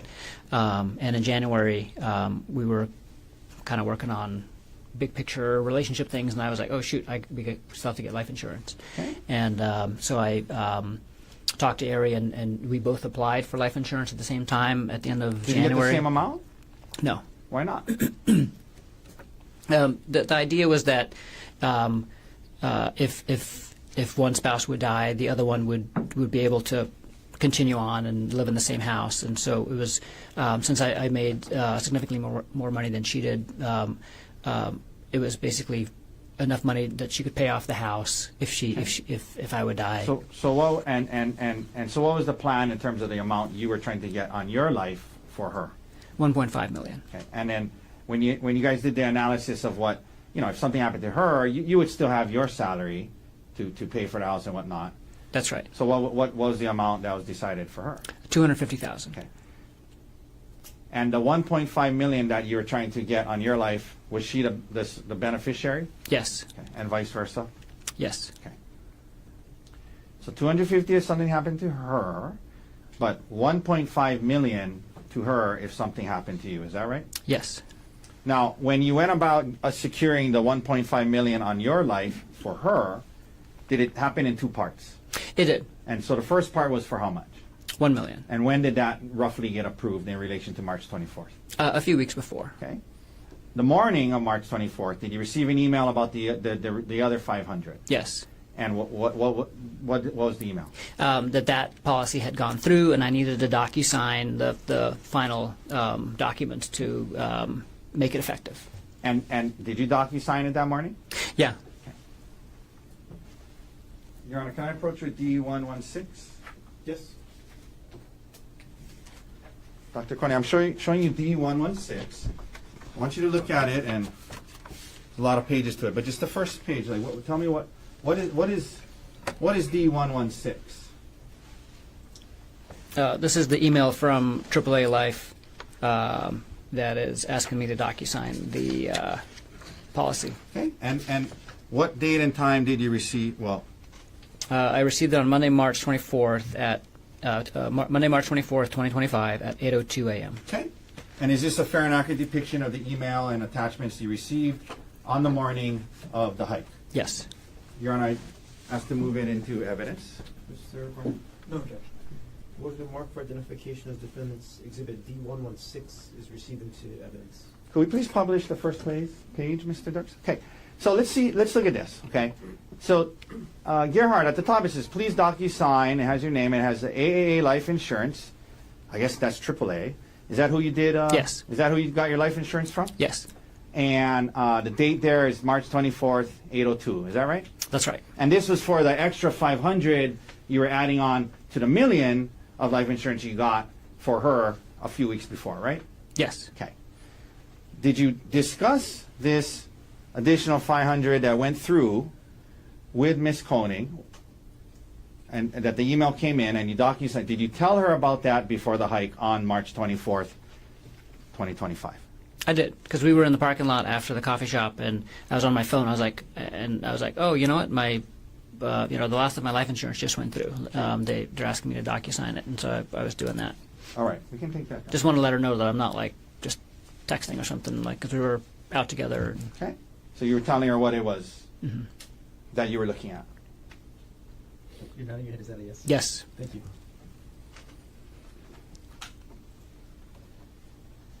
And so from that point on, if something happened to you and in an accident or whatnot, she would get $1.5 million, correct? That's correct.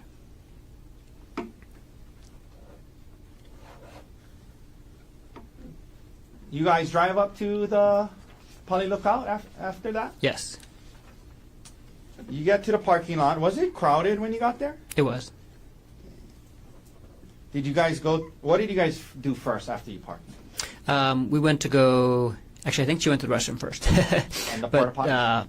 No, there's a bathroom Okay. at the lookout, Okay. and then we went to the lookout. You went to the lookout. Now,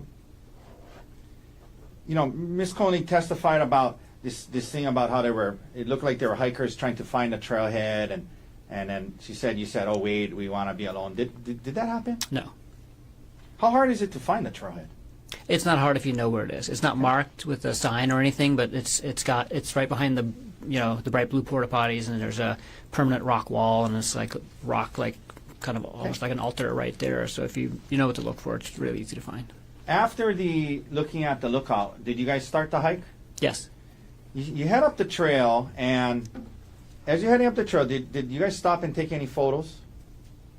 Yes. Okay, and can we, I believe S-131 is in evidence. Can we publish it? Let's just let the court confirm. Yes. Okay, thank you, Your Honor. Okay, so is this a photo that was on right after you, kind of shortly before right when you started the hike? It was, Yes. And who posted that? Ari did. Okay. Okay, let's take that down. Now, you're continuing on the hike. What happens at some point? Well, did something happen that led to an argument? Yes. Tell the jury what happened that led to an argument. Well, first of all, how far up into the hike was it? Not very far. Just like 5 minutes. Like after about 5 minutes of hiking, you get to a part where it flattens out a bit, and the edge isn't, like, the cliffside isn't open, but there's a couple of spots where you can get to the cliffside if you wanted to. So we're kind of still in that area, the same area that picture was taken. Okay. And Ari says, "Hey, I need to talk to you about something. I'm working on this project with Jeff Miller, and I'm going to need to travel with him again, and I need you to be okay with that. Is that okay?" Okay. And so she was kind of telling you, like, hey, there's just things at work going on. I need you to be okay with this. And asking you to trust her. Yes. Okay.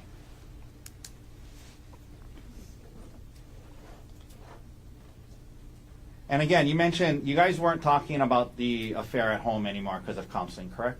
That's correct. And you guys weren't talking about it in counseling a lot at that time? We hadn't gotten to That. kind of the core of it yet. So she brings this up. What is your reaction to it? I'm very surprised, yeah. Were you upset and angry? I wasn't angry. I was surprised and upset, and I told her no. Like, I'm not okay with that. And not only am I not okay with that, like, I'm never going to be okay with that. Like, we haven't dealt with that part. Like, the only reason why I was okay with her still even working there is because we had placed these limits on their communication. But in my mind, like, she still needed at some point to quit her job, and this was only put on hold while we were trying to deal with all these other things. She basically said, like, well, I can't quit my job right now because I don't even know if I want to stay with you. So we were dealing with, like, the issues that she brought up, first, but it's not like any of the affair had been resolved at all. Like, it had just kind of been put on hold. And so, How did you feel that she would even think that this would even be okay? yeah, I mean, it made me realize that we were just not on the same page at all in terms of, like, here I am just kind of like sublimating my feelings and focusing on her hurt and waiting patiently for her to do the same to me. And this made me feel like she wasn't intending on doing that ever. So what did you say back to her? Were you guys kind of arguing about it? Yeah, we were for sure arguing. Okay, and then so what did you say anything to her? I just said, moving out. yeah, I said like I need you to move out. Like, this has gone far enough. I need you to move out, and I'm going to tell people why you're moving out, and I'm going to show them what you did, because like, unless you face this and unless you take full accountability for this, like, we're never going to get through this. So and that was like after you guys had been kind of arguing for Yes. a while about. I mean, an argument starts. You guys are arguing. You're telling her no. You're telling her all these things. Yeah, I mean, the argument developed more slowly than what just happened, and there was other things said too. But That's how it culminated with you telling her, well, if that's the case, if that's how you feel, you got to move on. yes. Okay. What did she say anything to you about her mom and Gianna? She did. So, like, earlier in the conversation, she had be like, "Well, what if my mom chaperones my work trips with them?" And I was like, "No, like, I'm still not okay with that. Like, and that's not a long-term viable solution." And then later in the argument, when things kind of got heated, she was like, "Well, actually, my mom just said that she'll chaperone the trip, and she thinks Jeff is interesting and can't wait to meet him." And I'm like, "You're obviously telling them a whole different version of what happened than me." So in the argument, in her effort to say for you to be okay with it and go on the trip, she said, "Well, what if my mom chaperones me?" Yes. After it comes to this point in the argument where you say, "Well, you know what, you got to move out there. I'm going to tell everybody what you did." I mean, it was a pretty. It got to kind of it was not a good conversation. It sounds like. Yeah. Okay. So what did you do next? I stomped off. I just stomped off up the trail. And this was a point where we were both really kind of just upset with each other. And I went one way and she went the other way. How far up did you go? 5 to 10 minutes. Okay. Why did you turn around? I was kind of at a loss of not kind of a loss. I was I just didn't want to be there. Like.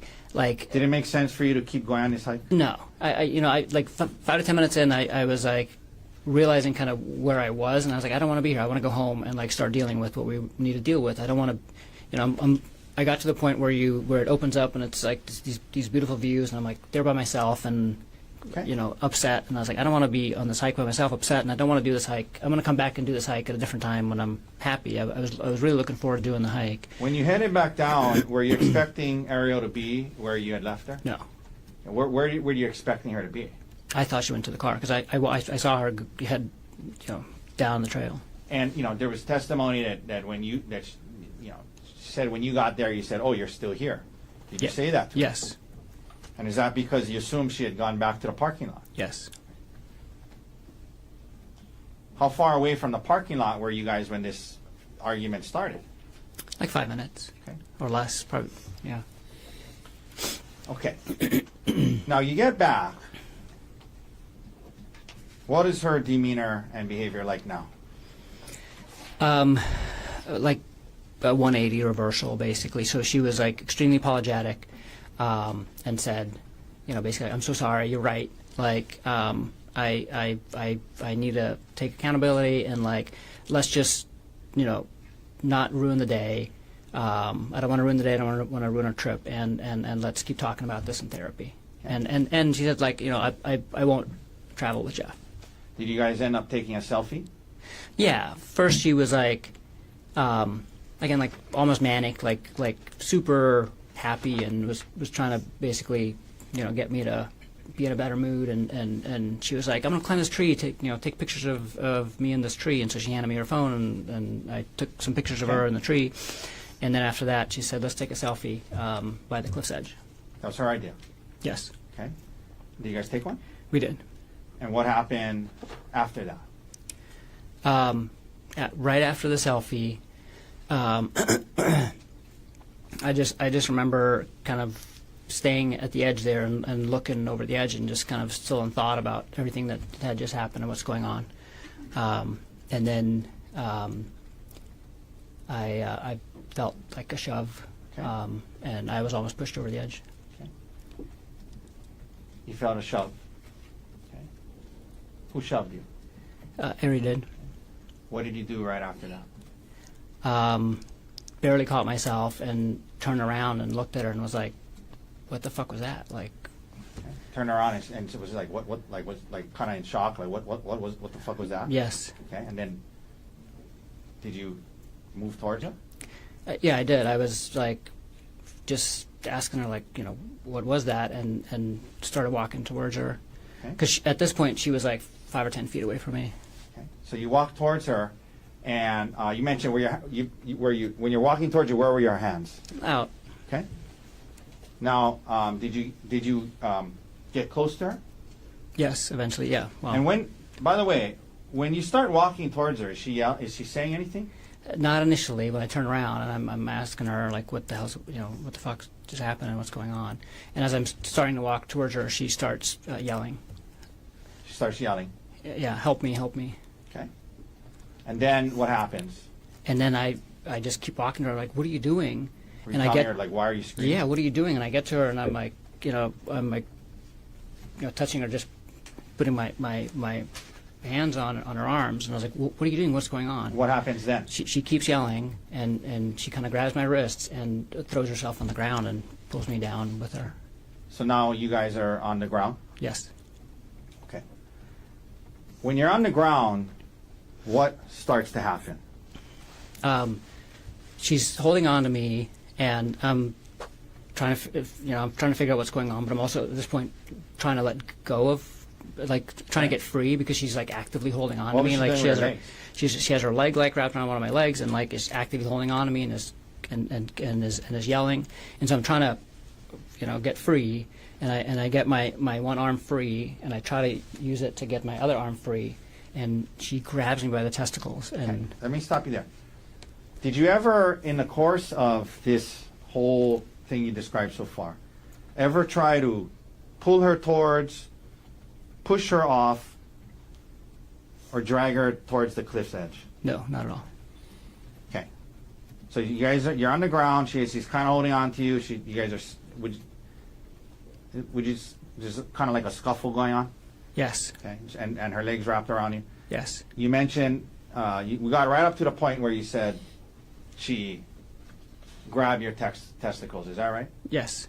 How hard did she grab it? I mean, this was, like, Pretty hard. she, like, was holding on to me by my testicles, basically, like, that hard. Okay. Did she grab it and let go, or did she grab it and hold on? She grabbed it and held on. Now,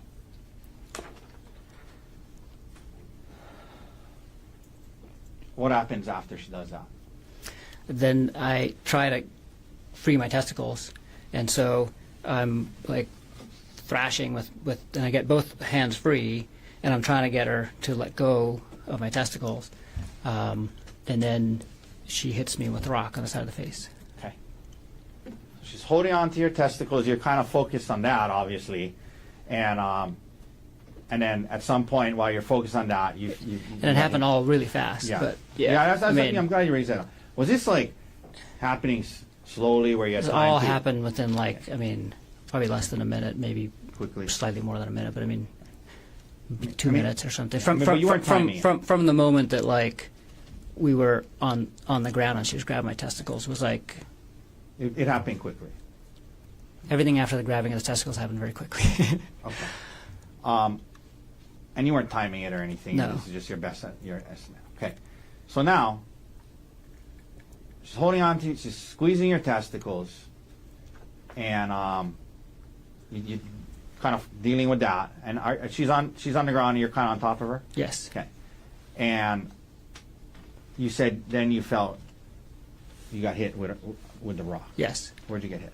On the left side of my face. How many times? She kept doing it. The first blow she landed really well, and after that I was able to block Okay.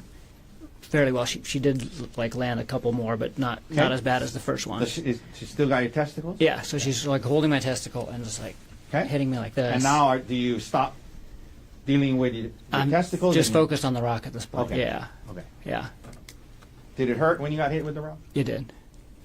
Could we publish what's in evidence as Exhibit D30, Your Honor? Yes.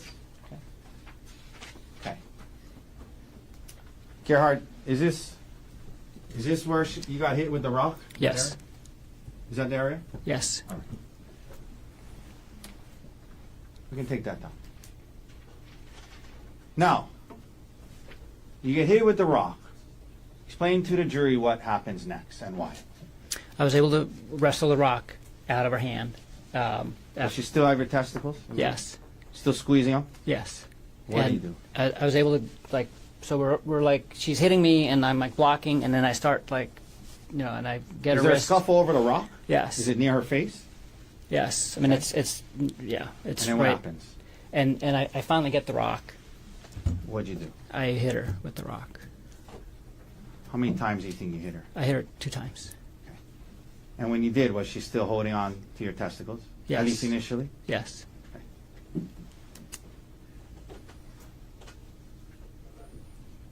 Why did you hit her?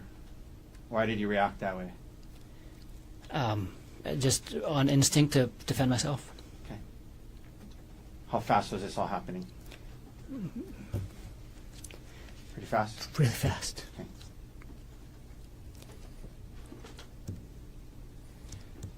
In between when she hit you with the rock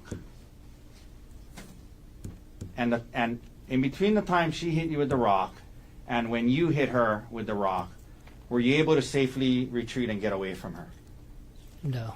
Yeah. Why not? She was holding on to me. Including your testicles? Yes. Did you hit her in the face or the eye with the rock? No. Where you said 2 times, where did you hit her? On the side of the head. Okay. So we've seen these photos of the stellate laceration. You caused that by hitting her, right? Yes. Okay. Did you continue to hit her after those 2 hits? No. And why not? Because she stopped fighting. She let go of my testicles, and I was Okay. able to stand up. And then you stopped. Yes. There was testimony about the 2 witnesses. Did you stop hitting her because the witnesses showed up? No, I didn't know that they were there until after I stood up. Did you see blood? Yes. Was there a lot of blood? There was a lot of blood. Did you see her kind of scoot down towards the witnesses? Yes. Did you try to stop her in any way? No. You let her get to them. Yes. Did you hear her yelling to the witnesses, he's trying to kill me? Yes. Gerhardt, did you have any syringes on the mountain that day? No. Did you try to poke her or stab her with any syringes? No. Okay. Now, Gerhardt, she scoots away. She's now with the 2 witnesses. You see a lot of blood. What do you physically do next? I'm just in a daze, and I just kind of watch her crawl away and then leave with the other 2 hikers. Excuse me? Okay, she got the hikers. What do you do next? Was her bag and your bag there? Yeah, so I just kind of reflexively gathered up all of our stuff, and then I start walking up the trail. Let me ask you this. At this point, immediately following what just happened, you saw, you guys had this scuffle. You saw a lot of blood.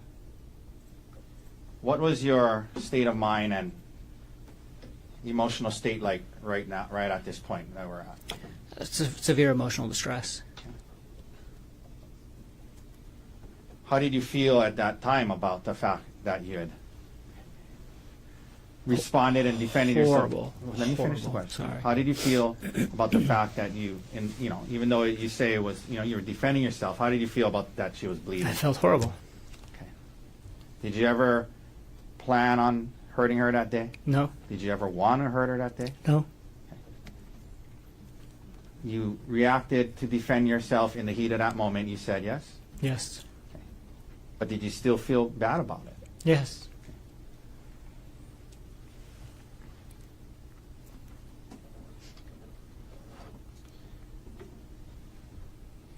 You mentioned that you were in some kind of extreme emotional distress, I think you said. Okay.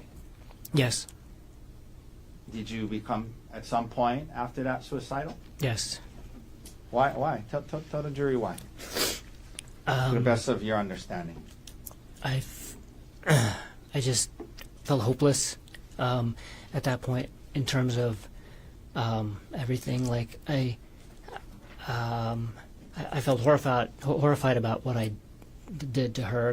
That I caused this to her. That I had resorted to violence against my wife, the person who I loved the most in the world, and just kind of felt hopeless in terms of our relationship too. Okay. And that being said, I mean, in that moment, were you defending yourself when you reacted that way? Yes. Yes. What did you do next? Now you're heading up the hill. What do you do next?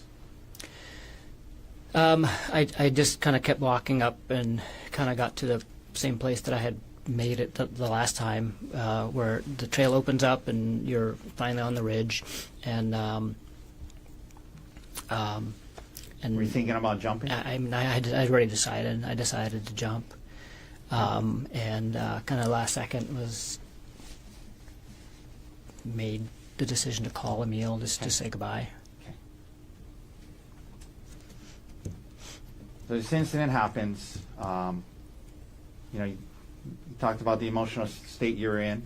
Did you believe your marriage was over? Yes. Did you believe you heard her yelling to the other people that he's trying to kill me? Yes. You saw how bloody she was. Yes. Did you believe that your career could be over? Yes. Did you you became suicidal? Who's the one person in the world you wanted to call My son Emil. before you jumped? Yes. Were you in a good state of mind when you made that call? No. How do you feel about the fact that you put him in that position and made that call to him?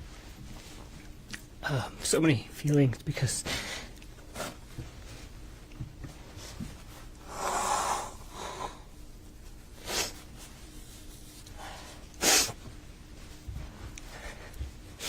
he saved my life that day. Also, convinced you not to jump? He saved my life that day, but I put him in this position where he is now, where he thinks I tried to kill her. And for the last year, he's thought that. And We heard him yesterday only refer to you as the defendant and not as dad. yes. Do you blame him? Sorry, one second. You take a break. No, I don't blame him. I had such good intentions of calling him, but In the sense that you wanted to say goodbye. I wanted just to say goodbye and tell him how he's an amazing person and he should live his life to the fullest. And Okay. Okay. Let me stop you there. Okay. Okay. Let's talk a little more specifics about the call. Okay. First of all, where were you when you faced? Well, was it a FaceTime? it was FaceTime, yes. Okay. Where were you when you did this FaceTime call? It was in a spot where the trail wasn't right next to the cliff edge, because the cliff edge at that point wasn't really an edge. It was like a 10-foot kind of sloped part, and then the edge. And so I was basically between the cliff edge and the trail, kind of hanging on to the side of the mountain. Was it a pretty kind of steepish area? Yeah. Very steep. And were you kind of like on the side of the mountain? Mm-hmm. So you gotta. Yes. Sorry. Okay. And so just to be clear, the place you FaceTimed him from, was that the place that the incident took place? No. Okay. On the FaceTime, would it have looked like you were on kind of the edge of a mountain? Yes. Were you on speakerphone? Yes. I mean, like holding it where he could see your face? Yes. Now, And I showed him. I showed him the view and where I was. Like. There was testimony from police officers that it was a windy day and notoriously windy area. Do you recall it being pretty windy that day? It was windy. Yeah. Up there. So you're on the side of a cliff, mountain. You have him on speaker on FaceTime. It's windy. Is that right? Yes. Okay. You were extremely emotional at that time? Yes. Okay. So that's the context of this phone call, correct? Yes. Did you tell him that Ariel you were calling him to say goodbye, is that right? Yes. Okay. Was your purpose to explain to him every last detail of what happened? No. Okay. But you did tell him several things, right? Yes. Did you tell him that Ariel had been having an affair? I did. Okay. Did you tell him that, she got hurt, her head was bleeding? Yeah. After he asked about the blood on my shirt. Now, did the word kill come up in the conversation? It probably did. What do you recall explaining to him about that? I don't recall explaining. The only thing I can think of is that I said that she said I tried to kill her. Okay. So let's break back that up. Yeah. So you told him that the blood was hers, yes? Yes. And you're telling him that you're going to jump. And yes. Okay. And did you tell him something about? We're going to get to the part about the police. But you're telling him about how you're going to jump, and you were saying you heard her say to the witnesses, he tried to kill me. Okay. Were you explaining that to Emil? No. So What I were was you saying? I was talking to myself at the same time too, and I was basically saying because I remember saying wow, this is so hard because it turns out killing yourself is a hard thing to do once you actually go and do it. Okay. And so I was talking to him about saying goodbye and she had an affair and those things, but then I was also kind of talking to myself and I think I was saying to myself she said I tried to kill her. She said I tried to kill her. Okay. Were you confessing to him that you were trying to kill Ari that day? No. Okay. Did you have an intention to kill Ari that day? No. Okay. Would you have said it that way? I tried to kill Ari that day. No. Okay. But you don't dispute that the word kill probably came up. No. Okay. And can you understand how Emil in that conversation could have got that impression? Yes. Okay. So what else happens in this first call? What do you mean when you say he tried to convince you not to jump? He just I mean, to his credit, I mean he just reminded me that I had a choice basically. Okay. He reminded me to have a choice. Yeah. Because he So- said do you really have to do this? After that, you got off the phone with him. You didn't jump, right? No. Okay. There was a second call an hour later, Yes. and he testified that he was at his Ari's parents' house. Is that right? Yes. Okay. Now, during that call, did he tell you what he told to Ari's parents? Yes. What did he tell you that he told Ari's parents? He said, he said, I told them that you tried to kill Ari. And what was your reaction to that? I was like, why would you say that? And 'Cause then, you didn't mean that in the first call? right. Okay, so you're telling him why And did I you tell didn't, him? at that point I was so confused at why he would say that. Okay. And then what did you say to him after that? And then I said, I gotta go, I gotta get off the phone. And did you say to him, because you were going to kill yourself again? Yes. Did you say to him, I said, I never mind. I got to think about this. I'm probably going to kill myself. okay, did you say something to him about, I gotta go so the police won't find me? Yes. Okay, and what did you mean by that? Why were you trying to avoid the police? I didn't want my choice of killing myself taken away at that time until I had made the decision to either do it or not. Okay. While you were still deciding if you were going to kill yourself, you didn't want to be seized by the police. That's correct. Because once they seize you, you wouldn't be able to kill yourself. Yes. Okay.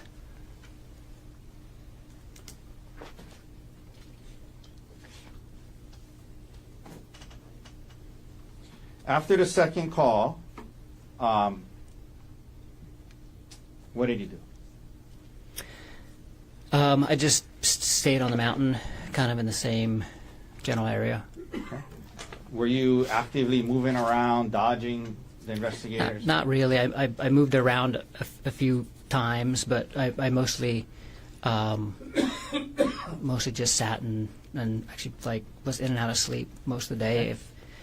If like my recollection was that like a couple of hours had passed, and then I realized what time it was, Okay. and it was getting. Let me ask you this. getting There's dark. been some talk about Ariel's bag. Did you initially have the bag? I did. What'd you do? What happened to the bag? I honestly don't remember where I left. I must have left it at some point Okay. on the mountain As you were during that time. During that time. Okay. Now,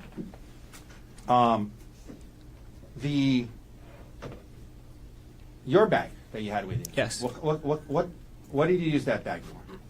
It's a little crossbody Patagonia bag, and it's the bag that I take to and from work and home every day. Okay. You mentioned walking to work. Do you walk to work? Not every day, but often, yes. And when you do walk to work, you bring that bag. When I walk to work and when I don't walk to work too. So this is the bag that I take into the hospital with me, and it has like my water bottle for the day, my sunglasses, snacks, paperwork for work, Okay. You mentioned you need paperwork and sometimes pens, pens. and yeah. Okay.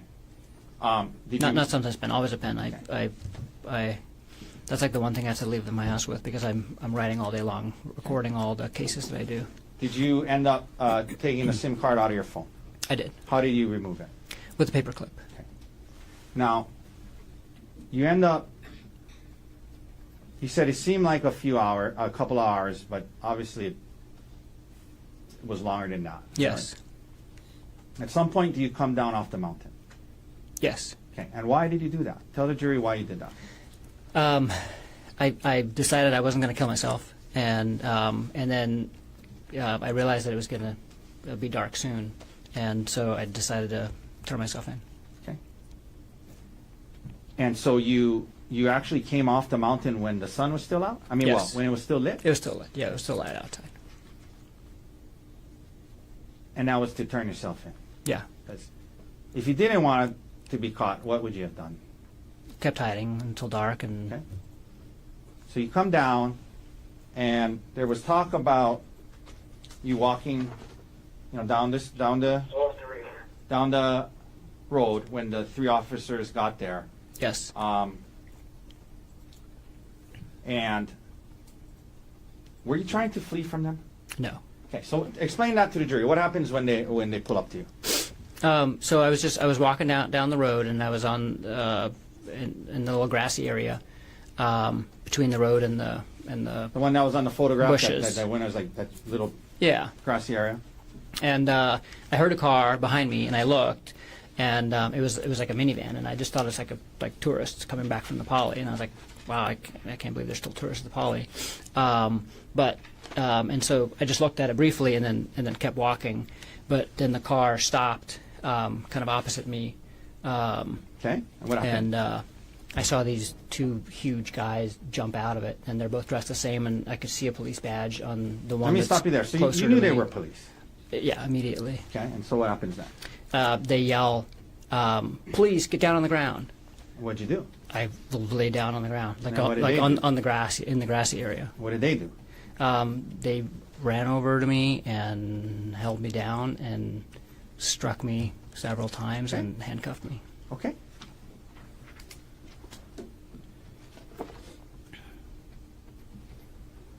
Did you fall on your face with the officer falling on you in that transaction or interaction? No officer fell on me at all during the entire thing, and I did not fall on my face. Did they hit or punch you in the face? No.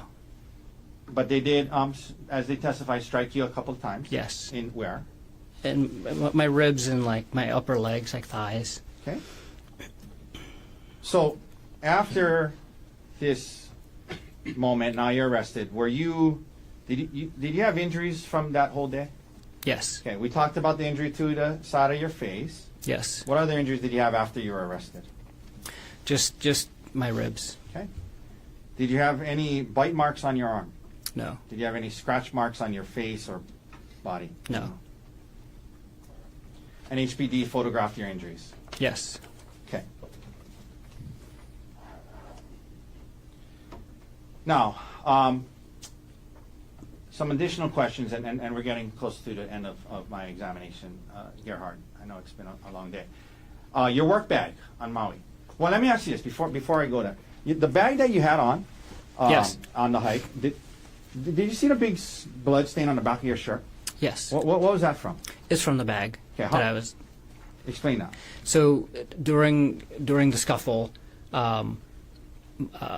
my bag. I was holding both bags. I put both bags down to take the selfie, and I had both bags again.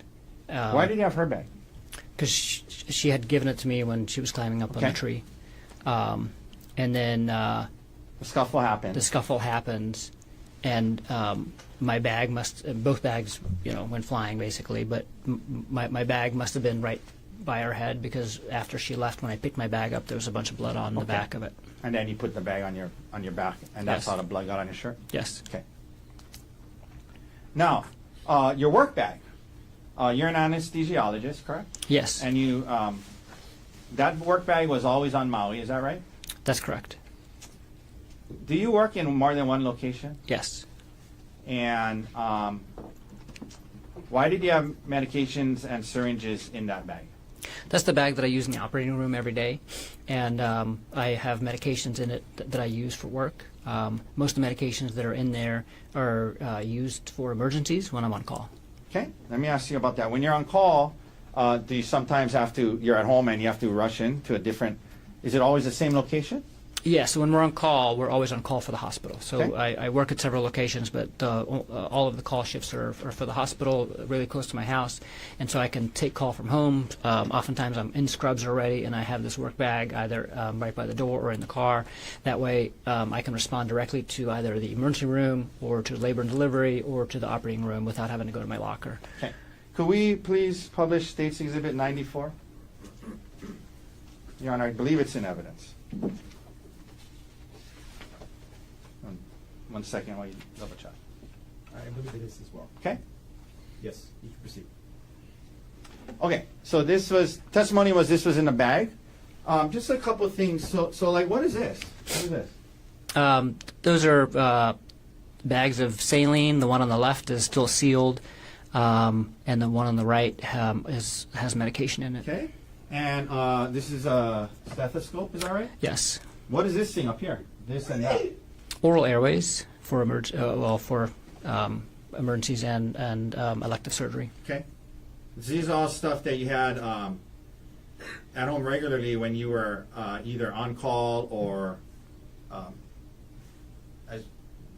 depending on where you were going to work. Yeah, I had. I mean, this is everything that's usually in my bag, and it's everything that I would need to respond to different emergencies. Okay. Could we please also publish State's Exhibit 103? That's also in evidence.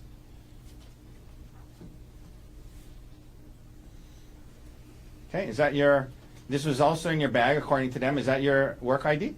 Yes. Okay. The last shift you had before this trip, we can take that down. Where had you been working? At the hospital. Okay. Do you remember in what unit? Labor and delivery. Okay. So after that shift, would it be normal for you to have that bag? Yes. Okay. Why is that? Because I keep the bag with me for the entire shift. It's a 24-hour shift. I start at 7 a.m. and I keep going until 7 a.m. the next day.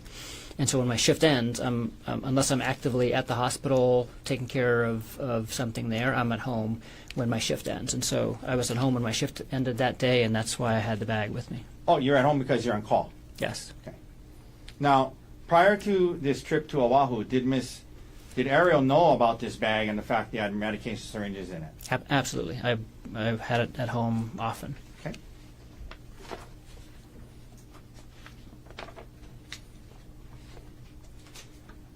Now, just a few last questions, Gerhardt. You know, you testified that you reacted to defend yourself when she had hit you with the rock, and it's all happening fast, and she has your testicles, you grab and you hit her, and it was all happening fast. So you were defending yourself in that moment, is that right? Yes. Okay. And did you stop as soon as she stopped? Yes. Okay. But you also said you felt horrible about it. Yes. Okay. Can you explain to the jury how those things can coexist?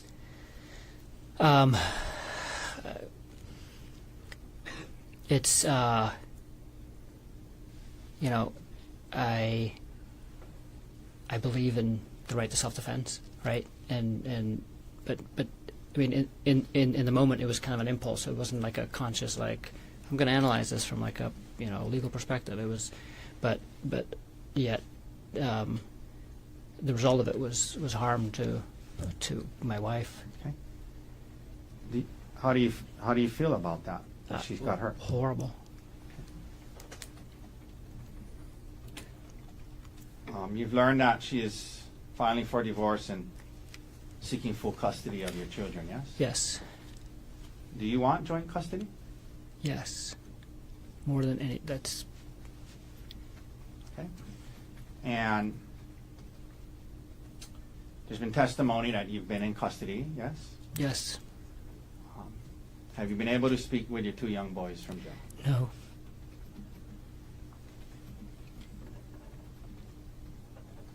Gerhard, did you have a plan to kill your wife on the mountain that day? No. Did you try to throw her off a cliff? No. Did you try to stab her with syringes? No. When you hit her with the rock twice, why did you do it? In self-defense.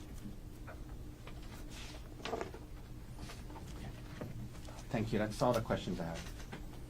Thank you, Mr. Tucker. Mr. Barnard, can we take a cross-examination tomorrow morning? Can we approach, Your Honor? Can we approach?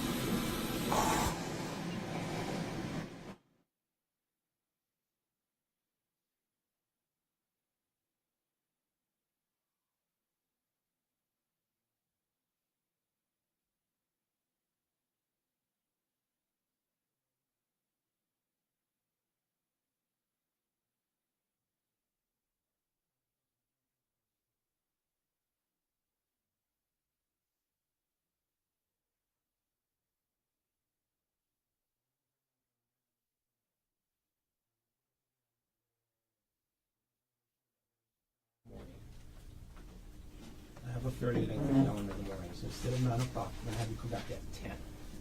Start up at 10 o'clock.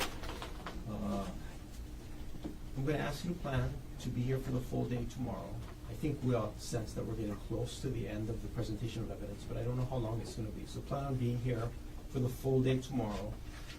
What I anticipate is that the jury will get the case for deliberation sometime early or mid next week. So we're actually ahead of schedule. So I think that's what we're looking at in terms of scheduling. We'll get a better idea midday or end of tomorrow, but I will plan on being here all day tomorrow. Okay. Don't try to learn about this case outside of the courtroom. Keep an open mind. Don't talk to anybody about this case. Okay. Again, follow those rules. Don't watch any of the media in this case. So leave your notebooks on the chair. Have a safe drive home tonight. See you tomorrow at 10 o'clock. All rise.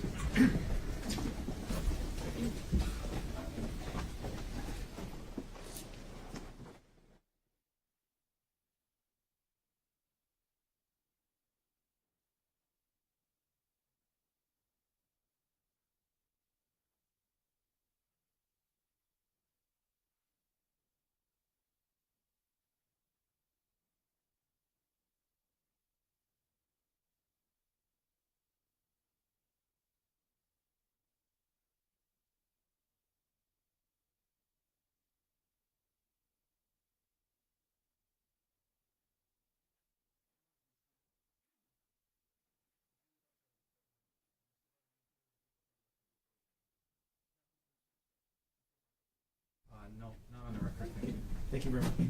We'll adjourn for the day. Off record, you said 10 o'clock? Yeah, if you guys can come up, let's talk about scheduling real quick.